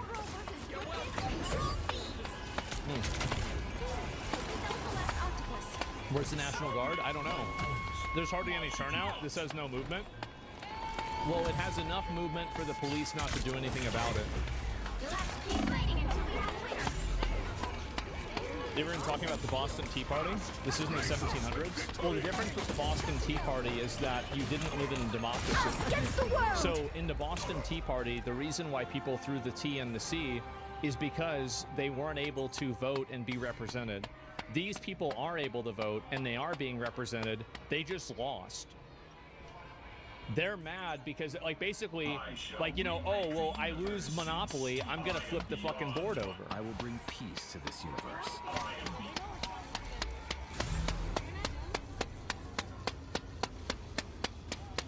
Keep it up. Keep it up. Do it 100 more times. It's gonna get rid of Donald Trump. Keep it up.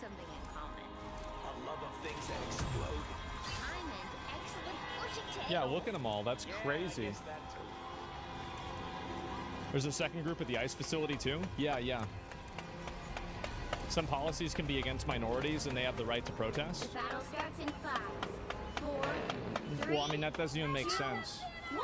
Everybody has the right to protest. This isn't protest. Standing in the middle of the street isn't a protest. Yeah, that's not protesting. That's breaking the law. Like if you go and you go into your local highway and you stand in the middle of your highway, they're going to arrest you eventually. Yeah, like and that's it. It's back up to the 5 near me now. I don't know where that is. This looks more like an invasion, to be honest. I think that this is a problem that's very easily solvable. All you have to do is arrest the people that are in the highway, and then just let the rest of them fuck off.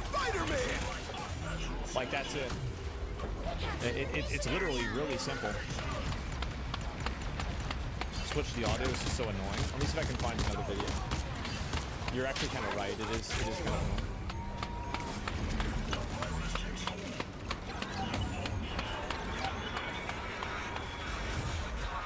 Yeah, we got another one right here. Look at them all. God damn. God damn.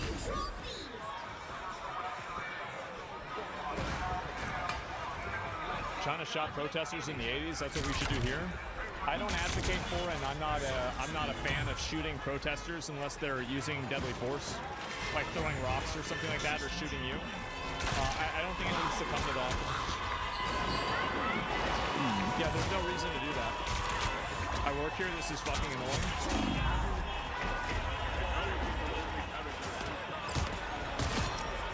Uh-oh.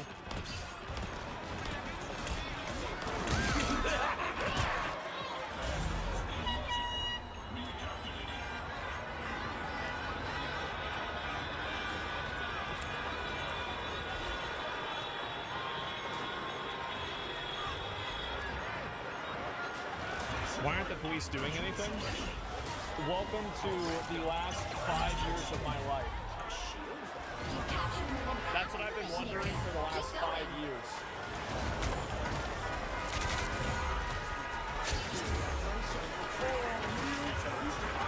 It's so annoying. Yeah, it is.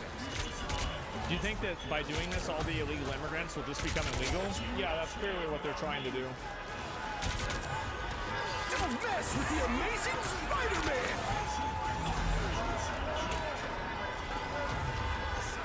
Being a Mexican American, this shit's so embarrassing. I know. Listen, like I live in Austin, Texas. I'm pretty sure Austin, Texas used to be Mexico, maybe, or was at least very close to it. Most Mexican Americans don't support this either. That's why Latino men voted. Like, there's a huge increase in Latino guys voting for Trump.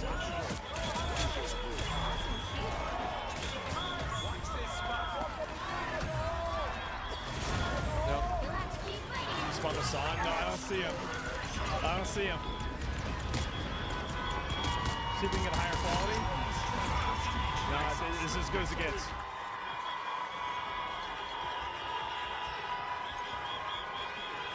I'll see if he pops up.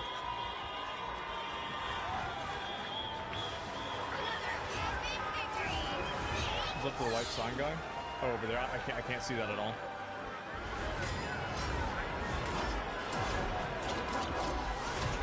If you grow up in Texas, you spend your life around Hispanics, they're more conservative than most white Americans. Yeah, I mean, like, my experience is that they are, especially with a lot of social issues. Because a lot of them are very religious.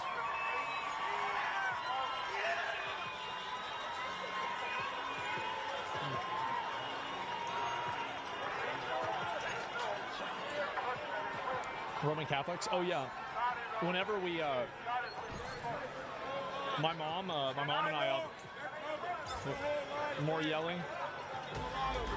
Yeah, again, not a, I think maybe that's an American flag. I don't know if it is. Other than that, not a single American flag in sight. There you go.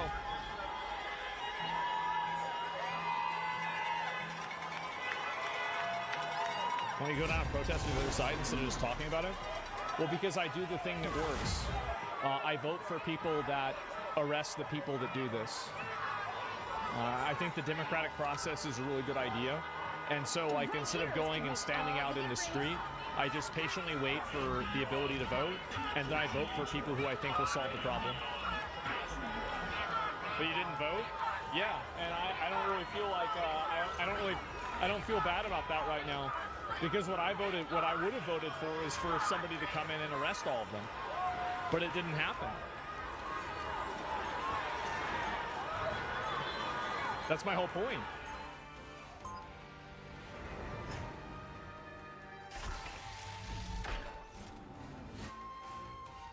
Y'all ready for this?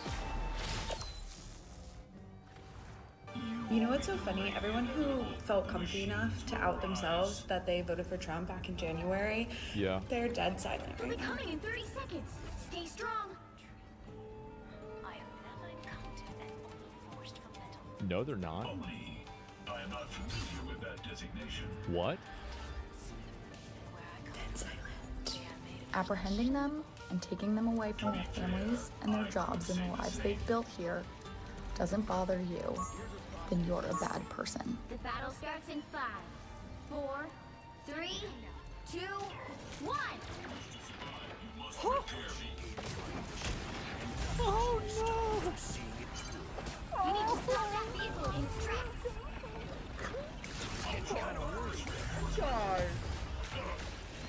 Guys, I never thought about it that way. Oh no! And I don't want to be your friend. I don't care about your opinion. Yes, please. What? I say this in the most disrespectful way possible as a first-generation American whose parent is not from this country. If you got here and you got papers and you agree with what's going on right now, fuck you. If you are a resident of Los Angeles, California, and you I'm have starting to recognize a pattern. a large platform on this app on the internet. Yeah. And you have decided, you have made the conscious choice to not speak out against the ICE raids that are taking place in this city right now. Go ahead. The attack that Los Angeles is feeling in this moment. They're getting You're attacked. not sticking your head out for your own community, the city of Los Angeles in which you live, that you benefit so much from. See, these women, all of them stand to lose their royalty status where they get driven around and food delivered by illegal aliens that work off of somebody else's Uber or Uber Eats account. And they have their entire lifestyle that's subsidized by the exploitation of labor of people in third world countries that have come over here seeking a better life, but instead had been taken advantage of by companies and corporations to the expense of everybody in the country. They don't want to lose their indentured servants. They don't want to lose their privileges. They don't want to lose their pool boys, their housekeepers, all of the jobs that they think that they're too good to do. Well, maybe you're not. You can't do that. You do not deserve your platform, and maybe you should fucking move. Oh. I don't know who needs to hear this, but being undocumented isn't a crime. You're just racist. See you now.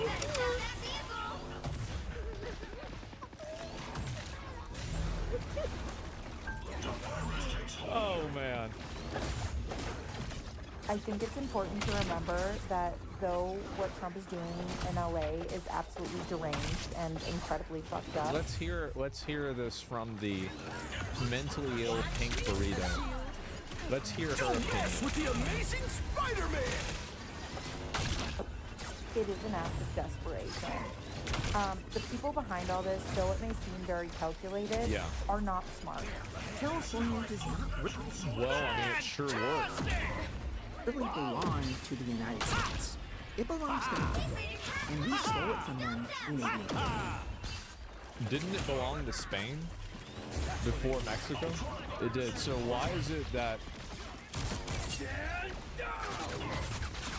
I mean, shouldn't Mexico be apologizing to Spain? I mean, because if anything, I feel like, yeah, and then the natives, right? I mean, shouldn't Spain apologize? Because like, why is it Mexico? Isn't it weird how it's like,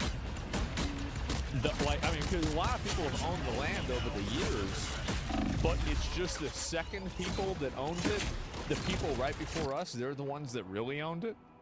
I don't know about that. That doesn't make any sense. Fuck. I'll outlive every single one of you. People would not have to be protesting if what was going on in this country was even a little bit normal. Instead of... You're right. It's completely... thinking. What? This girl, by the way, she got nails like Wolverine. And you're talking about being normal? Holy shit. About what's going on. Think about what has been going on that causes something like this to go on. Illegal immigration. That's what the that's the cause. That's the cause of it. I would do absolutely anything for my daughter, and that includes going to a different country to give her a better life. These terms are acceptable. Thank God. Thank fucking God. I was hoping. And being undocumented is not a criminal offense. It's a civil one. And if you've ever jaywalked, congratulations, because you've also committed a civil offense. And you're so... None of these people think that it would be okay to do half of the civil offenses that are against the law. Just because something is a civil offense doesn't mean that it's bad. Or it doesn't mean that it's good. What does that even mean? Like, I don't even understand. Like, it's insane. And also, like, where does this even come from, by the way? Is entering the U.S. without documentation a criminal offense? It's generally considered a criminal offense. Oh. Entering is, but being here isn't. Extermination! The moon wants you! Don't give them another inch. Or else. I just... Judge, jury, Let me think. Just give me a minute. executioner! Give me a minute. I've got to process that. That's gonna take me a minute. Okay. So you're saying that? Okay.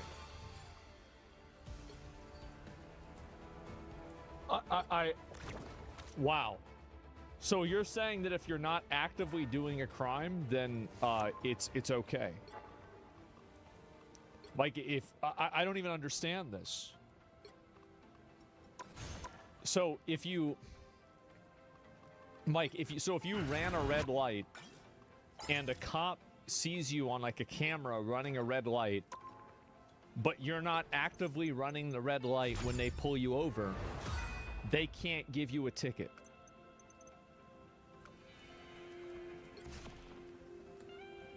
I mean, I don't think this makes any fucking sense, guys. I really don't. Yeah, I have to lay down. This is crazy. Worried about criminals being in this country, yet you voted for one to run it. This is one of those moments where silence feels really fucking loud, because what do you mean you're not absolutely horrified by what's happening right now? Uh-huh. If you are not absolutely horrified by what's going on right now, your delusion. I've seen videos of children being separated from their families and families being pulled apart and people crying doesn't elicit any amount of empathy from you. Time to select your champions. Choose wisely. That's what happens to anybody whenever their parents commit a crime or do something wrong. That's just how it is. Like, if you're a parent and, like, you rob a bank, they're gonna arrest you, and even if your kids are crying, they're gonna still put you in jail. Why would I have any empathy for that? Yeah, what is this? I'm so sorry, but you might be the problem. Empathy and kindness are some of the most powerful things that we have. Everyone you see on here is a person with... Well, she's right about that, but she doesn't realize that it's been weaponized against her best interests. The story, just like you. I could never and will never be friends with a Trump supporter. And I hate when people act like that That's statement sad. is like It's very sad. crazy thing to say. Personally, Yeah. I like to share similar morals and values with the people I surround myself with. And at this point, it's moved. It's always been like this, honestly. It's not even political. It's a human rights issue. Yeah. Influencer and content creators, if you can't even reshare something, we see you. Speak the fuck up. You should not deserve a platform if you can't even reshare. Isn't it so good, bro? Like, I am so glad to see this stuff. This is great. And someone actually doing something productive, not just talking Karens lounging in the bed. I know, it's bad. And so she likes being in an echo chamber. Yeah, these people don't want to talk to anybody that disagrees with them. That's it. Ready to go to battle. See you. I say this with the most disrespect possible, but if you reap the benefits of Los Angeles and you're not willing to protect I can't hear it. who are being a part of Los Angeles, then leave this city. Because there are plenty of other states and plenty of other cities that will take you in your inhumane worldview, but it's not. Yeah, I can't even hear it. You know but what's like, this is the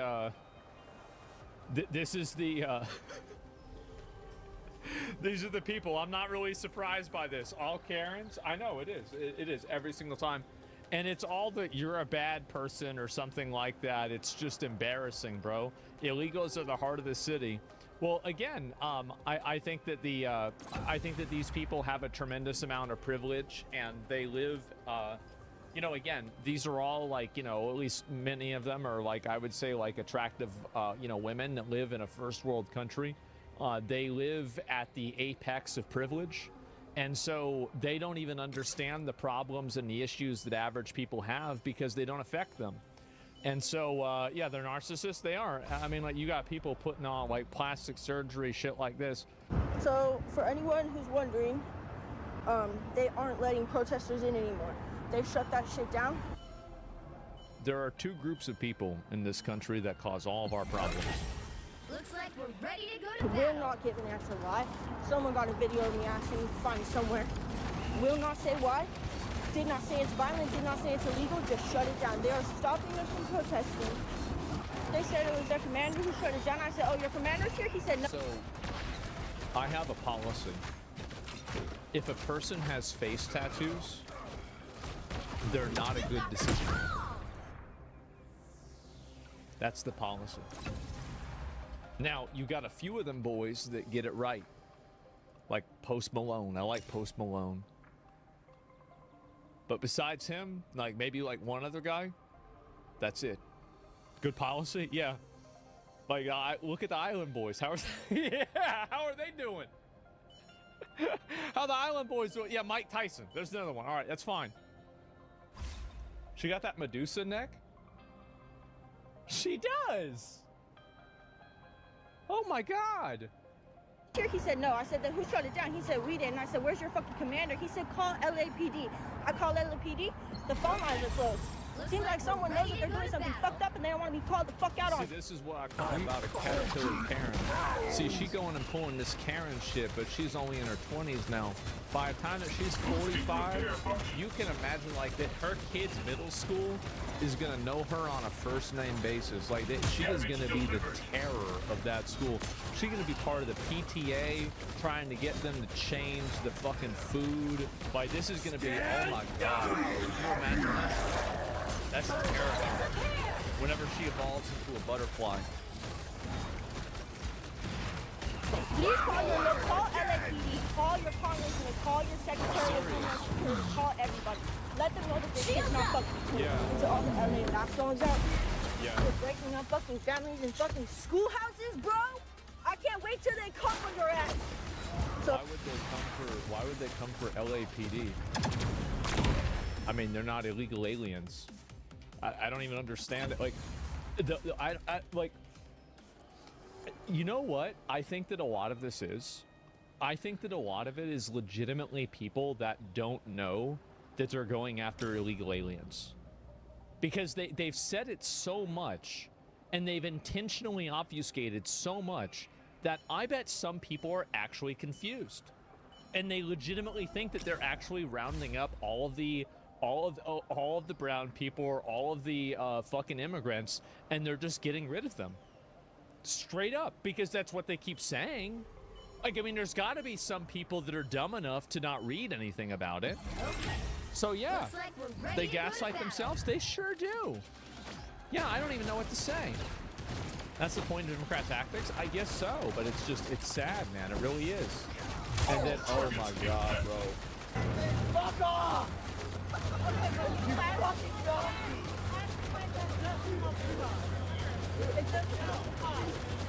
How does he not have Oh, okay, so let's be Neville Chamberlain from Britain, who literally is like, hey, let's not tell the Nazis not to do it, because then we're making it worse if we tell the Nazis not to. How you're going about it. I get to tell them that they should. This guy thinks that he's fighting against the Nazis. He actually thinks that. Oh my God. Resign, and they suck. Fuck you. Resign from your job. All of you. All of you resign.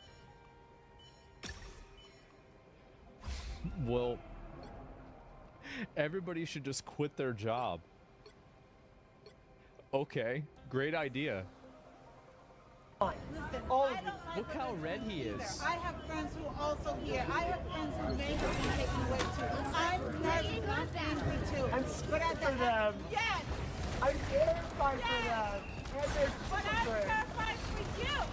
Because of Fuck that. I don't have children. you act out. I don't have children. What would you do if you didn't have breakfast this morning? But I did have breakfast. Yeah, but what would you do if you didn't? Yeah, but I did. All targets impounded. I'll go to jail. I don't fucking care. Again! What's to say?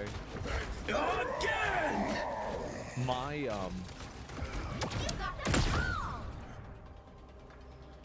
my rule works pretty well. Like, I love my cat. Is it, wait, what is this? I have a cat. Like, I love my cat. I love my cat. I have a cat. Lunatic. What? Look at this. Oh no, look at this guy. We need to, dude, this is the problem, is that lunatic in LA screams and curses at law enforcement officer because they're protecting a city ruined by rioters. The dude has a total mental collapse and ends up crying and talking about his cat. Give police raises and reopen the asylums. Look at, by the way, look at how red he gets in just 1 minute. In 1 minute. Oh my God. This is insane. Yeah, it's fucking plastered. I know, this guy's absolutely out of his fucking mind. And so, yeah, he's closing the asylums is the biggest mistake we ever made. I know it is a massive fucking mistake. The cat's gonna get deported. Yeah, we're gonna figure out whether that's a legal cat or not. It's gonna get deported. But yes, this is the way that a lot of them think. It's the you're fighting against actual Nazis. It's insane. Jesus, they're so fucking they're so brain fucked. They are. And what I think is so ridiculous about this is that, does anybody think about what the level of disrespect it is to the people that were oppressed by the Nazi regime? That these people, these like weird, hyper privileged, upper middle class liberals, like these like weird, crusty retards, are going around acting like they're being oppressed by Nazis? I mean, isn't it kind of like devaluing what that was? Because I feel like it kind of is. The vaccine shot made them crazy. That's a good point. Yeah, this is another group too. Look at this. This is really great.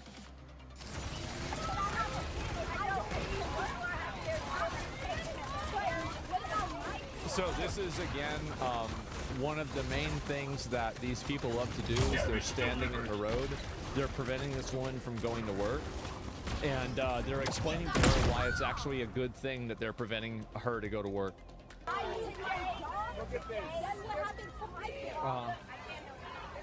But you can if you could just move off the way. How is this a peaceful protest if there's nothing to do? No, it's not. How do you as white people feel about stopping a black woman from going to work? Oh no, not work. Not work.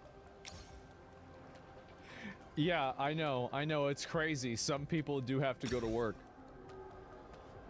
Isn't that crazy? Wow. Yeah, not work. Yeah, imagine that. I care so much. So you don't care about stopping black people from going to work? Look at this line that you guys are causing. I'm not causing no problem. I'm not trying to. We're just trying to leave. It's actually so funny because, like, these are the this is like, you could not have made a more stereotypical video than this. This is exactly this is perfect. Absolutely fucking perfect. What an annoying, obnoxious person. They sent out a message to all of the stolen iPhones because you had a bunch of retards that went in and they broke in and stole the iPhones. iPhones stolen from an LA Apple store last night triggered an alarm urging the looters to return them. Please return to the Apple Tower Theater. This device has been disabled and is being tracked.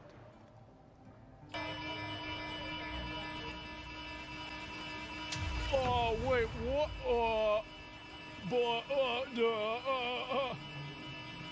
Well, they can't. How the fuck? Wait, they could do that? Wait, what do you mean? Oh. Yeah, there they are. We got them, guys.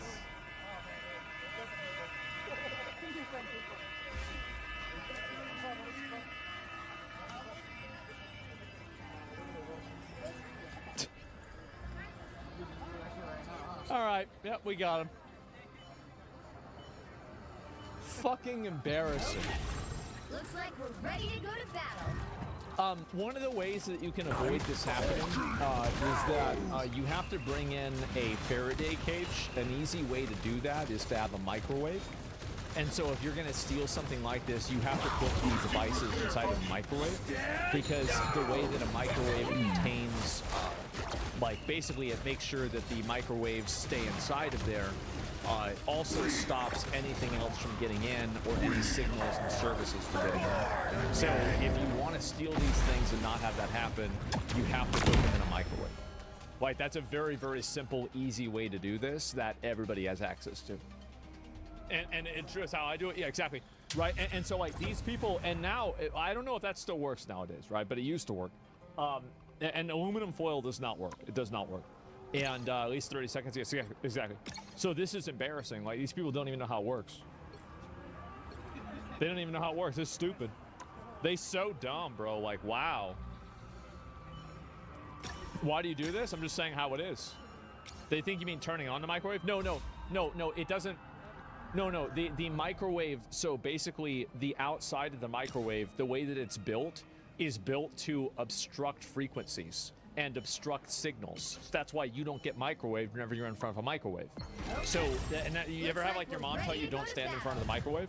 That's because the door could have some different, it could not be completely sealed. And so that's the reason why. It's Faraday cage. Yeah, you look this up. It's super simple. They dumb as fuck. They didn't even bring that. Stand down! Like, I feel like anybody I did that by the time I was 18. Like, this is obvious. Does it block GPS signal? Yeah. If you have a good one, it does. That's the whole point. Once you take the phone out, connect to the internet? Well, yeah, but you can at least relocate it so they can't track you in real time. So that's the reason why. And it's funnier if you don't tell them that part, though. Yeah, it's embarrassing. You can't keep it in the microwave forever. Dumbass idea. No, it's not about keeping it in the microwave forever. It's about them being able to track your real-time location as you're relocating it to another location. Because, like, as soon as because they're probably not going to have, like, instantaneous, like, listen, this is not how to do it, all right? It's not how to do it. They're stupid for doing it this way. They're dumb. This is what you get. And here come the cops. There they are. You're dumb. You fucking idiot, right? That's it. Doesn't matter once it's bricked. You can still get, yep, there it is. Oh, wow. Hey, look at that. Hi, guys. Where'd these come from? Oh, I bet probably from across the street. Looks like we're ready to go to battle. And so, they did a major announcement. And you're sitting here. If you hang on, let's listen in on Gavin Newsom, then I'll give you a chance to respond first. California governor. I don't think we have any volume. All right. I guess we have no. Is that on their end or is it on our end? I'm asking. If that's on their end, apparently a live feed. He's having a little bit of difficulty. It's the smartest thing he's ever said. Markway Mullen, if you have time for podcasts and MSDNC and to fight me on X and you on X, I think you're kind of missing the point. Or if you put handcuffs on police. He absolutely is, Sean, but this is part of the best thing that could happen to him. He's having audio difficulties. Worse than random but it shows pictures. how bad the state's being ran, too, right? Yeah, they can't figure shit out, man. He's having a little bit of difficulty, Markway Mullen. If you have time for podcasts. Oh, God. I don't even know what to say, but it's sad. And let's see if I can find it. Mic was stolen? Yeah, the mic got stolen. There it is. I know Gavin Newsom. I actually happen to like him as a person. The reality is he's not going to like what I have to say on this, which is that his behavior is starting to resemble that of another Democratic governor from U.S. history by the name of George Wallace, who was the governor of Alabama, who famously stood in the way of federal desegregation. And in 1963, President John F. Kennedy had to deploy the National Guard of Alabama, just like President Trump is doing today. And I know that's counterintuitive to some people, but the parallels are actually pretty striking if you think about it. Democrat governors. When you look at George Wallace, he resisted desegregation. Gavin Newsom is resisting deportations. George Wallace wanted segregated cities. Gavin Newsom wants sanctuary cities. George Wallace stood in the school door blocking the way. I know people don't like that because of like his stance on immigration. Listen, guys, you got sometimes whenever you roll the dice, you got to take a 16. It might not be a 20, it might not be a nat 20, but you got to roll with that 16. You got to roll with that 14. But he's mostly on your side. Newsom is blocking the ICE vans. It's the same Democrat governor playbook. You dodge the feds, you rally the radicals, and most importantly of all, you do it in front of the cameras. Because what they were both doing is really carving their Democratic primary path for their presidential ambitions. And Jesse, you can mark my words on this one. Gavin Newsom's presidential ambitions are going to end in the same place that George Wallace's did, in the dustbins of history where it belongs. That's just the truth. He just talking mad shit, bro. God damn. Oh my God, bro. You going in the garbage. Well, got put. Yeah, absolutely got fucking cooked. Wow. And getting to be cloud. Yeah, that's bad. And it got dustbin. Yeah, I think so. And on the individual level, you seem to cover them like that one time at the gas station. Well, what do you mean by that? I don't know what you mean. But anyway, let's go back. I see this here. And true though, yeah, it is true. It absolutely is. Let's see. I go find any more of these because there's a bunch of these other things that have been going on. And yeah, here it is again. They got a bunch of them. Immigrants who were detained here in Southern California over the weekend have already been deported. Mexico. Already? God damn. That's fast. Foreign minister says 4 immigrants who were detained. Look at they dragging his fucking lazy ass. Man, I would fucking hate being a cop. You gotta drag these fuckers around. You gotta drag them. Oh my. 4 immigrants who were detained in Friday's ICE raid in LA's Fashion District arrived in Mexico less than 48 hours later. Some advocates call the speed of their deportation, quote, unusual. The Department of Homeland Security has not said how many immigrants they have detained in the raid so far, but says at least 16 people who were captured had extensive criminal history. Immigrant advocacy groups say more than 200 people who were detained did not have criminal records. Right. I've watched Molotov cocktails and fireworks shot mortars being launched out of tubes at our officers. They're encountering routinely M-type fireworks and commercial-grade fireworks, which in the state of California are considered explosives, and they can kill. That's right. Our officers should never have to face targeted violence while standing on a line to protect others. People get mad about me I want for to saying thank the district attorney for pursuing felony charges in these cases. It sends a strong and important message. If you assault a peace officer in this city or this county, you will be held accountable.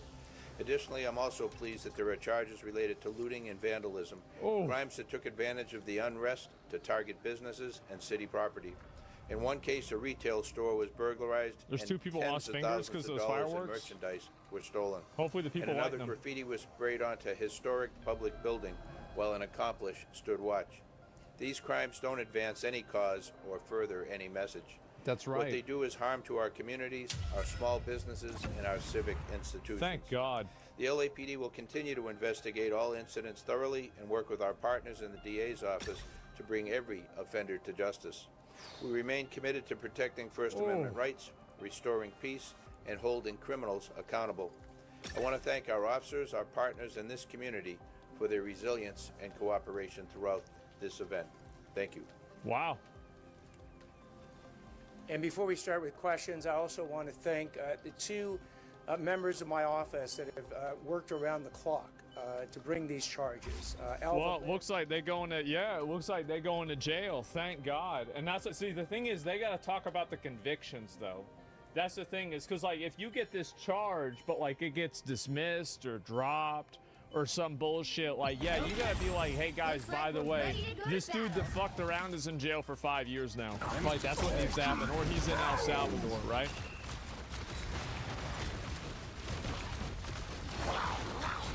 All units regenerating. It's been a whole situation. Twitch has been in a bit of a problem recently. Welcome back to the most villainous series on YouTube. In today's video, Twitch has apparently apologized to Catcone for banning him, but somehow continues being massive hypocrites. Asmongold has responded. Ludwig continues being a spineless jellyfish about anything involving Hassan. And yet another video on iDubbbz has just dropped. Alright, subscribe subscribe or you're stuck in an elevator with 5 Twitch mods. You're absolutely cooked, pal. Press the button. Okay, let's begin with Twitch getting exposed yet again. So quick recap if you missed the last episode. Basically, Tectone got banned on Twitch several times. He got unbanned yesterday, for calling finally. Frogan gravitationally abundant after she said American veterans deserve PTSD. I like that. I haven't heard that. Second chance is over. And who? I hope you get PTSD.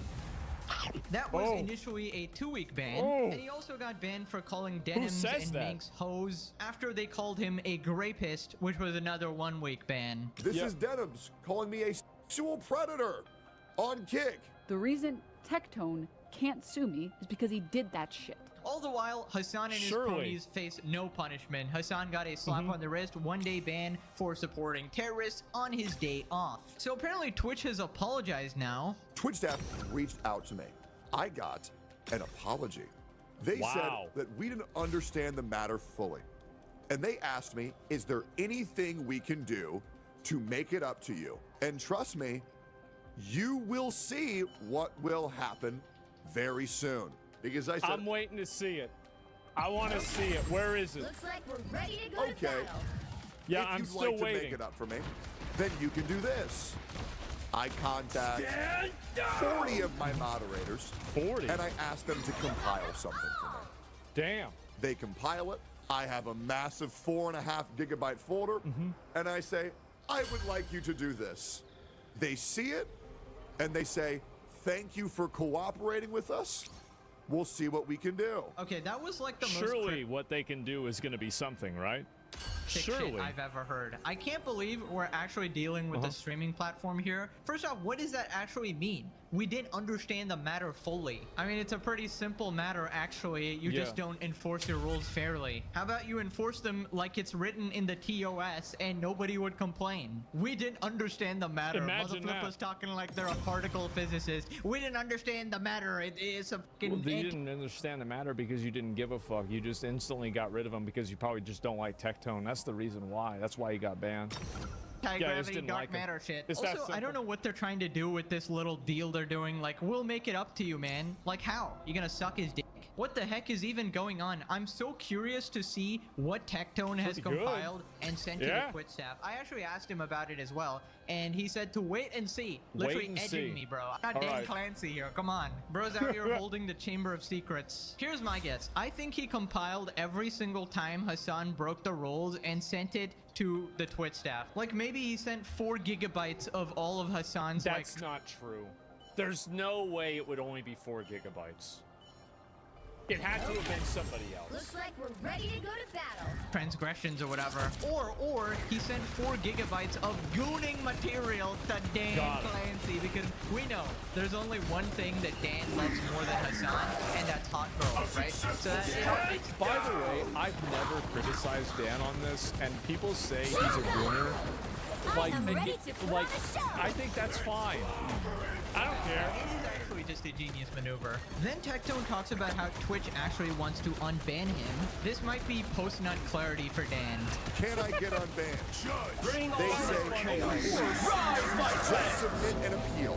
Right. So I submit an appeal. My appeal was then approved.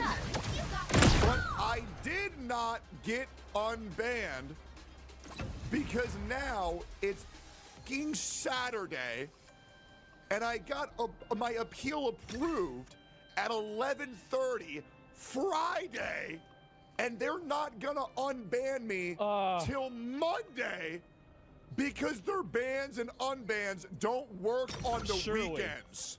Surely. So I get to stay banned for 2 extra fucking days because these people don't. Which, by the way, you can go back and check. Twitch has banned and unbanned people multiple times on the weekend. It's happened constantly.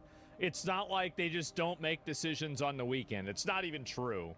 Don't know how to do their jobs. Yeah, that is complete bullshit once again, because Hassan was literally banned on Saturday because he takes Sundays off. So they obviously work on the weekends, and Which, even if he was banned for a day, also means that the unbanned would have occurred on a Sunday. you know, a little bit of logic there, right? You didn't know this Hassan story, right? That obviously doesn't make sense if you think about it for more than 5 seconds. What if somebody streams on a Saturday and they streams themselves completely naked or committing a crime or something? Do they just not get banned? Yeah, bro, you can. The thing is, if you want a helicopter dick, you can do it on Sunday all day long because there ain't nobody at Twitch. They just let you go, man. They just let you go. That's right. You want to go that meat spin? Yeah, all day long. Yeah. Banning teams on vacation? Of course not. Dan is and you just delete the VOD before Monday, and that way they don't know what. Wait a minute. Wait, what the hell happened? Wait, there's no VOD. Wait. Well, I don't know.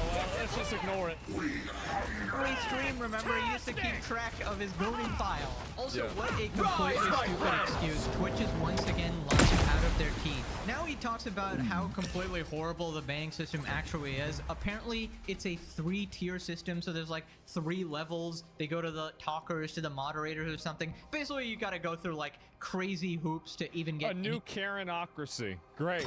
How could I have ever expected? But hey guys, keep in mind, it's unfathomable to believe that the government does the same thing. Could never imagine that. 3 separate teams to do the job of one compartmentalized team. Right. You do not need the talkers to get them to submit an appeal, then you can't read the appeal. Because if you're... So the customer has to send the information to me. I can't talk to they can't send it to developers. Well, why can't they send it to them directly? Developers aren't people. They're not, it's not a people person. I'm a people person. This is an actual fucking office space. They're not people persons. Yes, exactly. It is. Already talking to them, that's when you make the judgment of when you're going to get appeal.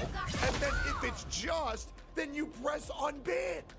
Why do we need a 3 separate tiered system to enact justice? Why is something that people's livelihoods not going to be taken into consideration? Makes so much sense now, fixed because it's the fucking weekend. You can't just have it to where if the appeal gets approved, then they're automatically unbanned? How does it doesn't make any sense. Feel comfortable streaming to this website when the entire foundation is built off of what I would call as a compliment, mental retardation? I mean, I gotta agree, bro. Twitch is filled with complete regards. And here's my theory about the 3-tier system on Twitch. So basically, I think what happened is that this is originally what happened is that it was one team and there was probably an issue when there was one team. And then so they created a second team so they can have no more issues. But then they had another issue with having 2 teams. And then so they created 3 teams. And now they still have issues, but they can't really justify having a 4th team. So you're at like the best and the most ineffective equilibrium of corporate inefficiency possible. And so they can't stop doing this, and they're just stuck with it. That's what's happened. Like, I guarantee you that's what it is. This is something that's happened over the years. They probably didn't have 3 teams in 2014. They probably had 2 teams in 2018, and now they've moved to 3 teams. The same as every single other thing. There is a degree of bureaucratic entropy that happens in almost every single organization that exists. Here's how it goes. The first tier is the political team, right? So first they filter, okay, did the person committing the crime, or in this case the Twitch offense, have the same politics as me? Like, are they a terrorist supporting scumbag? If yes, please do not ban them. Please override the ban, right? Or make it, you know, on their day off. Now, if they criticize terrorist supporters, permaban instantly, you know, unacceptable. Then we get to the second tier. This is the gooning team. Here they evaluate, is the person who committed the Twitch offense a woman with an OnlyFans? And it's a very simple rule. If you qualify, you're not banned. And if you're a man, you're automatically banned. And then we move on to the big problem, unless, no, that's not true, because if you're a cartoon, you get banned. But if you're a real girl, you don't. Because real girls are not as bad as cartoons. Third tier, this is the Dan Clancy tier, the gooning epidemic tier. If the person in question is an OnlyFans woman or an ASMR mommy or whatever the heck, you must cease, like you as a Twitch staffer must cease all communications with them because Dan They've banned so many hoes I used to watch. Looks like we're ready to go to battle. It's a graveyard of hoes I used to watch on this platform. I don't even think that's true entirely. Again! And some of them are on kick, some of them stopped streaming. It was bad. Like all those Korean girls, like there was like 3 or 4 of them I would watch regularly. They're gone. Personally be taking over all chats and communications because he actually really cares about the platform. He really wants to handle this situation himself, and he will be personally messaging these creators. Anyways, that's my theory. Let me know what you thought about it in the comments. Thanks for coming to my TED Talk. Moving on to Tectone explaining why it's pretty harmful to delay unbans even for a couple days. I want to remind you guys, at a point, I was living paycheck to paycheck off of Twitch. Before that, well, I was homeless, right? But regardless, and broke. The thing that people don't understand is that most content creators are people you will never see or hear about because they likely just have no viewers or very little viewers, and they are in the process of trying to make a career, right? And when someone like them actually You guys ever see somebody who like is like a small content creator and they just get banned for nothing, and they're banned for like 3 years, and then they get unbanned, and there's like things just go right back to normal, and they got banned for like a pineapple that somebody recorded, and they said it was a dick, and like somebody at Twitch was like, yeah, sure, ban it. And just destroys their whole life. Oops. Again! And they might actually lose out on their only bit of income, right? Maybe they were earning like 20 or 50 bucks that day, and now they can't afford groceries or something. And yes, there's another conversation about, oh, you shouldn't put in all your eggs in one basket. You should probably be. Nah, it's a bullshit argument because like you never would use that on a person who has an actual job. Like if somebody doesn't get paid from their actual job, and you wouldn't go and say, oh, you should have had 2 jobs just in case.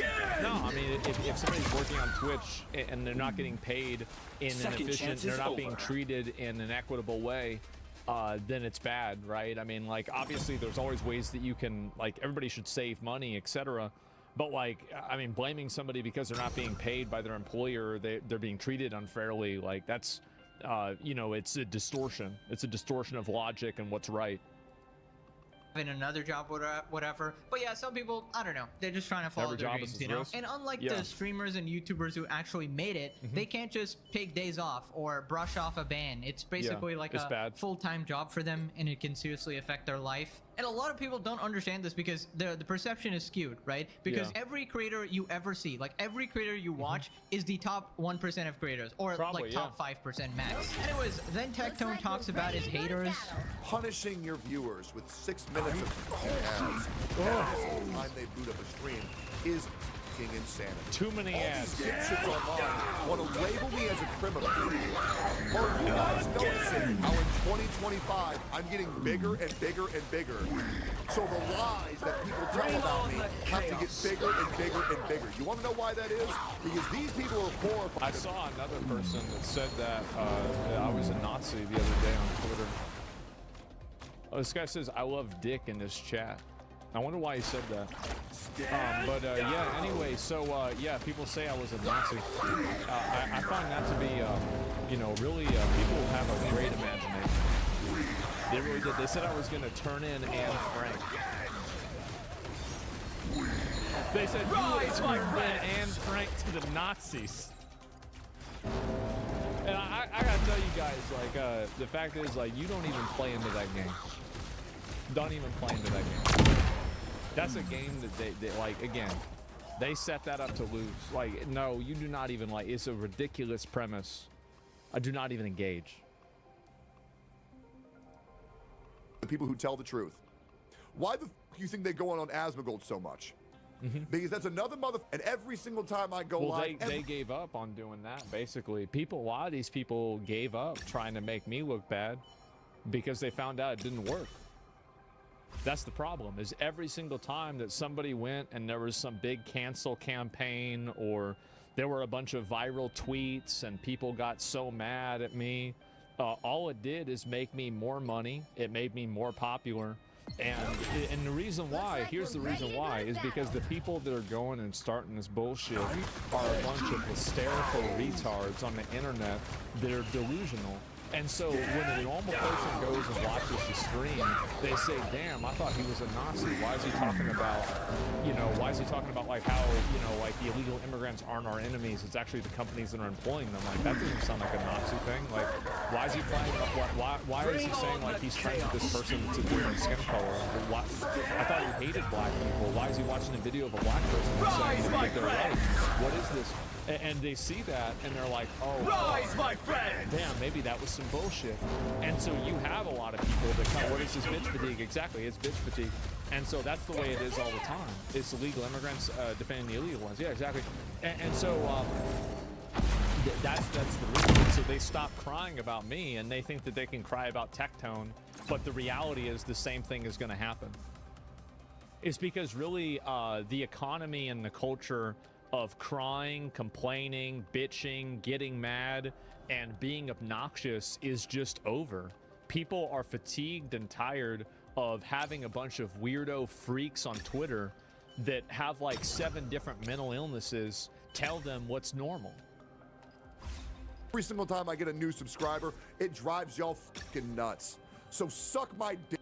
You think I'm going anywhere? Yeah, right. Yeah, I mean, people love discrediting people who are just trying to speak the truth. Like, it's a hose like mad Hassan situation. Will throw out the term slop tuber as if to, just invalidate everything you ever say about him. But honestly, I think Twitch just made him way bigger by banning him. Obviously, he's doing the best he ever has. That's kind of what happens when you try to suppress someone, right? They just blow up way more, and Twitch deserves all the hate. In fact, it needs more hate. So let's move on to Asmongold's reaction. Bans and unbans don't work on the weekend. They're lying. Either Twitch is lying to Tectone, and they do work on Saturdays and are giving him the runaround, or that they scheduled his ban to be on his off day. Which one's worse? Is there anything we can do to make it up to you? Now we're getting into some entertainment, boys. This is a system that is designed, this is a bureaucratic system. It's badly designed. You have 3 friends to deal with the same problem? It's ridiculous. It's inefficient. Yeah, again, this would have never happened in Office Space. Those Bobs would have come in and they would have set this shit, they would have set this shit straight so fast. It would, Twitch, you would be nothing but another big mouth snowflake crying for attention, and Dex, you would actually have to work for a living like the rest of us.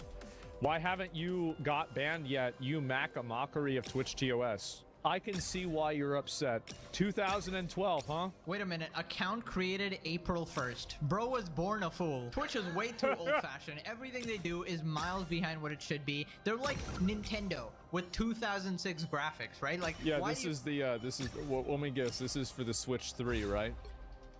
This is the what do you call it? This is the photo picture mode. Like, why do you have 3 teams for a ban? Why are you so bad at enforcing proper TOS? Why do you have 500 ads and still pay streamers like 50% sub money? Why can't That's actually not Twitch's fault, it's Amazon's fault. Rewind for free? Why do you have no discoverability on your platform at all? Why are you so pathetic in every regard? I think it's going to be pretty interesting to see what happens. I'm still curious as to what Tectone sent over to the Twitch staff. Yeah, I am too. I've literally never heard of something like that happen before. I don't know why they're making a deal with him. I would think they expect a lot. Remember how Hassan was melting down that people were leaving Twitch or even considering going to Kick, right? Because his monopoly was being affected. Well, Tectone responded. Dude, Hassan has not grinded for anything in his entire life. This is a guy who is handed everything, as well as his career and his money, because he's a fucking nepo baby. You don't know how to grow up a career. You don't. The only thing that you do is talk about how to pander to the far left and you weaponize people by glorifying terrorism. Shut the fuck up. Stop giving out advice. You don't know shit. Okay? First of all, the right way to grow a channel is to use Instagram, TikTok, and YouTube Shorts. I've always respected Hassan for going live every day, right? I don't even entirely agree with this, but like, obviously people, you know, if you're born with certain advantages, they do exist. They do. And knowing people that are in an industry, I mean, yeah, of course it's beneficial. Everybody knows that. Then, once you have garnered your own audience and they're going to go where you tell them to go, if you send them to Kick, they will make more money than they will off Twitch. But a working man would not put all of his eggs in one basket. Obviously, you would stream on every platform, because why wouldn't you? You give them the convenience of choice, and obviously Kick will give you the most sub revenue. Your post is wrong, you don't know what you're doing, and you're upset because you know you can't stream on Kick. And thank you very much. The Nepo baby part is definitely true. His entire family is millionaires. His uncle from the Young Turks, Cenk, literally gave him his entire career. Ironically, the guy he hates the most in this world, Destiny, helped him out a ton too. And the advice for upcoming content creators— I would even say, I could defend, I can say like Hassan did his own thing on Twitch and he earned it, right? I would say like I'd say anybody, if you're popular on Twitch, it's because you've earned it. Like nobody chooses to watch, like you can't Nepo into any type of viewership. If people watch you, it's because they want to watch you. There are plenty of people that get like fucking 1 million raids, 1 million bits of help, and it never increases their viewership. I'm just saying.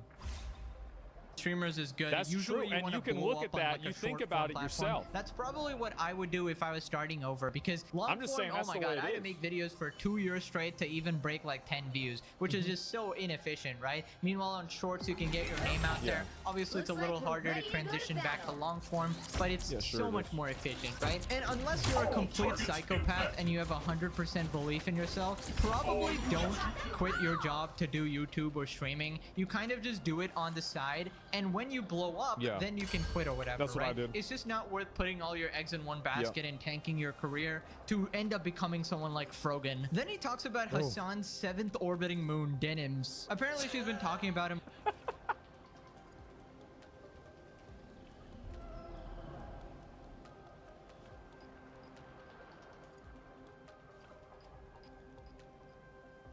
Man, this is so good.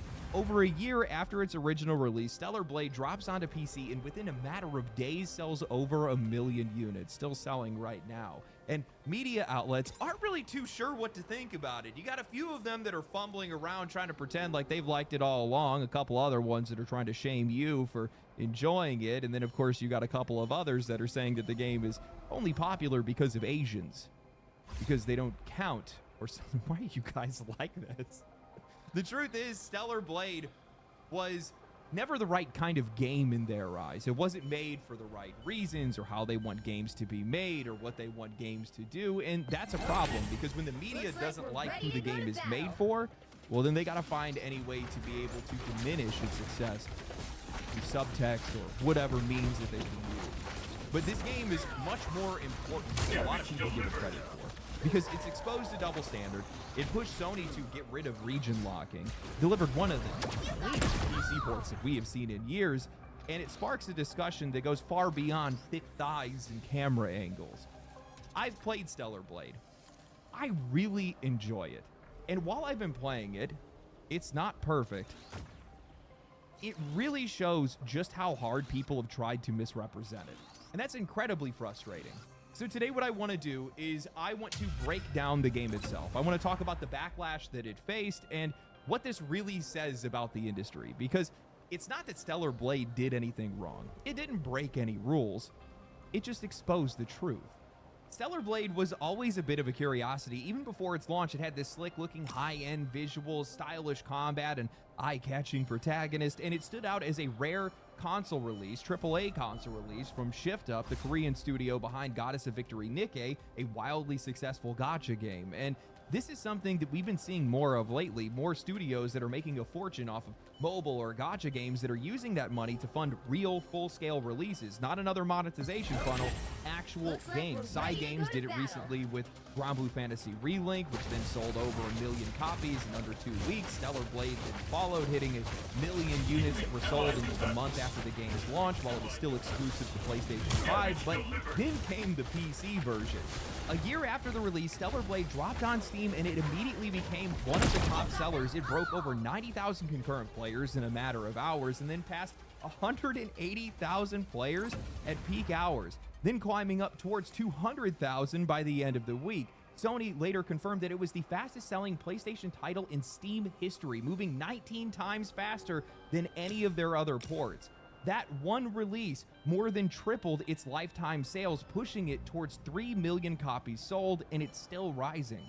Now, I'm going to be completely transparent with you guys. I did not see that coming, and that is partly on me because I read a lot of reviews, not because I necessarily trust all of them, but because I just want to get a temperature check. Is the game fun? Does it run well? What's the combat like? But with Stellar Blade, even though most outlets gave it a solid review score, it was an 80 on OpenCritic at the time, I didn't realize just how much of that coverage was drenched in subtext. The reviews weren't about how the game played, they framed it as a knockoff, a Diet Nier Automata, a game that you should feel embarrassed to enjoy. Not because it actually deserved that, but because that's how they wanted it to be seen. I'd only realized what was happening after two things. One, I actually played the game, which we'll go into later, and two, Shift Up quietly did something incredible, and nobody gave them credit for it. Now, you guys might have missed this because a lot of people did, but Shift Up actually approached Sony to lift the region locks that had blocked Helldivers 2, Stellar Blade, and a bunch of other games from being sold in over 180 countries. Now, this was not a soft ask. It ended up leading to a full policy reversal, one of the biggest moves that Sony has made in years, and what happened? Silence. IGN covered the ongoing discussions that they had originally had, but once it actually went through, no follow-up, no articles, no credit, not to Stellar Blade, not to Shift Up, and this is one game. This one game helped make PlayStation games globally available again. Apparently, that wasn't worth reporting on. And the minute that happened, it brought everything back into focus, how targeted this game has been since the very beginning. I mean, before its launch, IGN France had published an article, a hit piece more than anything else, calling Eve a doll that was made by somebody that's never seen a woman. Later, they would end up having to walk that back because turns out the director of the game is married, his wife is an artist that works at Shift Up, and Eve was modeled after a real Korean actress. Then after that came articles like how Stellar Blade became 2024's most controversial game. I thought that was Black Myth Wukong, or a couple of other games now that I think about it. Stellar Blade's design isn't the problem, it's how creepy men are being about it. Stellar Blade reignites Gamergate discourse, and of course the reviews, oh my lord, some of them knocking 30 to 40 points off of the score, not for bugs or broken mechanics, but because Eve was too hot. And now here we are again, same game, same outrage. Vice drops an article, Stellar Blade breaks Steam sales thanks to its thirsty fan base. PC Gamer throws out Gooner Game of the Year, pointing out 41% of the mods are smut. This message is not subtle. If you like this game, you're a creep. That's what they're trying to tell you. I mean, even Paul Tossi of Forbes chimed in, tweeting out that the game's success was mostly because of Asians. Like, that somehow makes it less legitimate, as if Korea, Japan, and China don't count. They said the exact same thing about Black Myth Wukong. It's not really popular, it's just big in China. Oh, okay, Chinese players aren't real. Is that the argument now? Now, I think this is really important to point out because of how insidious all of this is, but what this framing really does, subtly but intentionally, is tell you, the Western reader, that you don't have to care, that this game's success is distant, foreign, and not your win. That's the most important part, that it's really not that popular because it's not popular here. All it is culture war nonsense that is dressed up as consumer analysis, and that's when it hit me. This is the exact same thing that happened to Wukong.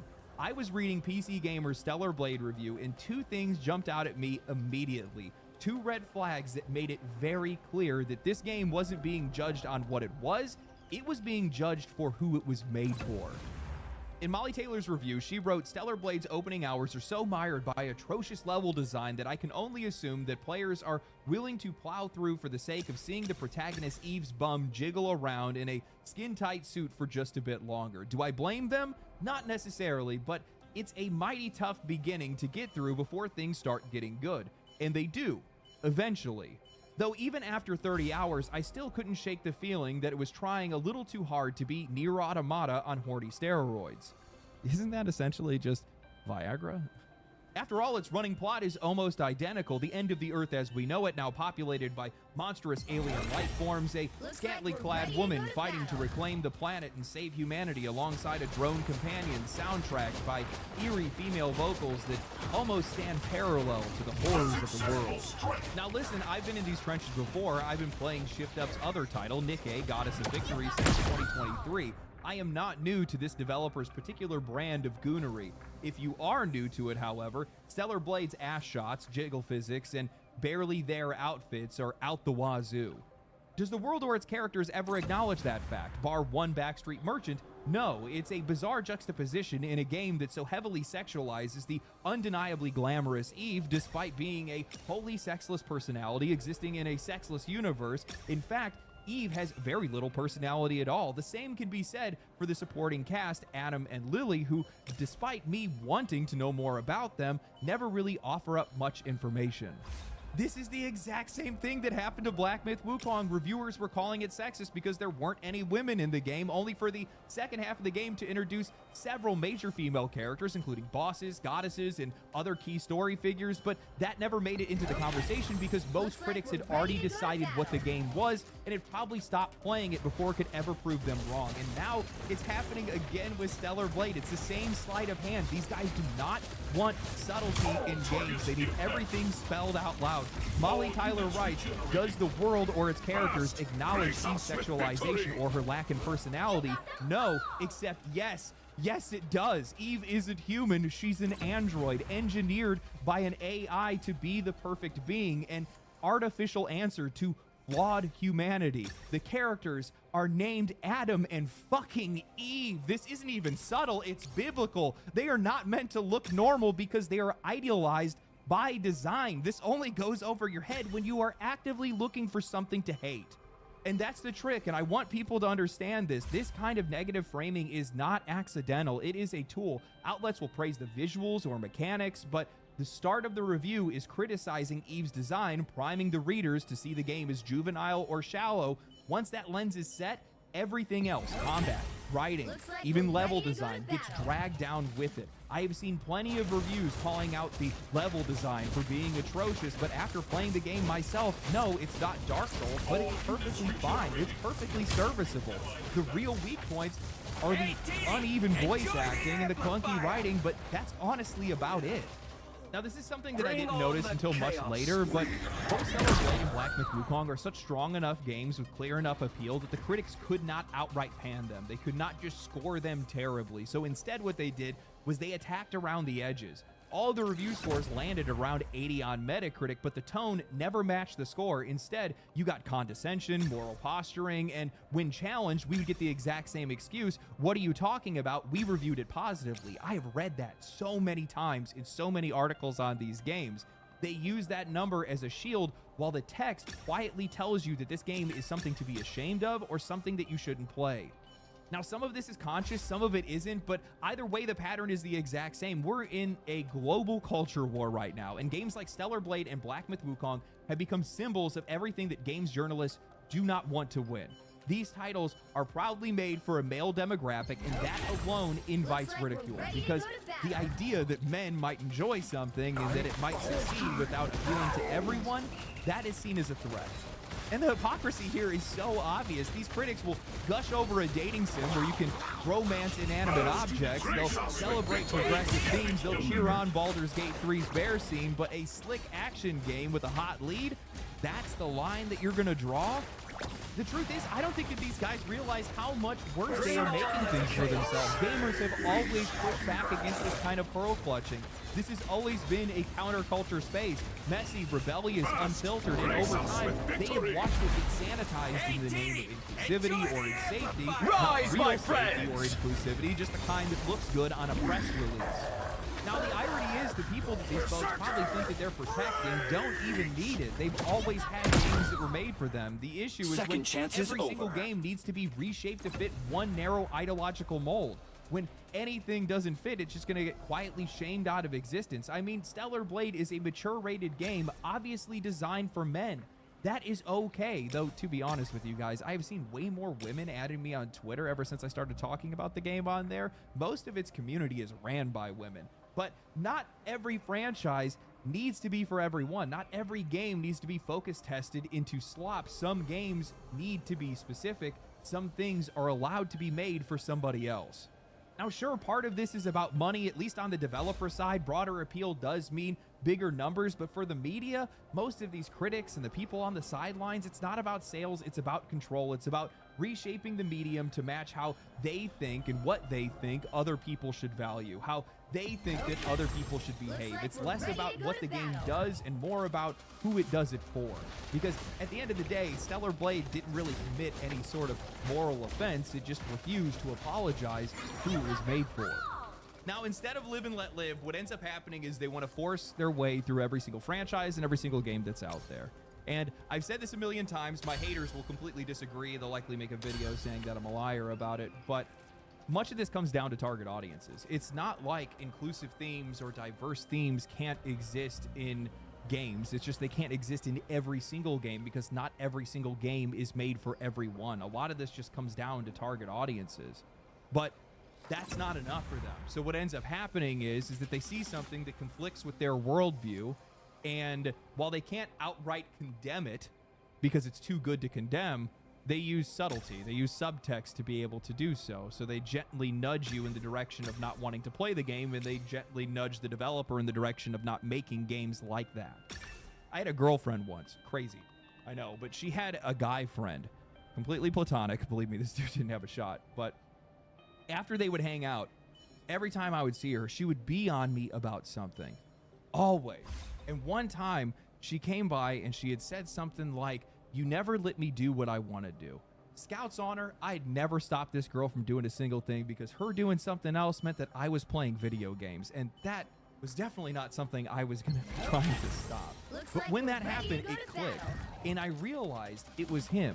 She was gossiping, she was friend zoning, and he was very subtly nudging her in the direction of being more angry, about thinking that there's other things that are going on, making her believe that there's something else that is going on. And I brought it up. I said, this is real, this is what's happening. And she was pissed at me for saying that. And I told her that if we broke up, he would confess to her. She got even more angry. She broke up with me. 2 days later, he shows up at her door with flowers and a confession. I got an apology.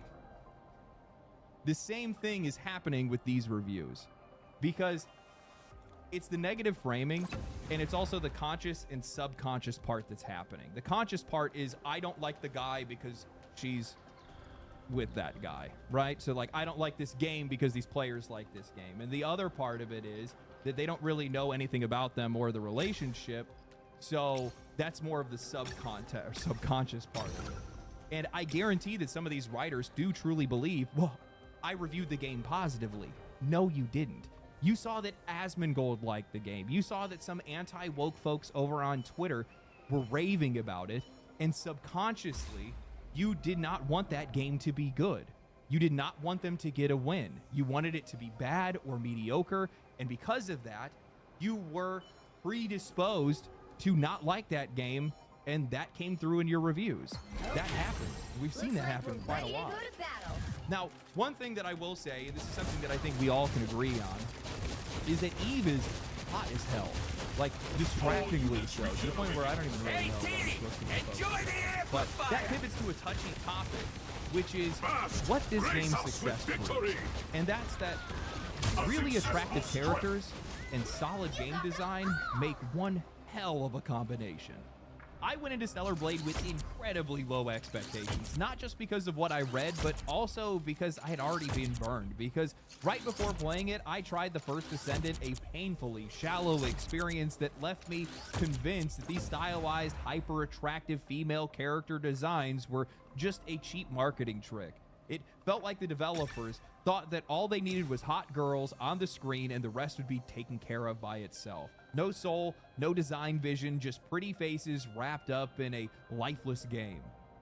So I assumed that Stellar Blade would be the exact same thing, and I was wrong, completely wrong, because I've played Stellar Blade for quite a while now, and part of the reason why I'm making this video right now is because I think this game was radically mischaracterized. Critics tried to paint it as a budget Nier Automata, a Temu clone with jiggle physics, but what I actually saw was something completely different, a sincere, imperfect love letter to Yoko Taro's masterpiece.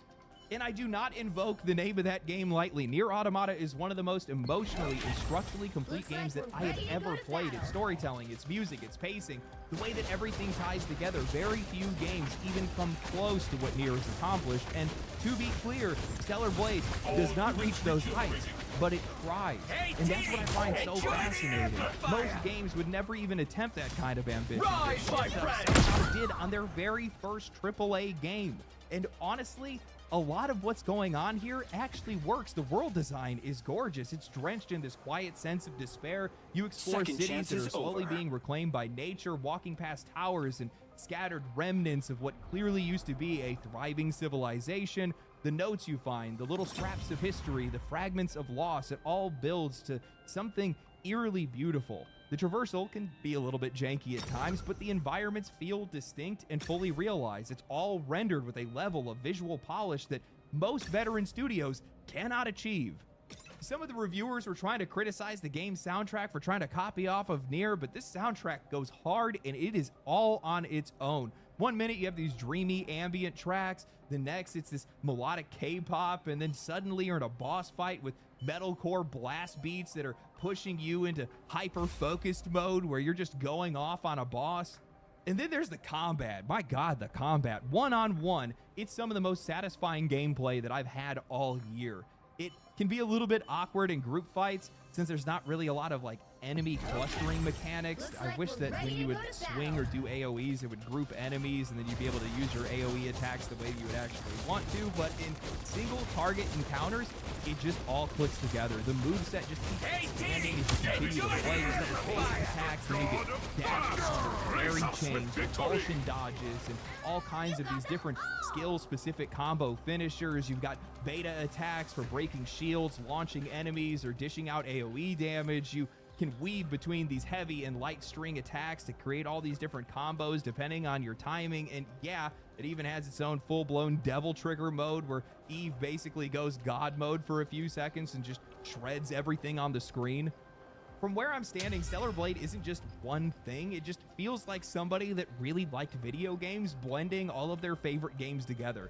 It pulls in the challenge and structure from Dark Souls and Elden Ring, the fast-paced combat and style of Devil May Cry or Bayonetta, and the atmosphere, the music, and emotional core of a game that he clearly worshipped, which was Nier Automata. Shift Up doesn't nail everything, well, except for Eve's curves. They definitely got that part right. But what they do land is ambition. It actually reminds me of the time where I used to play in a metalcore band, and we opened once for this regional act that was called Ice 9 Kills. And I remember thinking to myself, damn, these guys are legit. I can't wait to see what they do next. And then a few years later, they ended up breaking the Billboard Top 200.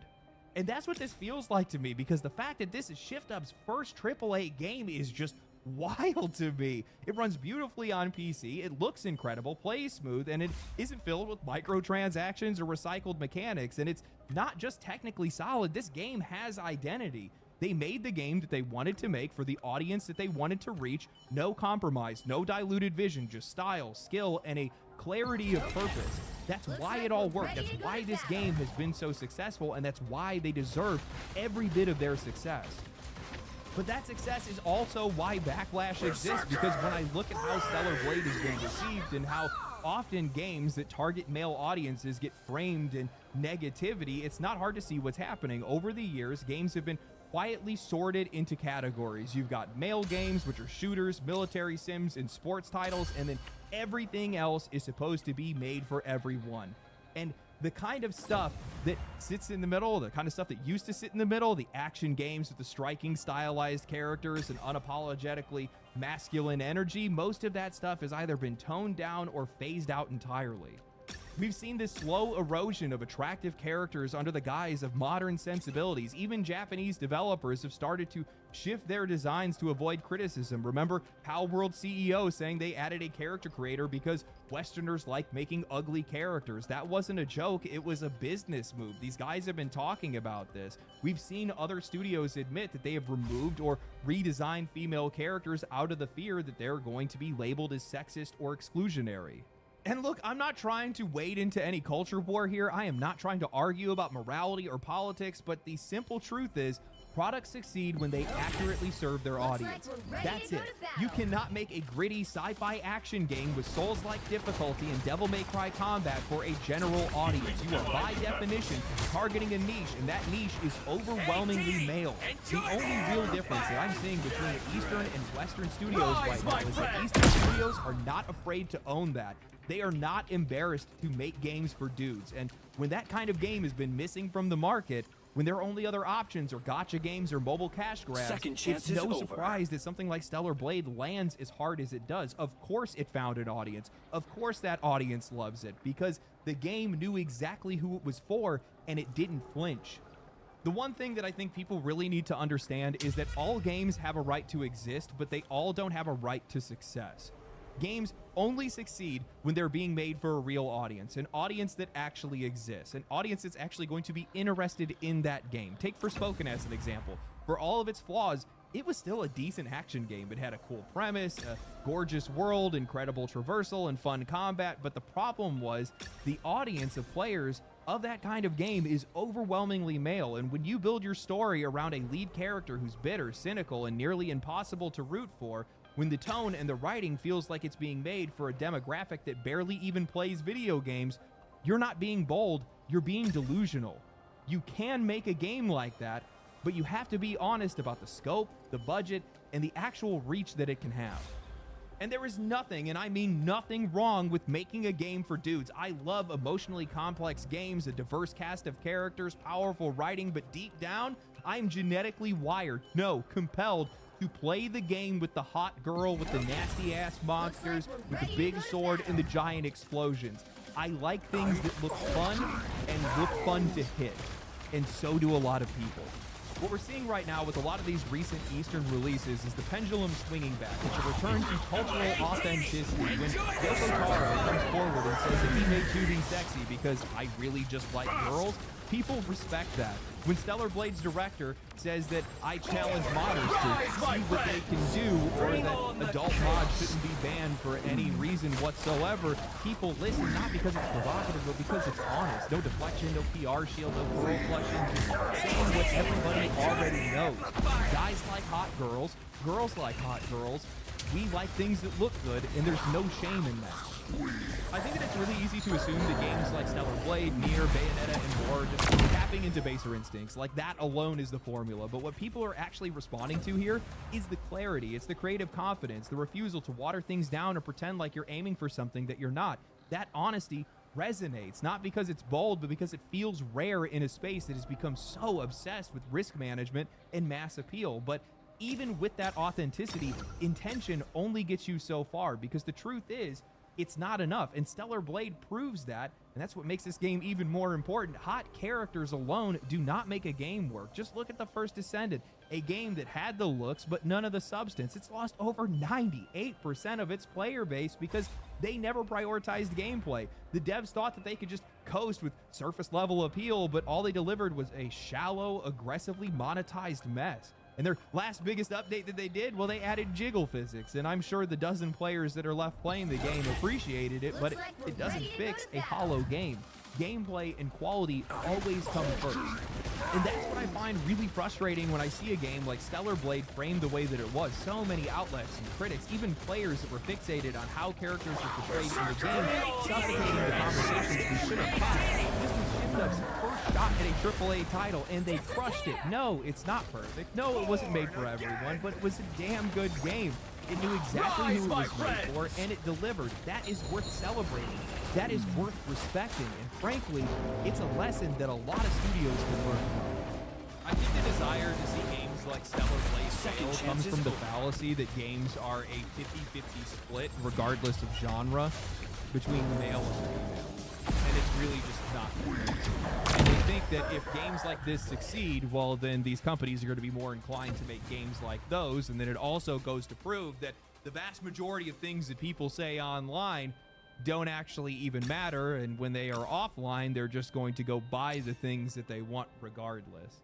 And if there's more money in games like that, well, then there's less money in games like Dragon Age: The Veilguard. And that doesn't necessarily sit right with a lot of people's worldview. I can't imagine how hostile of an environment it has to be a game developer that's trying to make a game or trying to make games that are going to please everybody and not offend anybody. Actually, I take that back. I know exactly how that is. I'll be honest. When I first started making YouTube videos a couple years ago now, I guess it's actually 2 years now, I tried to play both sides. If it was a game that I hated, I would try to talk about the good side. If it was a game that I liked, I'd try to talk about the bad side. If it was a culture issue or something like that, I would try to do my best to just stay between it. But the funny thing is, that never works. And that's just not what people want, because it's not you and it's not real.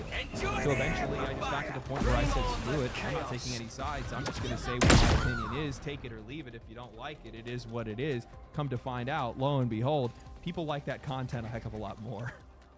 Funny enough, all the labels that people used to throw on me when I was making those super nice videos, yeah, they're all still here. They're still the same. Doesn't matter what you do. People are going to do that regardless. It's like I said before, in the eyes of the players, when they see a game like Stellar Blade, it's counterculture. It is so refreshingly blunt. This is an old term, and you don't really hear this very often anymore, but it's a pushback against political correctness. You can't do that. You can't say that. You can't make that.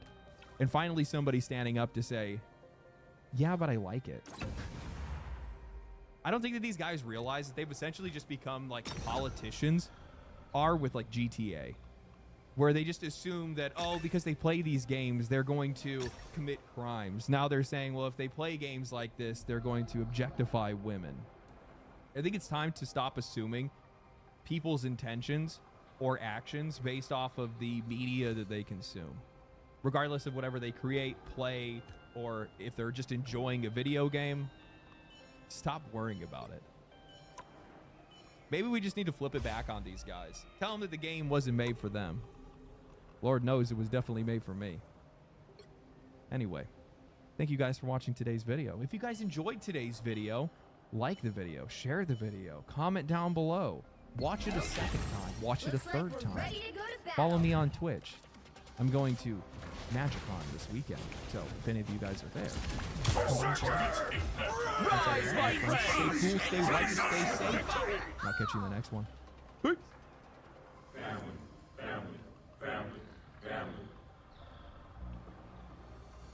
Second chance is over. I'm going to try to keep it together here. Just last year, Phil Spencer, the CEO of Xbox, stepped forward to say that increasing prices over $70 would be manipulative. Do I need to say anything more? Do not trust these people. And please, stop defending them. Xbox was the last company that I would have expected to join the price hike club.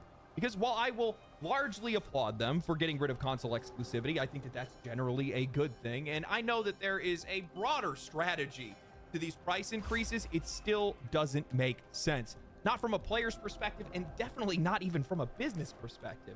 Outside of a couple of decent games, Xbox first-party titles just aren't good. People are not going to be lining up to spend $80 on an Xbox game right now. You might get a handful, not nearly as many as you're going to need. And it feels like every single time they go to pick up a publisher or a studio, they find a way to ruin it in one way, shape, or form. Except for Activision Blizzard King, and, well, it's not necessarily ruined, but is already effectively video game Satan, so there you go. You don't have the faith of the wide, vast majority of players that play video games today. You are the weakest of the three platform holders. You are years behind in console sales, and you're increasing prices across the board. What are you doing? I know what you're doing. You're terrified. Because Xbox, like all of these other companies, have built their castles on sand. And because of rising development costs, because you guys consolidated your industries overseas and now are threatened by tariffs, because piracy is on the rise, because indie developers are putting out breakout hits, because the EU Commission is now targeting microtransactions. The tide is coming in, and you're all about to be washed out. Initially through GameStop, Xbox announced price hikes across the board, increasing the price of digital games up to $80 starting next year, and increasing the price of their hardware and accessories anywhere from $20 to $30 to even charging $729 for the Xbox Series X 2TB console, more expensive than the PlayStation 5 Pro. Pricing yourself higher than your competition who's outselling you 3-to-1 is a bold strategy and not one that I was expecting. At the end of my Oblivion video, I had said I don't trust these companies to make smart choices, and I hate being right. At first, I thought Xbox was pricing the Oblivion remaster at $50 as a direct response to Nintendo increasing their prices and dropping their Zelda remaster at $90. And honestly, I still think it was. Asmongold nailed it on Twitter. He said that 2025 and 2026 will be the years of remasters and remakes, cheap to create compared to a new game, quantifiable as growing audience, visibility for upcoming titles, Gears of War E-Day, little to no risk of controversy and boycott, literally the easiest W in the industry right now. Honestly, I cannot believe this guy can find time to post industry insights while also doing home improvement.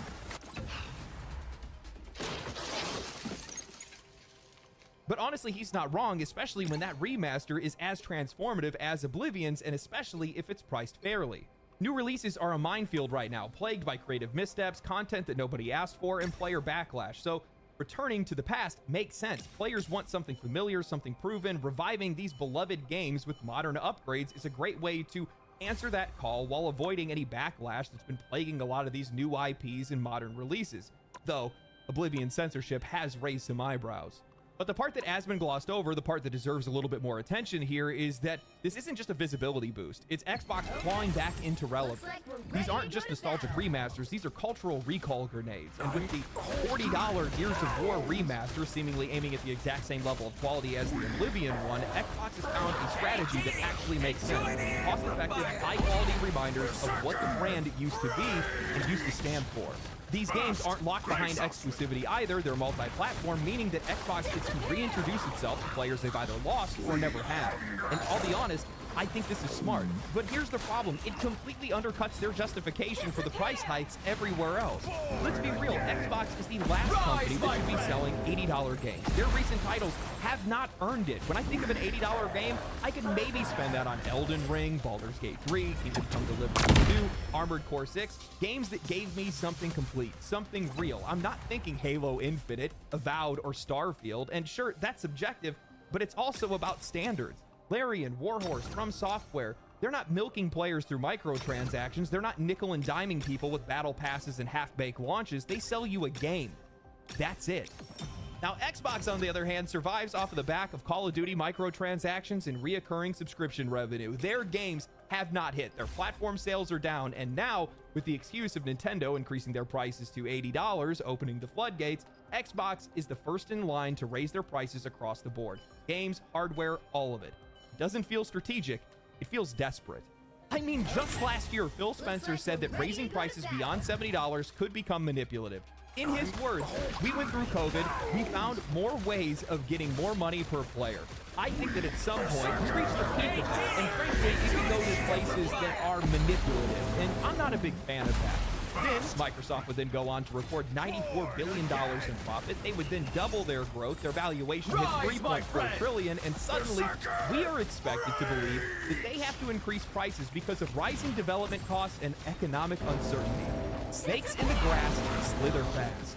I said this in my Oblivion video, and I'm going to say it again. Xbox may be the weakest platform right now, but that's exactly what makes them the most dangerous. With Game Pass and cross-platform releases, they can undercut their competition on their competition's own platforms, but instead of using that power to offer better value, they're just hiking their prices like everyone else. They issued a statement saying, "We understand that these changes are challenging, and they were made with careful consideration given market conditions and the rising cost of development." Sure, careful consideration, until you realize the whole thing is just them passing the buck to the players. You know, everybody wants to pin these price hikes on the US trade war, and while that might be an agitator, I'm not buying it. Xbox is behind in the console race. You really don't think that there isn't a stockpile of unsold hardware somewhere? That Xbox that you're buying off the shelf right now wasn't made yesterday, it was made months ago. If these tariffs were such a serious issue, they could just slow down production, stagger the releases. Hell, with the profits that they're pulling in, they could eat the cost and not even feel it, but they won't. Because tariffs are a convenient scapegoat. And even if they were rescinded tomorrow, these prices would stay the exact same. What absolutely drives me up the wall is how transparent this whole thing is. These price hikes are a direct consequence of poor planning. Rising costs wouldn't be a factor if you hadn't set your entire hardware operation in one country. If it wasn't for tariffs, it would have been something else. Supply chain failure, political unrest, a factory fire. These are self-inflicted wounds. So why is this happening? Why are all of these companies hiking their prices, slashing jobs, and trying to gaslight us into thinking it's all for our benefit? Well, the real answer is investor pressure. That's it. Gaming has become a hotbed for investors. It's not like traditional industries. Once hardware is out of the way, it's pure margin for the most part. No factories, no trucks, no physical goods, just code. And once they got your attention, they can sell you the exact same pixels over and over again. That's what they're protecting. Not the cost of development, but the rate of return. Live service games have become the golden goose in this industry. Infinite growth, infinite spend. You don't need to sell a game anymore. You sell a lifestyle. Look at Take-Two. Their entire business is propped up by two things: GTA Online and NBA 2K's microtransaction economies. EA, the same thing. FC, formerly FIFA, Madden, Apex Legends, 3 live service ecosystems that print money daily. Activision Blizzard, the only reason that they were worth $70 billion for Microsoft was because of World of Warcraft and Call of Duty. No innovation, no creativity, just predictable revenue. And it's that predictable revenue that has completely warped the conversation around development costs. We keep hearing about how games are more expensive to make than ever, but what they won't say out loud is they are the ones who made it that way. You do not get to cry poor after making billions of dollars in revenue, hiring thousands of people across a dozen studios, scaling up to unsustainable sizes, and then acting shocked when your overhead crushes your margins. GTA 6 is the perfect example. That game is taking longer to develop than every GTA combined. That's not because of creative ambition, it's because the machine behind it has become bloated, inefficient, and addicted to scale. That's not spending smarter, that's spending more. And they're expecting us to pay for it. What makes this all the more frustrating is that this industry is not struggling. Not even close. The last 30 years have been defined by record-breaking profits year over year over year. Xbox just had its best year ever. None of these companies are tightening their belts. Their executives aren't taking pay cuts. There's no scaled-back bonuses, just mass layoffs and price hikes because they want to keep the party going at the top while cutting off everything else or just making you pay for it. And that's the thing that they don't want you guys to think about. This isn't about inflation. It's not about tariffs. It's not about rising development costs. It's about control. Xbox wants these price hikes. Ooh, they want them badly because if they can make traditional gaming so financially exhausting, $80 games, $700 consoles, $100 accessories, so they can herd their players towards services that they can control. Live service games, free to play, Game Pass, cloud gaming, controlled storefronts, closed ecosystems. The long game. They're just trying to boil the frog. These guys aren't even competing with each other anymore. It's so transparent. Microsoft buys Activision for $69 billion. Sony buys Bungie for $3.6 billion. These aren't random events. These are symptoms of a market consolidating so aggressively that there is no pressure to undercut each other. No official collusion, just a shared understanding that if they all raise prices together, the customer will have nowhere else to go. And the worst part is they're doing it like it's going to benefit the industry in some way. They blame global instability, rising costs, economic pressure, but they're just using it as a smokescreen to justify whatever their next gamble is, the next experiment. All of it, every last move is designed to shift the cost of their mistakes onto you. This isn't a strategy, it's survival. It's desperation that's dressed up in a suit and tie. And the more they raise the floor, the more players are going to start looking for the exit. Man, Xbox really loved that quote from Ubisoft. Players need to get comfortable not owning their games. They thought to themselves, that's a strategy. That's a plan we can get behind. Let's make the market so uncomfortable for players to own anything, to own games or to own hardware, that the low-income and middle-income customers are likely to take the bait and go for Game Pass or go for cloud gaming or any of these other subscription services. Because why would I pay $80 when I could pay $20 a month and play all of these games rather than just get one little measly game? I mean, these services are so fair. They're so cheap. They're so effective. Until next year or the year after that, or because of rising development costs and economic uncertainty, the price has to go up by $10 or $15. But don't worry, because just like Netflix, we have an option for you price-sensitive customers. Game Pass Basic with ads, PlayStation Plus Basic with ads, Ubisoft Basic with ads. Then after that, they're going to start selling you frame rates and resolution. We've seen this happen before. Like, I don't understand how people think that this isn't going to happen.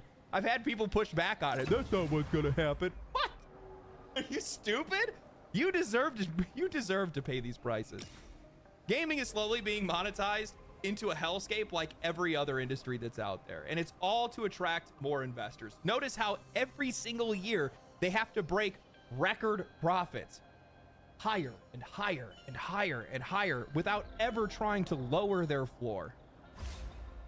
The funny thing is, this isn't like any other industry. We have options. We can go anywhere else that we want to. Hell, we're not even buying most of your games to begin with. I don't think that they understand how much trouble that they're in right now. Because, one, I don't even think players are going to buy into this. I'm sure that there's going to be some people that are going to hop on the train of some of these bigger games that are going to come out that we know for a fact are actually good, and if it's $80, people will still pay for it. But for the most part, when I talk to other people about these price changes, when I see my YouTube comments, or I see things that people say on Twitter, it's apathy more than anything else. They don't care. Okay, I wasn't going to buy it anyway. That's the attitude that I'm seeing. I mean, all of this price pressure that we're seeing right now is coming from AAA, which nobody's really buying right now. Sure, a couple of those games are doing well, but the vast majority of them are not. Why would I want to spend $80 to play Fable next year when I could use that money to buy 2 Expedition 33s? Doesn't make any sense. You know, the worst part is they need to charge a lot more than $80 because the EU is about to pull the rug right out from underneath these guys. You know what I find interesting? Players aren't yelling anymore, not like they used to. We've been through the same outrage cycle so many times that the tone has shifted. When people are talking about $80 games or $700 consoles now, it's not anger, it's apathy. The reaction isn't, don't do this to us. It's go ahead and destroy yourself. I think that's where I am with a lot of this right now. I find their missteps to be more entertainment than their games are anymore. The bad games, the price hikes, the censorship, the controversy, sitting back and watching PlayStation continue to chase the live service ghost as Marathon and Arc Raiders drop their alpha tests right next to each other, and the contrast between the two couldn't be any more glaring. Marathon losing players every single day their alpha was out, while Arc Raiders kept growing. One game feeling like it's going to be the next big thing, and the other one feeling like a trend chaser that's trying to fit in with the cool kids. Again, another game being made by a studio with half of the amount of developers. The highest levels of this industry have become so disconnected and so corporatized that they are blind to what players want. They think that our complaints are nothing more than whining. They listen to their board of directors or their sensitivity training. They're more worried about their next earnings call than the customers. We've become the last thing on their minds. And when you ignore us, we start to ignore you. Your games, your platforms, eventually all of it becomes a symbol for everything that people don't want or want to support. So we start going somewhere else. And that's exactly what's happening right now. I mean, the 3 highest player rated games of this year so far are Expedition 33, Blueprints, and Split Fiction. All of them launched at $50 or less. Split Fiction just passed 4 million copies sold. Expedition 33 hit 2 million copies sold in 2 weeks. Games made with a fraction of the money in a fraction of the time with a fraction of the developers, providing exponentially more creativity and enjoyment. These aren't flukes, these are signals, and they're being ignored. These publishers are still operating like it's 2016, thinking that a massive budget, cinematic trailers, and a big IP is enough to be able to capture everybody's attention. But markets have changed. Markets do change. Just look at the top games on Steam right now. Most of them are cheap, old, or indie. Outside of Baldur's Gate 3, it's almost impossible to find a full-priced game that has cracked the top 10 for longer than a week. That's why these price hikes just don't make any sense to me. A study last year showed that nearly 60% of all playtime was spent in games that are more than 6 years old. The only new titles that have seemed to be able to break through are either free-to-play, high-effort indie titles that are priced fairly, or massive AAA projects that actually deliver what players are looking for, like Monster Hunter Wilds, Kingdom Come Deliverance 2, Black Myth Wukong, or Space Marine 2. So while these companies keep tightening their grip, pushing subscription models, raising base prices, and padding every single experience with battle passes and microtransactions, they're missing the bigger picture. The model they're chasing is already collapsing. I mean, take a look at high-budget movies and streaming services right now. The same industries that these guys are trying to emulate are already burning out. Just last year, PC Magazine published a report showing that internet piracy is on the rise again, up 36% from 2020. Why? Because content is fragmented across multiple services, prices keep going up, and value keeps going down. Does that sound familiar to you guys at all? According to the study, piracy sites received 141 billion visits in the last year alone. That's more than the height of COVID lockdowns. The US leads the charge in piracy traffic, and it's not just movies and television anymore, it's games too. Because when you lock all that content behind 6 different paywalls and continue to raise the prices, well, people don't get mad, they just find another way. So audiences today are either avoiding these products altogether, or they're subverting the system to be able to find them for cheap or for free, making all these high budget projects nearly impossible to find a profit in. But that's okay, right? Because I mean, they still have all that microtransaction income to be able to fall back on.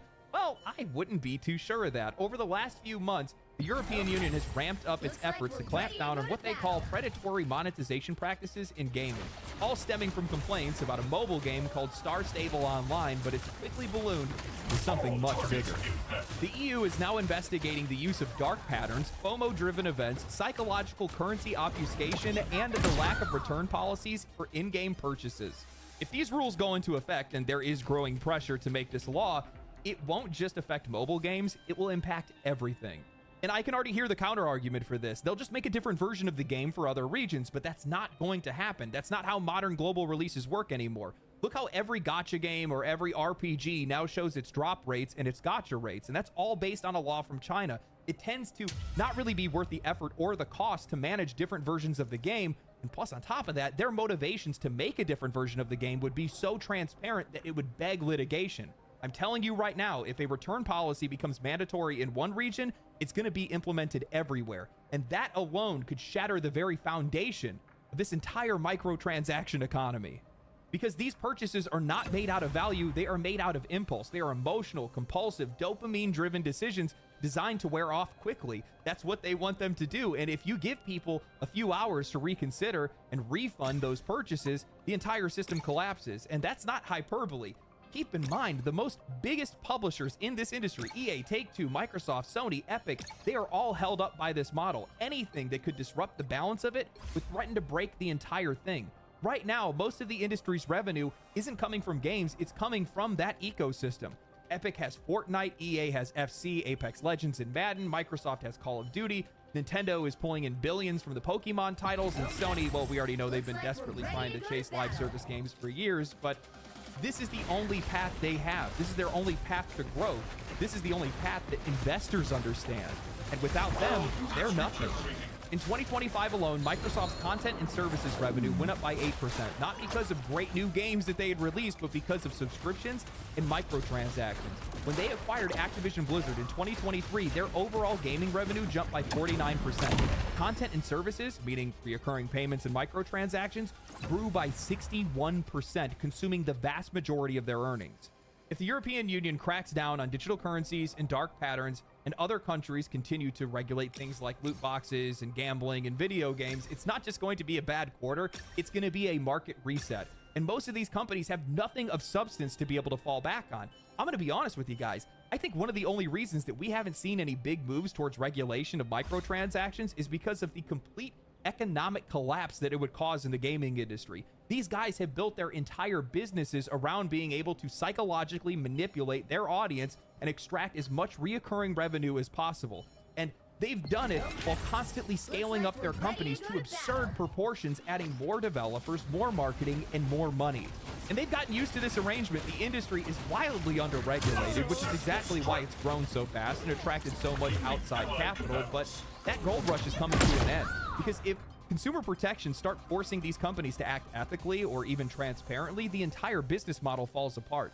And of course, things are only getting worse for these guys, because add to the fact that one of their hidden revenue streams just got unraveled. Ubisoft is currently under legal fire for allegedly harvesting behavioral data through their online-only single-player games and likely their multiplayer games as well. That's why these guys wanted us to be online all the time. Data that they can analyze, sell, and use to manipulate the players, all without ever asking for permission. This is what the modern gaming industry is built on right now. Addiction loops, monetization funnels, data mining, and psychological manipulation that's disguised as entertainment. And now that that's all starting to collapse under regulatory pressure, under consumer fatigue, under the weight of a leaner, smarter, and more successful indie scene, these guys are panicking. They're raising their prices, they're pushing subscriptions even harder, they're throttling features and slapping paywalls on content that used to be free. I mean, it's now rumored that Call of Duty is going to start to paywall their events and gameplay modes. I'm telling you right now, this isn't going to work because the players that used to be there aren't going to be fooled anymore. And the ones that do care have already walked away, and the ones that are still there aren't going to be enough. I think I might have brought this up before, but they keep trying to treat this industry like it's every other industry, which makes a lot of sense because a lot of these CEOs are coming from other places than gaming. But it's just not how this beast is built. It's just not how it works. It's the psychology of the whole thing. It's how people interact with these products. We don't even think of them as products. We think of them as games. We think of them as experiences. We think of them as worlds that we're visiting, as memories that we are having, as memories that we are sharing, ones that we plan on returning to or may return to in the future or whatever it might be. And we play these games. We don't consume them. And that's a completely different interaction than you see in a lot of other industries. And I think that they've lost touch with that. And I think that's more evident by the day, to be honest with you. They left the players behind. They've been making worse games. They've been trying to monetize them even further. And even if they can make a good game, it's likely too expensive for us to buy, or it's too expensive for them to make. I mean, look at how high these guys have risen the stakes for themselves. Grand Theft Auto 6 is estimated to be $2 billion in development costs. That is insane. You cannot keep up with that. You can't even compete with that. Effectively, to just make what the AAA industry is supposed to be making in the first place. They have to sell like 30+ million copies to be able to break even after fees and things like that on other platforms. They can pull that off, but the vast majority of the industry doesn't stand a chance. Are you kidding me? But these are the costs that continue to rise. They keep doing this to themselves. They keep scaling up and scaling out, and they use subscription services and microtransactions to be able to offset that growth and show that perpetual record-breaking growth that they need to show to their shareholders, because most of these CEOs are paid in stock options to begin with that never take pay cuts, by the way, regardless of how many people they lay off or how bad their business does. Notice most of these gaming CEOs never lose their job. You know, and with these subscription services, I think it's going to be around. I think it's going to stick around, but I don't think it's ever going to be as popular as these companies are hoping it's going to be. They want it to be because it's the best and the most control that they'll ever be able to have over their consumer base, but I just think that people want to have their library. I think they want to have their games that they can go back to. I think they like buying things when they're on sale. People like feeling like they're getting a deal on something. And people just want their games. Physical copies of games still sell. Expedition 33's physical copies sold out in multiple countries. Looks like we're ready to go to and with microtransactions, that entire ecosystem is built on psychology, manipulation. They have to manipulate the player to be able to get that money. And if that is disrupted in any way, if there is legislation against it that gets rid of dark patterns or gets rid of anything, these guys are cooked. They won't stand a chance. You will see companies that you never thought would go out of business go out of business overnight. Honestly, I can't wait to watch it all backfire. It has been so much fun to sit back and watch as these indie companies have just been running so much. It has been crazy. The amount of just random out of nowhere developers making tons of money, making games that are incredibly popular and absolutely beloved. It has just been so much fun. And keep in mind, you know, for every copy of Expedition 33 that sells, that's one less copy of Assassin's Creed that gets sold. These companies do directly compete with their games, even though they don't like to compete on their prices in a lot of cases, at least not on the AAA side, but that's how this whole thing works. So, you know they hate to see it. They'll act like they're happy to see these guys do well. I was talking to an indie developer the other day, and he had said that because of the direction that the industry is headed in, it has created so many opportunities for these guys to make money, and they are so happy that these guys keep self-sabotaging themselves. He's like, it has never been better to be an indie dev. I told him, you guys are making it where it's never been better to be a gamer. So, hope you guys enjoyed the video. If you guys did enjoy the video, subscribe to the channel, comment down below, like the video, share. Okay. Looks like we're ready to go to battle. This is the tech demo for The Witcher 4. This just came out today. It already has almost 2 million views. This is huge. Damn. This is the technological showcase set in the world of The Witcher 4. Wow. What we just saw and are going to see now is running on really standard PlayStation 5 at 60 FPS with ray tracing. Hurricane! So in the game, you'll be playing as Ciri, a professional monster slayer, a witcher. She explores the world and hunts down monsters for coins. The region we are in is called really Kovier, nice. Holy and you'll shit. get to explore it in a game.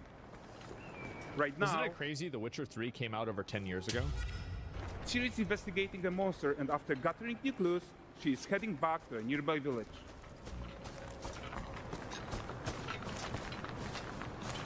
I don't know what it's All going right, to show everyone. at all. It's a tech Meet demo? Kelpie. Yeah, that's fine.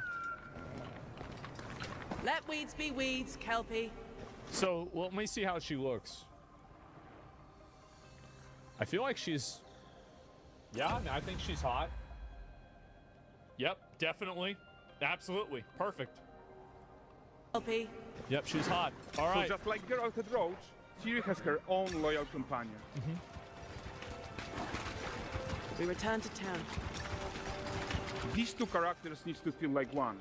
Since you're gonna explore the world on horseback, riding needs to feel seamless, natural, and just fun. Yeah, and to support that, we're introducing multi-character motion matching in Unreal. What is this? So Ciri and Kelpie, they're perfectly synchronized when mounting from any angle and speed. Okay, that's and good. we also support root motion movement on Kelpie, so controlling her feels realistic and grounded. Yeah, this looks really good. And there are also some really nice improvements to our Unreal Chaos Flex Solver and these machine-learned deformations. So you've got realistic muscles moving and stretching under Kelpie's skin without compromising the performance there. Yeah. I've always felt like this kind of stuff, I mean, for video game developers, gamers don't really care about this. This is never going to sell a game. Like, if you want to make your big AAA, you know, magnum opus game and you want to add this into it, that's fine. But, like, this is really a waste of time, and it's something that only 1% of people are going to care about or make a decision on. But it is cool. So let's leave Ciri behind for a second and talk about the world itself. Yeah, this looks really nice. So much of the Witcher world is natural, organic, especially Kovier with its dense forest and wild nature. And it's important to keep in mind here is that while this is on a PS5, this is clearly a tech demo. This is not a actual client of the game running. So I would not imagine this to be a one-to-one replica of what you would expect whenever the game comes out. Hopefully it's close, but just keep that in mind. Wild nature is hard. And with nanite geometry, we've freed artists from so many of their old constraints. But we don't want to rest until everything we do in Unreal has that same spirit of freedom. There's always more work to do. And foliage is a huge piece of that puzzle. So we are excited to introduce nanite foliage. That's a lot.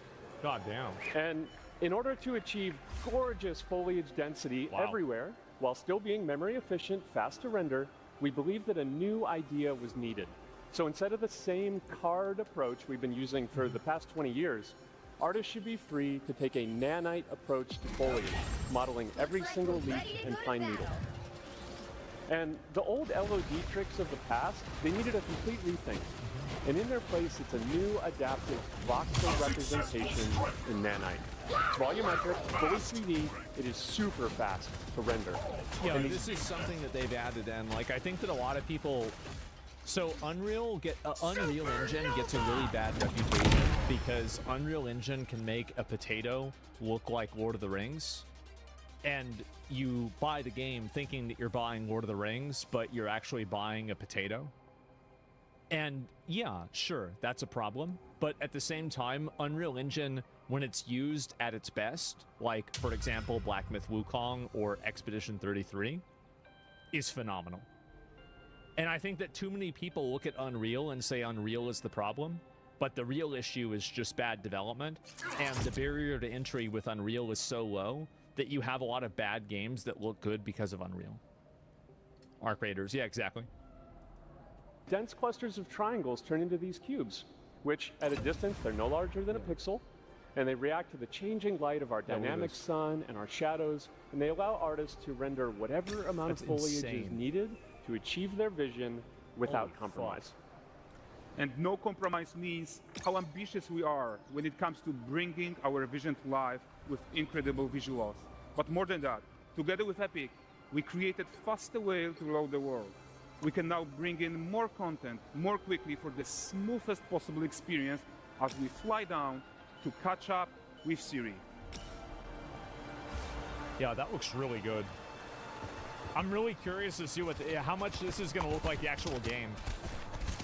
Because like the truth is, like if I go back to my mind, this is the way I thought The Witcher 3 looked back whenever it came out. You know how, like, you know, whenever you're a kid, you think that like Ocarina of Time or like Majora's Mask or something, it's like, oh wow, like this is like just like real life. Welcome to Valgrest. So Valgrest is a port town, a hub for fishing, trade, and mining. It's one of those places where you can meet shady characters or overhear gossip from other lands. It's also where Ciri took on her current contract. High-tech, let's leave Kelpie here and explore the marketplace and food. Okay.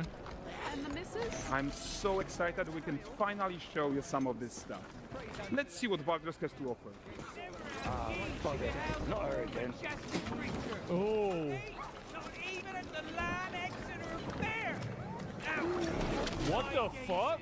I present him with a fish for the furry rat. Is there a bear there? And a bear's weight grants good fortune. This is impressive. Yeah, this is really good. I mean, I would say in terms of like visual fidelity and quality, I mean, this is pretty much the cutting edge. Pardon. Guys, notice how... That's really good. Holy shit.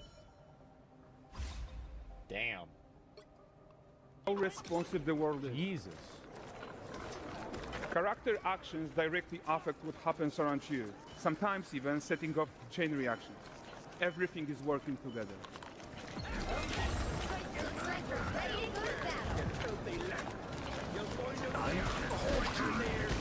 Oh, look at this poor gentleman being taught how to fly by an angry innkeeper. Yeah, that's good. That's what happens when you cheat at Gwen. Yep. Fuck. Hurricane incoming! From the seas to the sky! Okay, so this is the guy who came in with 12. Like you probably suspect, he has his own agenda in all of this. Just your tits again, Wilfred.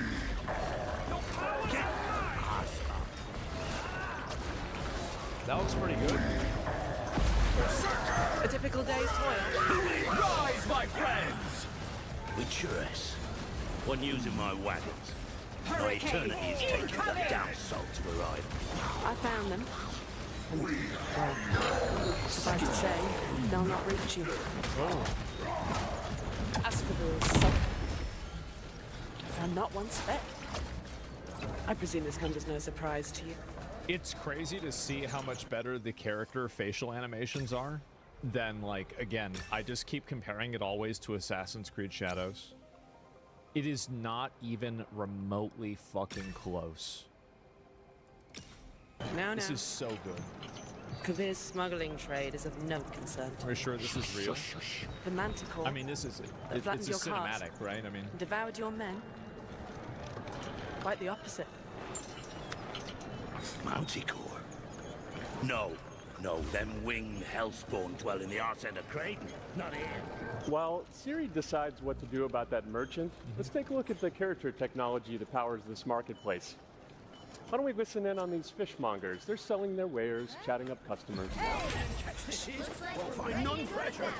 Reckon you ladies after one of those. Get this cleaned and got it for you. You mind, dearest? Interesting something more. And there is tons of tech at play here. Even in a simple market stall. Metahuman tools, improved Unreal Smart Objects, Chaos Clock, and more. Yeah, and all of this exists to make sure that the tapping quality between Siri and NPCs is as small as possible. Yeah, that's a good way to look at it. I remember seeing videos of Red Dead Redemption 2 that had stuff that had, like, you know, a comparable level of complexity to it, like some guy chopping wood. I was really impressed by that. closing that gap, it's not just about fidelity, right, but also authenticity. Remember Avowed? They should react to changes in the world around them. Yeah, this doesn't remind me of But Avowed. the prisoner in pillory is exciting enough for Valve. Rise, my Let's friend! grab everyone's attention.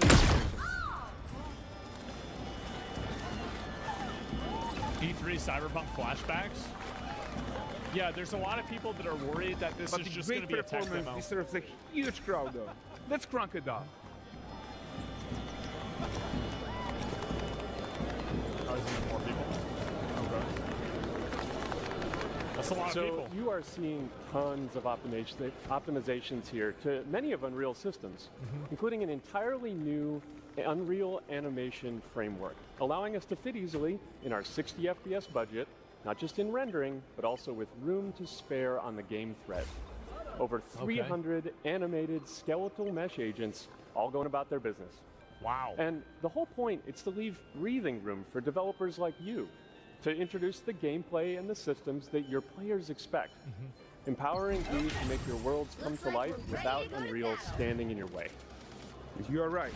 That's the open world RPG that we're making.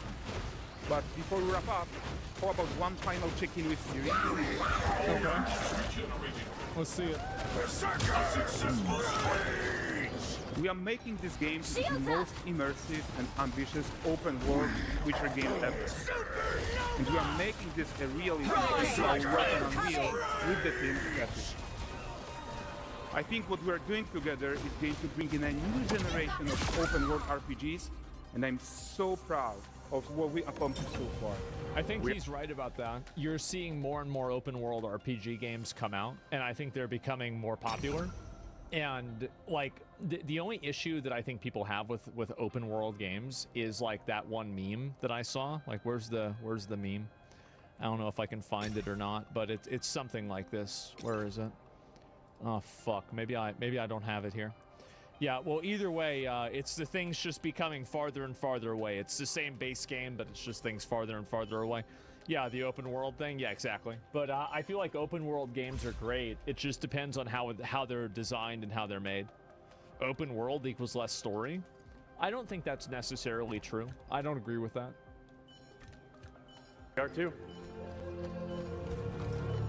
I don't think that there's like Ready to go to battle.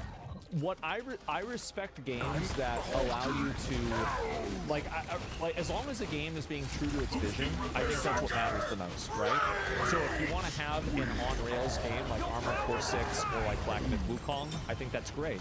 If you want to have an open world game like Elden Ring or I don't know, Tainted Grail Fall of Avalon, that's also good. It just depends. Or Red Dead Redemption 2, yeah, exactly. Kingdom Come Deliverance 2, yeah. And so like it just depends on what the game is and if you're making a good game. That's what matters. Before we go, here's a small bit of all we do.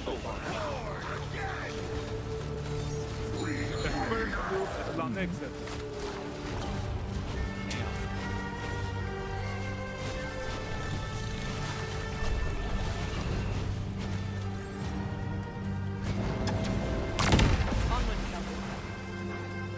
With what?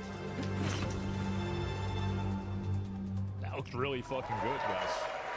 I'm gonna be real. That looks really fucking good. Looks great. Thanks, guys. Seriously, it looks amazing. And we've also barely scratched the surface of what's coming in Unreal 5.6. So here's Julien to tell you even more. Thank you very much. Thank you so much. Let's see it.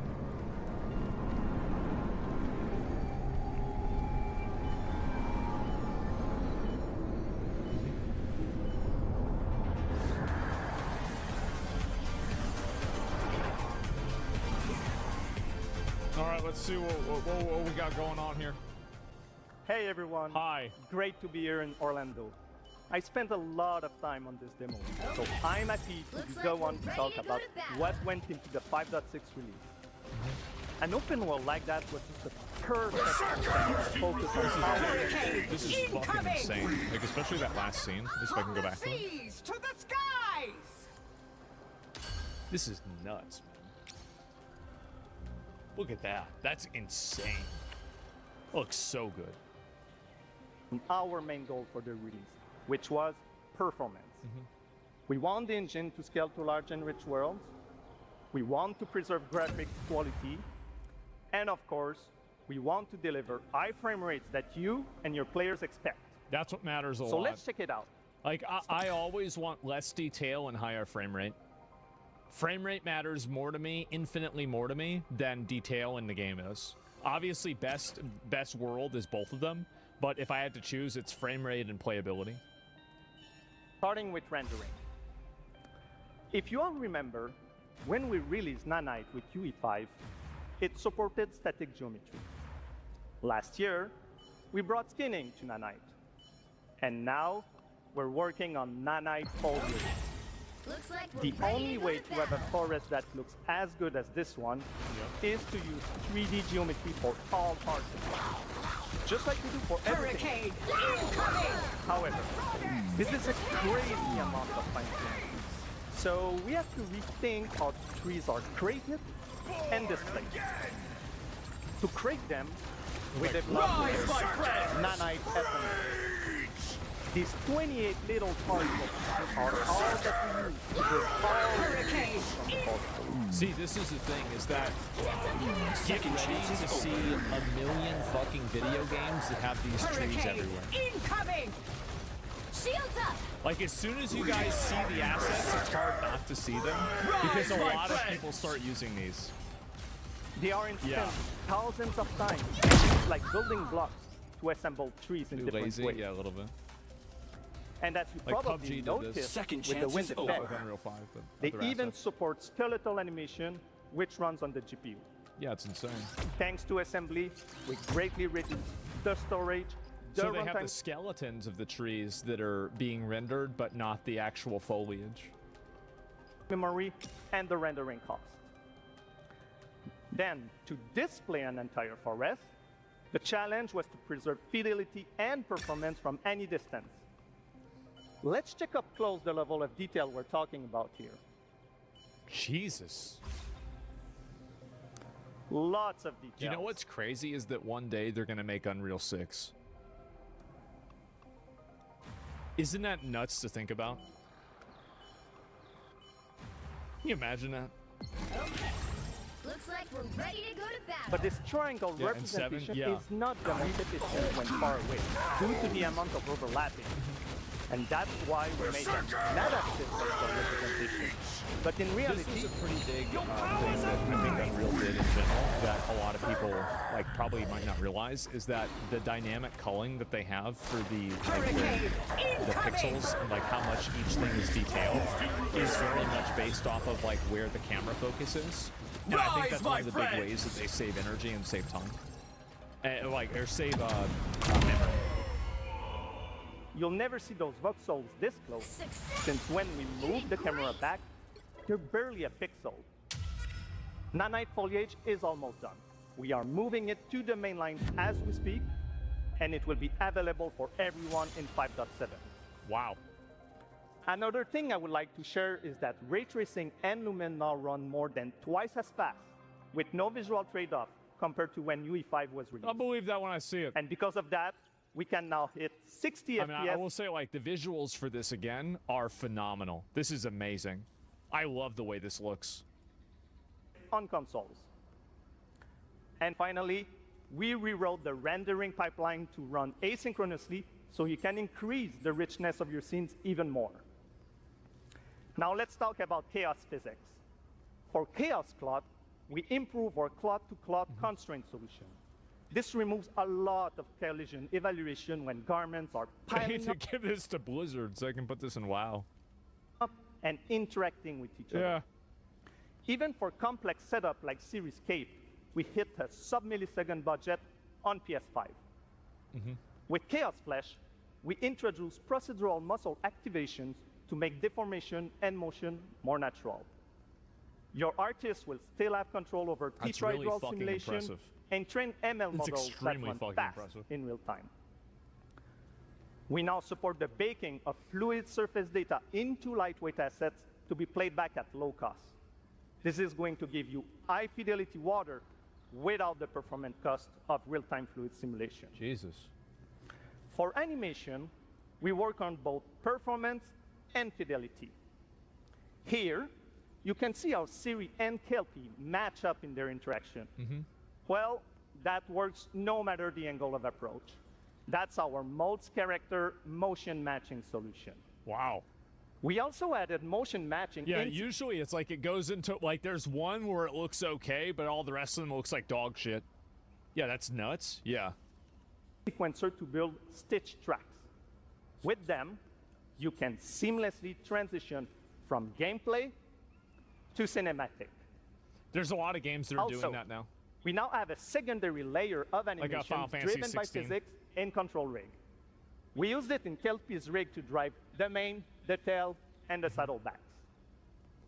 And now, I'm happy to announce that all these features are already integrated into our new Unreal Animation framework, which we are releasing as experimental in 5.6. We built it with performance first in mind. Animation evaluation are now running in parallel off the game thread, which was our bottleneck.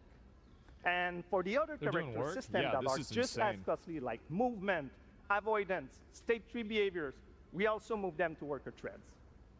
This is really going to help you create scenes that are crowded and lively. This is a setback that I think that's something that was, I'm not sure, but this seems like something that was happening to the developers of Kingmaker.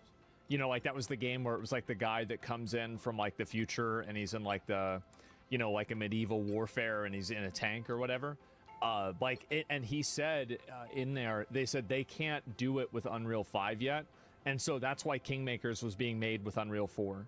So I think that changes like this are being done specifically to alleviate that concern. Streaming has always been a big deal regarding performance. And the three biggest improvements we made are physics state creation, which now runs async, improved runtime PCG for ground scatter on GPU, and a new FastGeo plugin to stream static geometry. And just to take a different example, in City Sample, the streaming time was cut down by 90% while moving at high speed. We focus on a lot of areas for performance in 5.6. And mobile is no exception. Crazy.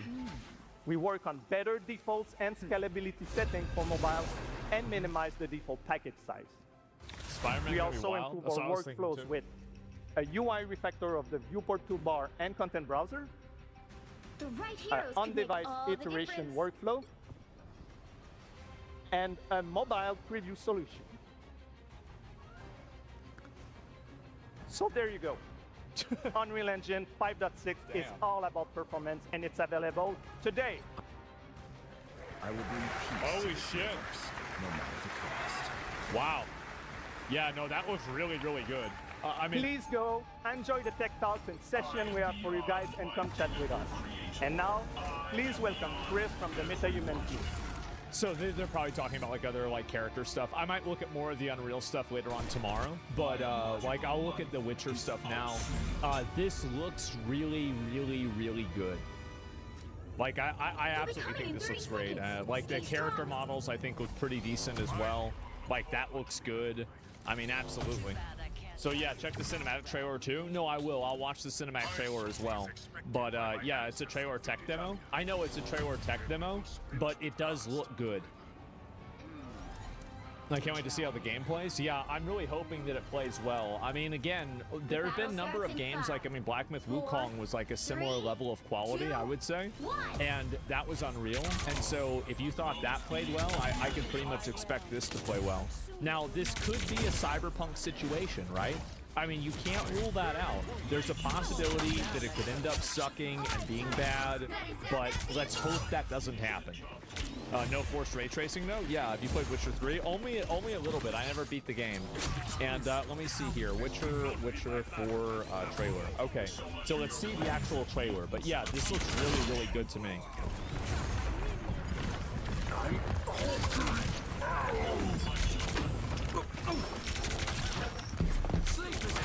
Plowing plonker. Break me pearlies on this blasted pit-ridden tract.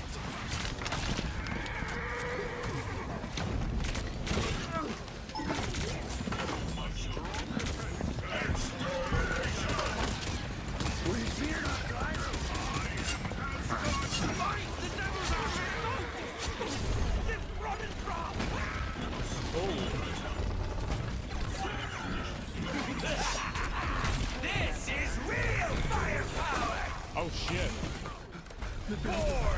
door, idiot.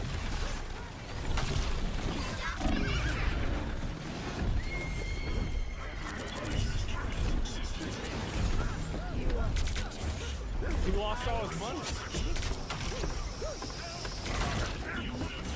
Oh shit. Uh-oh.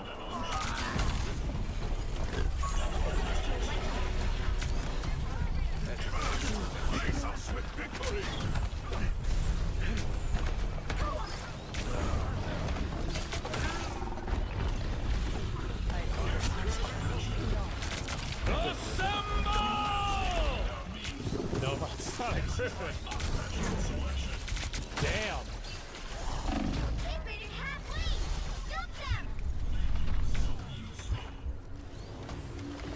Oh, that's the fucking thing from the other cinematic. So. Wow. That's a lot of loot. Almost had me fooled.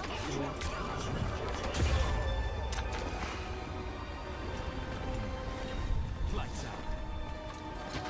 There's still a chance to stop them. Yep, she's definitely hotter. 100%. Jury, Absolutely. Totally looks like girls that would have known me in high school. Absolutely. That's exactly what we were looking for. Fucking perfect. Yep. All right, and what's she doing now? Yep, absolutely. And yeah, same brother. Yep, same brother. True, true, true. And anyway, Promising Protagonist. Yeah, I mean it looks great, obviously. And yeah, it looks like the original. Yeah, I would say so. And overall, I think it looks really promising. I mean the demo looked really good. Everything about it looked really good. Yeah, I'm not sure about the voice. I don't know. I'd have to hear more of it. And I think also, like, a lot of times with the character's voice, there are times where it doesn't make sense at the beginning of the game, but then after you kind of just play the game for a while, you just acclimate to it and it becomes normal, right? And so, yeah, we'll see what happens, but the first trailer looks like not the final game anyway. Yeah, this looks great, man. And, GameSpot did a hands-on review of Crimson Desert recently. No, I'll play that when it comes out too, absolutely. And watch the full trailer, bro, from the Witcher channel. No, I've seen that. I've already seen it. I saw it whenever it came out. But yeah, this looks really, really good. I mean, it goes without saying that I'm going to play this a lot on release, right? Like, I'm obviously going to play it a lot on release. And hopefully it's a good game. I think it will be, right? I think this will be a good game. Because the last game that they made, Cyberpunk, you know, like Liberty City or whatever, or Phantom Liberty, was good. Like, that's the way that I base every decision. If the last game was good, then the next game will be good. If the last game was bad, then the next game will be bad. So yeah, it's that simple. On your 40th birthday, yeah, wow. And yeah, it releases in 2029. Wait, what? It doesn't. I think it probably comes out next year, right? Like, I'm pretty sure this game comes out next year. That's what I would assume so. Yeah, is that right? Like, I think it's, no? 2027. After 20, really? Wow. Yeah, okay, well, I mean, shit, the thing is, if it takes longer, it takes longer, man. Like, I don't complain about that. I don't give a shit. I mean, if it takes that long, then whenever they're ready, then I will play it. It is actually that fucking simple. Like, I don't need to be like, oh man, like, I've got to play this game. There are so many video games that I haven't played, and you want to know an example of one that I haven't finished? I never finished The Witcher 3. So how am I going to complain about this game not being, oh, it hasn't come out yet. Yeah, you haven't even beat the next one. This is real Or the last one, I mean, yeah. You haven't finished Cyberpunk? Yeah, I never finished Cyberpunk. There's a million other games for me to play. When it's ready, it's ready. But either way, the game looks really good, and yeah, visuals look amazing. Like, in the cinematic, like, this to me is just like, I don't really give a shit about this, to be honest. Like, there are a lot of really good video game cinematics. I think this one looks just fine. There's nothing really special or, like, unique about this. It's just, wow, it's another video game cinematic. But, yeah. That's really it. How can you call yourself a gamer? Well, hey, I think that actually this is more relatable than anything. I think most gamers start games and then they never finish them. That's the norm. So I would assume so, right? Play Red Dead Redemption off stream, you'll love it. I'm already going with one game off stream. I don't know if I want to go with the second one already. But yeah, that's pretty much it.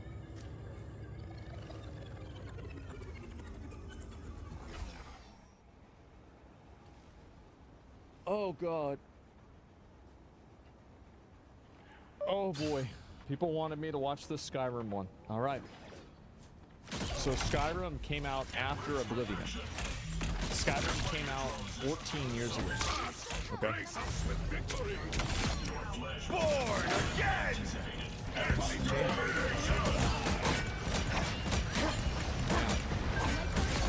This is a lot better than Oblivion. So like each object. Wow. Better than all. Only 60 seconds left. Come on. This is real firepower! Jesus. Fuck your count's not this again? Yeah. This is insane. Ripple, wait. Even the water? I didn't even see this last time. I never even noticed this. Yeah, the water doesn't even react to you. Oh no! Woo! Never miss. I didn't even see that. The Empire is in decline. So.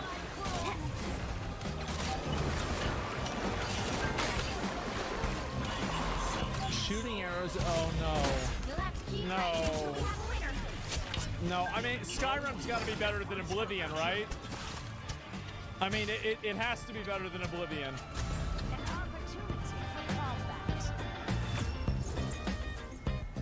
It's better than Oblivion.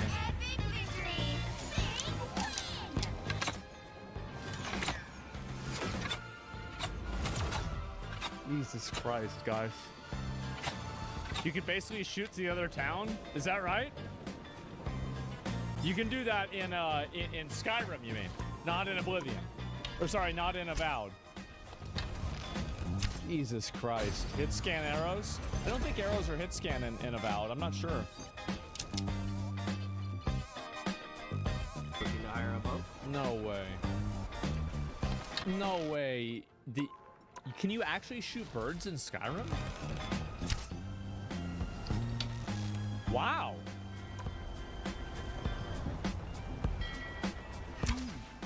And there's even like tracking and damn.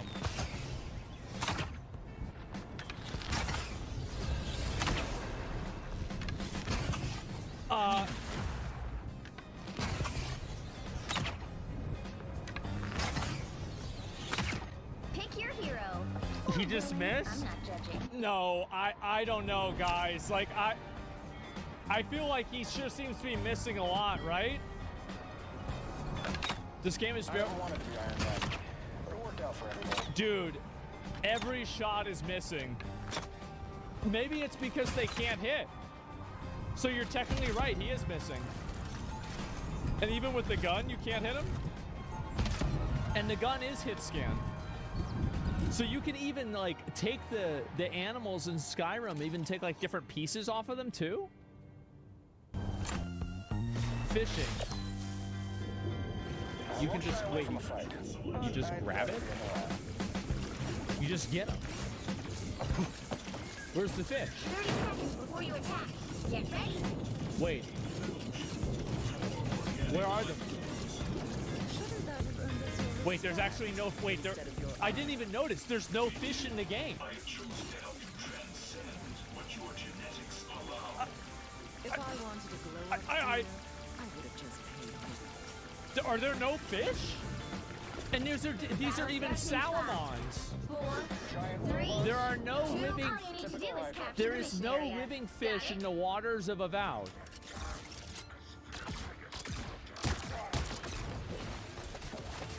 I don't think that's the welcoming committee.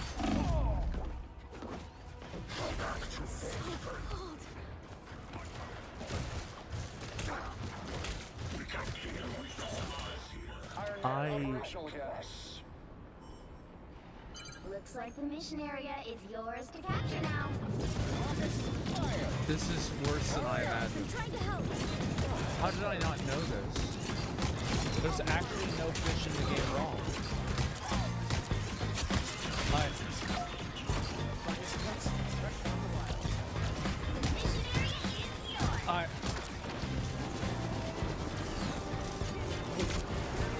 Yeah, it showed this one before. No way, he's not gonna cut it. This is from 2011.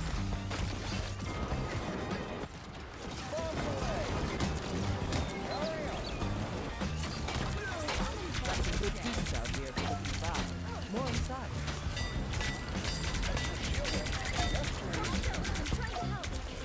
That's not so bad, right?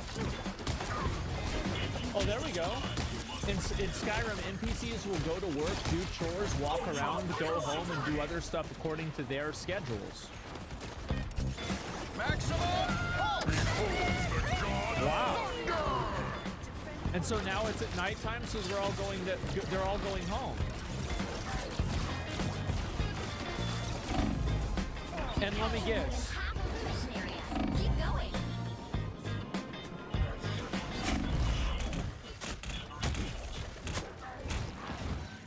Iron Man operational again. We are further. Shooting arrows into the water. Maximum pulse. That would make sense. Yeah, sure. And then also, look here. The water even displaces the velocity of the arrow. Watch.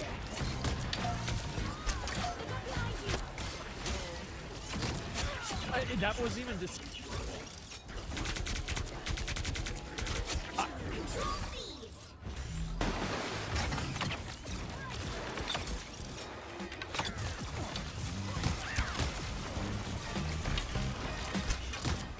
Guys, hi.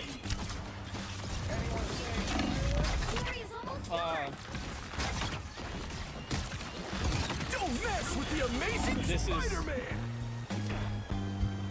Wait, so he can pick this up and fill it up with water?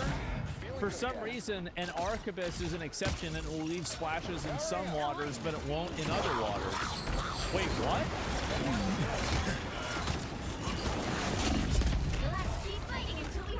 So it leaves a splash in that water. Okay. But not in the normal water? Oh!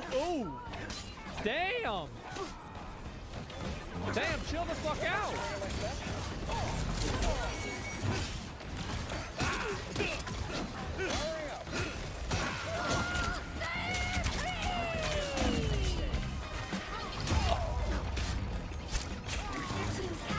Oh my god!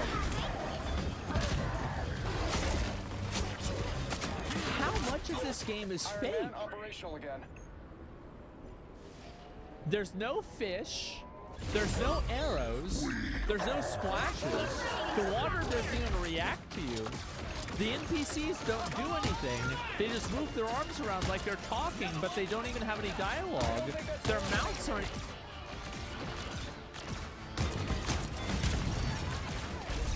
This is insane. Disappear! Oh. Behold the god of thunder! Maximum pulse! There it is.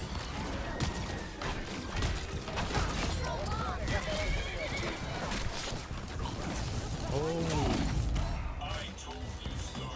You can't even shoot anybody. Yeah, exactly. It's not how it works. There's only like a couple of guards that you can attack. Bro's just eating an apple? Yeah. Attacking critters. Gotcha, bitch!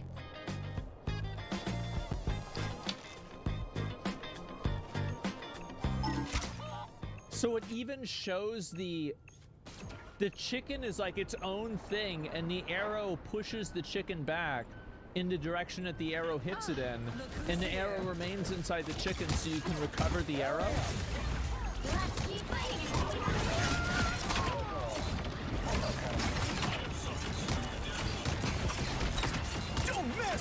Amazing Spider-Man!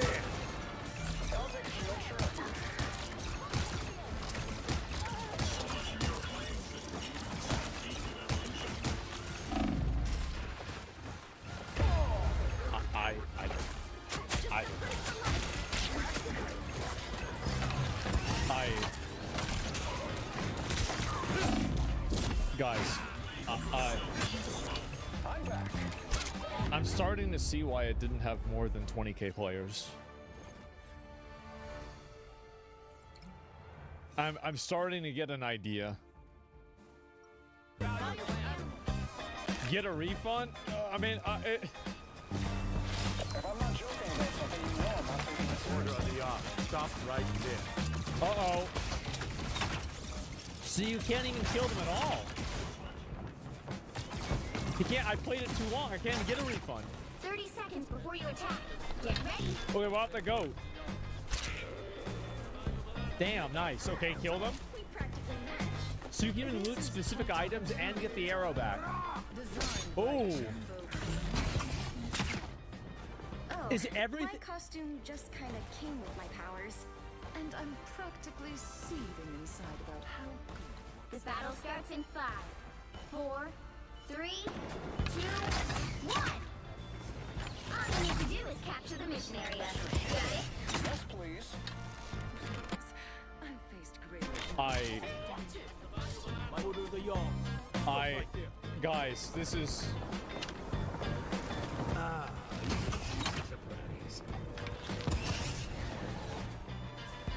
I don't know what to say. Like, Skyrim, like, I just... Oh! That's a big boy!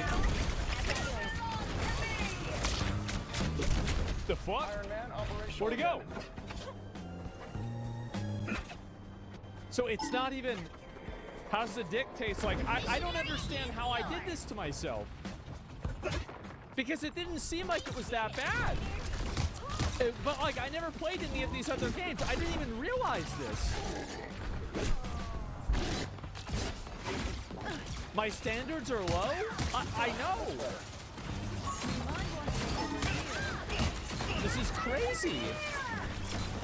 The God of Thunder! Disappear! Maximum pulse! Oh man. No frame of reference? Yeah. I have no frame of reference for this at all. And is he fighting? Wait. This came out in 2011? Oh my god. Don't mess with the Amazing Spider-Man! Jesus! Half of the mission area. Keep going. NPCs will stick to their location. Yeah?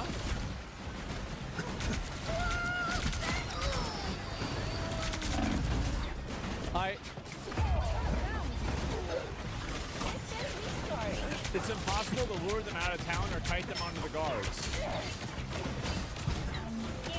So they... Iron Man, operational again.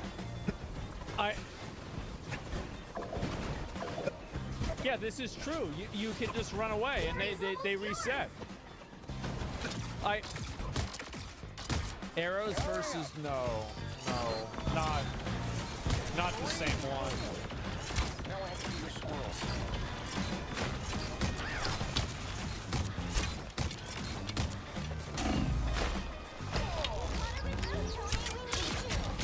This is even better than Oblivion.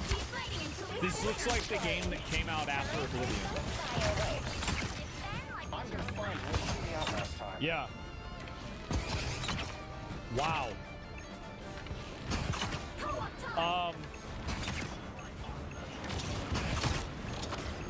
Jesus, man. It's alright? Yeah, I guess so. It's almost like he's making this video just for you. This is just... I didn't even realize this. I don't even know what to think, man. How is this... No, don't show this one again. Come on, man. You don't need to show this... Come on, no. It I look, want to be led. I want to be in charge. guys. Win-win. Guys, I see. Yeah, it showed this one before. The cannonballs are the only thing in Avowed that I could find that arrows will bounce off of. Wait, what? Why? Wait, so arrows bounce? Wait, what?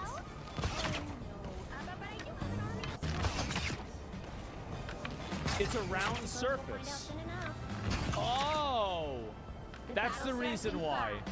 4, 3, 2, Everything's for sale, my friend. That's so weird. Yes. all you need to do Buy is the capture sisters, mission area. sell her in a Got it? second. Underneath my caustic exterior, I'm still pretty caustic. It's crazy for me to go back and play old video games that aren't written like there's HR in the room for every single fucking dialogue. This is great. Maximum! Yes. So good. Yeah, this is amazing. Oh my fucking god. What do you think you're doing? You can't take that. Uh-oh. Uh-oh. Oh. Oh. What say you in your defense? You caught me? I'd rather die than go to prison. Someone do something. Those right. And you just steal their stuff right there in front of them. Right as they're making the stuff. I am ready to put on a show.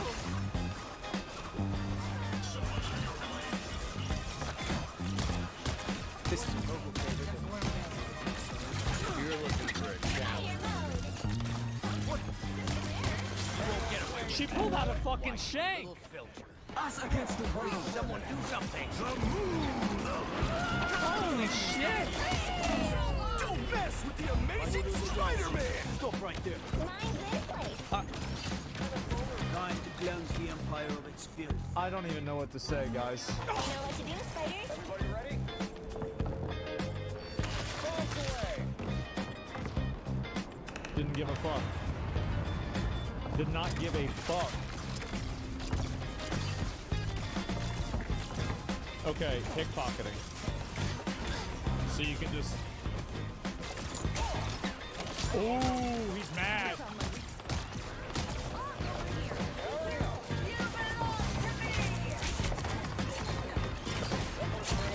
You can't even... So, it's crazy because, like, this game, it's basically like... How is this possible? Like, that so many of these things were just not even... Like, I think the worst part about this entire thing is the fact that there were no fish in the water. Maximum! Half of the mission area. Keep going. Like, that to me is crazy. There's not even, like, 2D fish animations or anything like that. Just... And then the NPCs that are making hand motions as if they're talking to each other, but they're not even actually talking to each other. Oh my god.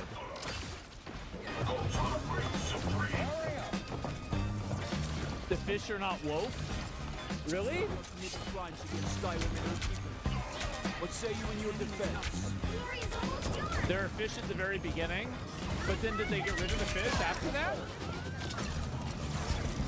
So you can't do anything here either. Yeah, you can't pickpocket anybody. It's not in the game. And then you can take everything, right? Oh! In Skyrim, you can kill almost anyone? Yeah, I guess so. Wait, so the lockpicking, let me guess, it's actually better than... It's better than...